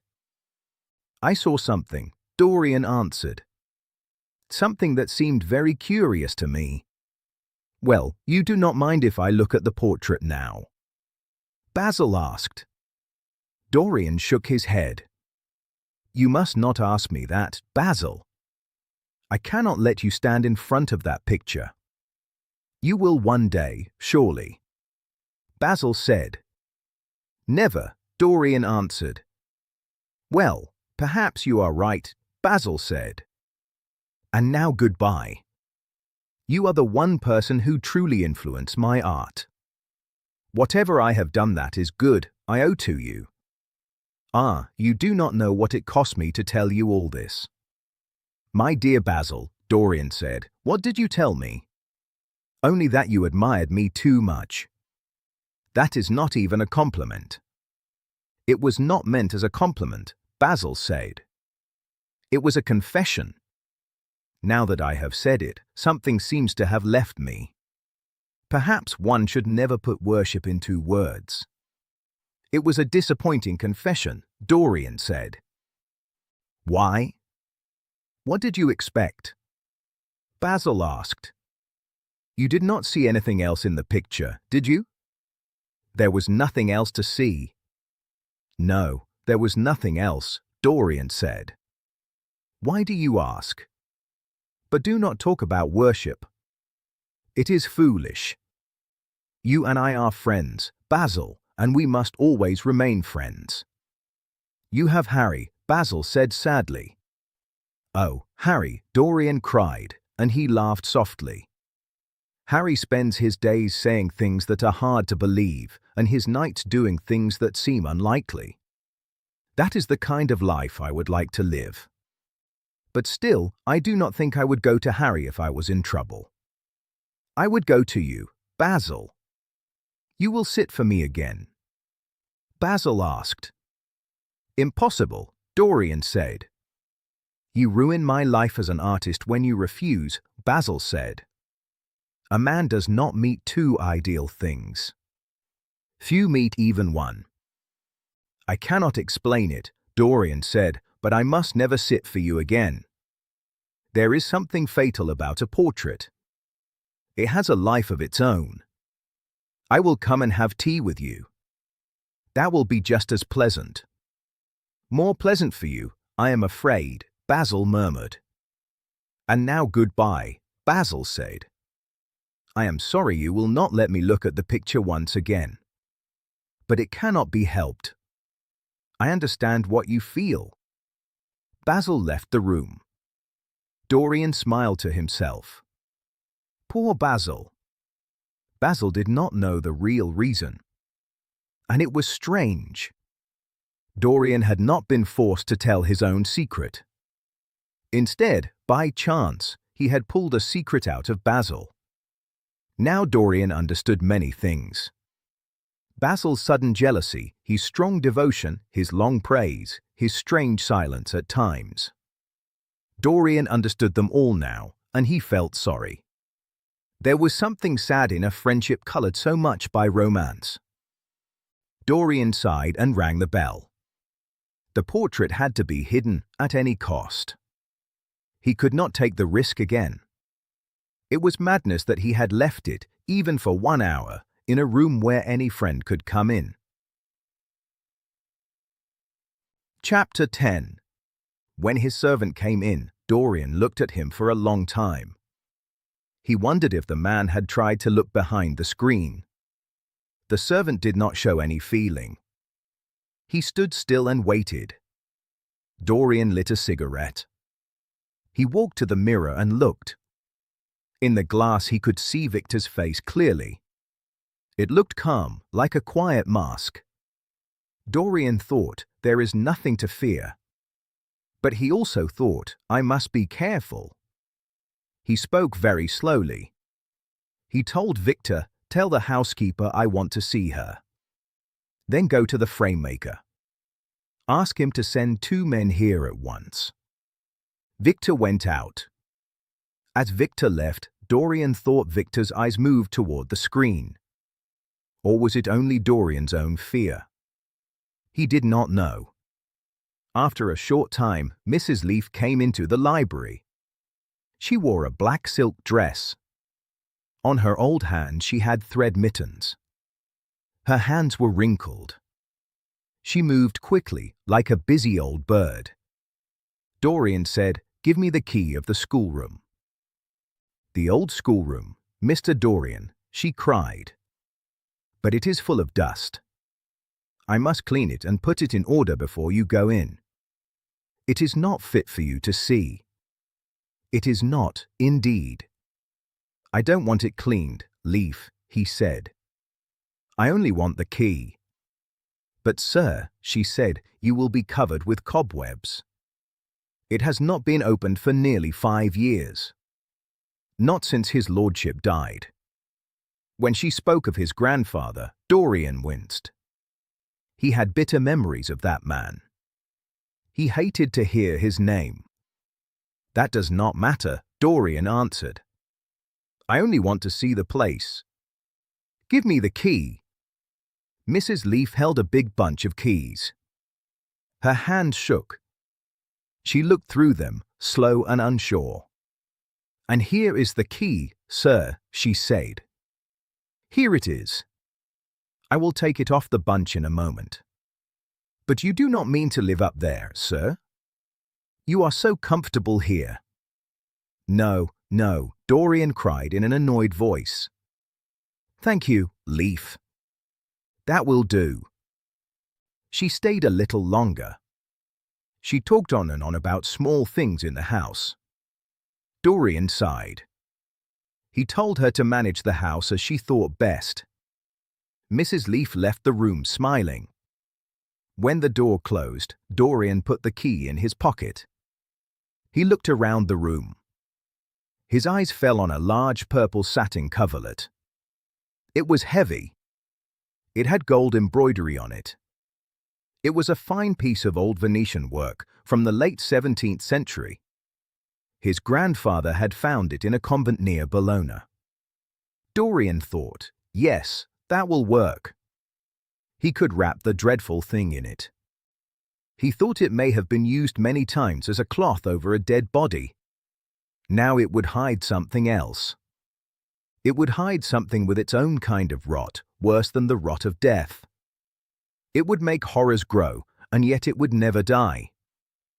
Dorian thought of worms in a corpse. He thought, my sins are like worms. They would eat the beauty in the painted face. They would spoil its grace. They would make it dirty and shameful. And still the picture would live. It would always be alive. He shivered. For a moment he wished he had told Basil the true reason he wanted to hide the picture. Basil would have helped him. Basil would have helped him fight Lord Henry's influence and also fight the darker things in his own nature.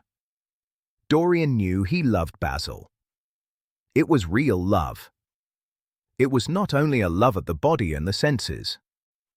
It was not a love that dies when the senses grow tired. It was a love that felt noble and full of thought. Dorian thought of great men and their deep friendships. He told himself Basil's love was like that. Yes, he thought, Basil could have saved me. But then he thought, it is too late.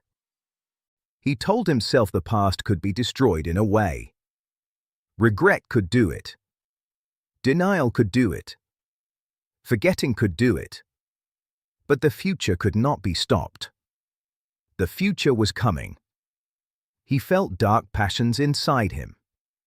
He felt dreams inside him, terrible dreams. He felt they would become real.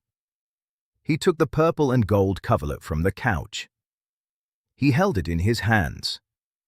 He went behind the screen. He looked at the canvas. Was the face worse than before? He could not be sure. The face seemed the same. Yet his hate for it grew stronger. The gold hair was still there. The blue eyes were still there. The red lips were still there. But something had changed. The look, the expression, was different. It was cruel now. That was the horrible part. He thought of Basil's angry words about Sybil Vane. Basil's words had seemed strong at the time. Now they seemed small and weak. They were nothing compared to what Dorian saw in the painted face. It was as if his own soul looked out from the canvas. It was as if his soul spoke to him. It was as if it called him to judgment. Pain came across his face. He threw the rich cloth over the picture, hiding it. At that moment there was a knock at the door. Dorian stepped out from behind the screen. The servant came in again. "The persons are here, monsieur," Victor said. Dorian felt he must send Victor away at once. Victor must not know where the picture would go. Dorian did not trust him. There was something sly about him. His eyes looked thoughtful and dangerous. Dorian sat at the writing table. He wrote a quick note to Lord Henry. He asked Lord Henry to send him something to read. He also reminded him they were to meet at 8:15 that evening. "Wait for an answer," Dorian said, giving the note to Victor. "And show the men in here." In 2 or 3 minutes there was another knock. Mr. Hubbard came in. He was the frame maker from South Audley Street. He was well known. With him was a young assistant. The assistant looked rough. Mr. Hubbard was a small man. He had a red face. He had red whiskers. He loved art, but he also knew artists often had no money. Because of that, he was careful in business. He usually stayed in his shop. He let people come to him. But he made an exception for Dorian. Dorian charmed everyone. People liked him at once. Even seeing him was a pleasure. "What can I do for you, Mr. Gray?" Mr. Hubbard asked. He rubbed his fat, freckled hands. "I came in person. I have just found a beautiful frame. I bought it at a sale. It is old Florentine work. I think it came from Fonthill. It would suit a religious picture very well, sir." "I am sorry you took the trouble to come," Dorian said. "I will come to your shop and look at the frame. I do not care much for religious art these days. But today I only want a picture carried to the top of the house. It is heavy. I want to borrow 2 men." "No trouble at all, Mr. Gray," said Mr. Hubbard. "I am very glad to help." "Which is the picture, sir?" "This one," Dorian said. He moved the screen back. The picture stood there, covered by the purple and gold cloth. "Can you move it with the cover on it, just as it is?" I do not want it scratched on the way." "No difficulty, sir," Mr. Hubbard said. He and the assistant began to unhook the picture. It hung from long brass chains. "And where shall we carry it to?" Mr. Hubbard asked. "I will show you," Dorian said. "But maybe you should go first. It is at the top of the house. We will use the front staircase. It is wider." He held the door. They went into the hall and began to go up. The frame was large and made the picture hard to carry. It was bulky. Now and then Dorian put his hand to it to help. Mr. Hubbard tried to stop him. "Oh, sir, please do not trouble yourself," Mr. Hubbard said. He did not like a gentleman doing hard work. When they reached the top landing, Mr. Hubbard was breathing hard. "Something of a load, sir," he gasped. He wiped his shiny forehead. "I am afraid it is heavy," Dorian murmured. He unlocked a door. It opened into a room high in the house. This room would keep his secret. It would hide his soul from the eyes of other people. He had not been in that room for more than 4 years. He had used it as a playroom when he was small. Later he had used it as a study. The room was large. It was well made. It had been built by the last Lord Kelso, Dorian's grandfather, for the grandson he did not love. The old man had hated the boy. He had wanted to keep him far away. The room seemed almost the same as before. There was a huge Italian chest, an old Cas one, with painted panels and dull gold edges. As a boy, Dorian had often hidden himself inside it. There was a satinwood bookcase full of his old schoolbooks, worn and bent at the corners. On the wall behind it hung the same old Flemish tapestry. A faded king and queen played chess in a garden. Some hawkers rode by. They carried hooded birds on their gloved hands. Dorian remembered it all. As he looked around, the memories of his lonely childhood came back. He remembered his boyhood, clean and innocent.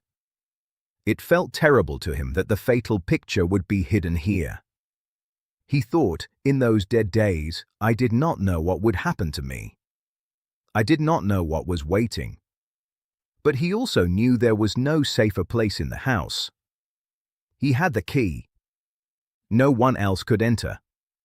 Under the purple cloth, the painted face could grow like an animal. It could grow dirty and ugly. What did it matter, he told himself. No one would see it. He would not see it either. Why should he watch his soul become worse? He kept his youth. That was enough. And maybe, he thought, maybe he could become better. Maybe his nature could grow finer. Maybe the future did not have to be full of shame. Maybe love would come into his life. Maybe it would make him pure. Maybe it would protect him from sins he already felt rising in him, in his mind and in his flesh. These strange sins were hard to name. Their mystery made them tempting. Perhaps one day the cruel look would leave the painted mouth. Perhaps he could show the world Basil Hallward's great work again. But then he thought, no. It is impossible. Hour by hour, week by week, the picture was growing old. Even if it escaped the ugliness of sin, it would not escape age. He imagined it changing. The cheeks would become hollow or soft and sagging. Yellow lines would creep around the eyes. The eyes would look weak and terrible. The hair would lose its shine. The mouth would fall open or droop. It would look foolish or gross, like the mouth of an old man. He saw in his mind a wrinkled throat, cold hands with blue veins, a twisted body. He remembered his grandfather's old face and hard ways. The picture had to be hidden. There was no other choice. "Bring it in, Mr. Hubbard, please," Dorian said at last. He sounded tired. He turned around. "I am sorry I kept you so long." "I was thinking." "Always glad to rest, Mr. Gray," Mr. Hubbard said. He was still breathing hard. "Where shall we put it?" "Anywhere," Dorian said. "Here, this is fine. I do not want it hung. Just lean it against the wall." "Thank you." Mr. Hubbard looked at the covered picture. "Might I look at the work of art, sir?" he asked. Dorian started. His heart jumped. "It would not interest you," Dorian said. He watched the man closely. He felt ready to jump on him if he tried to lift the cloth. "You do not need to trouble yourself anymore. I am grateful for your help." "Not at all, Mr. Gray," Mr. Hubbard said. "Always happy to do anything for you." Mr. Hubbard went downstairs. The assistant followed him. The young man looked back at Dorian. He looked at him with shy wonder. In his rough, plain face there was amazement. He had never seen anyone so beautiful. When the sound of their steps was gone, Dorian locked the door. He put the key in his pocket. Now he felt safe. No one would ever look at the horrible thing. No one's eyes but his would see his shame. He went back down to the library. It was just after 5 o'clock. Tea had already been brought in. On a small table of dark, sweet-smelling wood with shining inlay, there was a note from Lord Henry. Beside it lay a book with a yellow cover. The cover was a little torn. The edges were dirty. On the tea tray there was a copy of the St. James's Gazette, 3rd edition. Dorian knew Victor had been there. Victor must have come back after taking the note. Dorian wondered if Victor had met the men in the hall as they left. He wondered if Victor had asked them questions and learned what they were doing. Victor would surely notice the picture was gone. Maybe he had already noticed. The screen had not been moved back. On the wall, a blank space showed where the picture had been. Dorian thought, one night he may creep upstairs. He may try to force the door. It felt terrible to have a spy in his house. He had heard stories about rich men. A servant learned a secret. The servant read a letter or heard a talk or found a card with an address. Then the servant blackmailed the man for years. Sometimes it was a withered flower found under a pillow. Sometimes it was a piece of lace. Small things could become chains. Dorian sighed. He poured tea for himself. Then he opened Lord Henry's note. It was short. Lord Henry said he was sending the evening paper and a book that might interest Dorian. He also said he would be at the club at 8:15. Dorian opened the St. James's Gazette and looked through it. A red pencil mark on the 5th page caught his eye. It pointed to a paragraph. It was a report about an inquest. It said an inquest was held that morning at the Bell Tavern in Hoxton Road. It was about Sybil Vane, a young actress from the Royal Theatre, Holborn. The verdict was death by misadventure. The report said people felt sympathy for her mother. Her mother was very upset while she gave evidence. It also mentioned Dr. Birrell and a post-mortem examination. Dorian frowned. He tore the paper in two. He walked across the room and threw the pieces away. How ugly it is, he thought. How real ugliness makes everything feel. He felt annoyed with Lord Henry for sending him that report. He also thought it was stupid of Lord Henry to mark it in red. Victor might have read it. Victor knew enough English to understand the words. Maybe Victor had read it. Maybe he was starting to suspect something. Then Dorian said to himself, what does it matter? What did Sybil Vane's death have to do with him? There was nothing to fear. Dorian had not killed her. His eyes went to the yellow book Lord Henry had sent. He wondered what it was. He walked to a small octagonal stand. It was pearl-colored.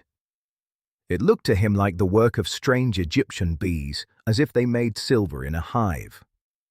He took the book. He fell into an armchair. He began to turn the pages. After a few minutes he was pulled in. He could not stop reading. He thought it was the strangest book he had ever read. It was like a long show of the sins of the world. In his mind he saw rich clothes. He heard soft flutes. He saw sin pass by like silent actors. Things he had only half dreamed suddenly became clear. Things he had never dreamed slowly opened before him. It was a novel with no real plot. It had only one main character. It was like a close study of a young man in Paris. This young man tried to live every kind of passion, not only from his own century, but from many other centuries too. He tried to gather many moods into himself. He loved what was artificial. He loved strange kinds of giving up. People called these a virtue, Dorian thought. The book also showed natural rebellion, which some wise men still called sin. The style of the book was bright and hard at the same time. It used street words and old words. It used technical words. It used long, careful phrases. It felt like the work of skilled French artists. The book used strange images. Some images felt as monstrous as orchids. Some felt subtle, like changing colors. The book spoke about the senses in the language of mystical ideas. Sometimes Dorian did not know what he was reading. Was it the holy joy of a medieval saint? Or was it the sick confession of a modern sinner? To Dorian it felt like a poisonous book. He imagined the smell of incense clinging to its pages. He felt it in his head. The music of the sentences was slow and repeating. It pulled him into a dream. As he read chapter after chapter, he fell into a kind of reverie. It was like a dreaming sickness. He did not notice the day ending. He did not notice shadows creeping. Outside, the sky was clear. One lonely star shone. Through the windows the sky looked copper-green. He read by that weak light until he could read no more. Later his valet reminded him again and again that it was late. At last Dorian got up. He went into the next room. He put the book on a small Florentine table by his bed. Then he began to dress for dinner. It was almost 9 o'clock when he reached the club. He found Lord Henry sitting alone in the morning room. Lord Henry looked bored. "I am so sorry, Harry," Dorian cried. "But it is your fault. That book you sent fascinated me. I forgot the time." "Yes, I thought you would," Lord Henry replied. He stood up. "I did not say I liked it," Dorian said. "I said it fascinated me." "That is different." "Ah, you have found that out," Lord Henry murmured. Then they walked into the dining room.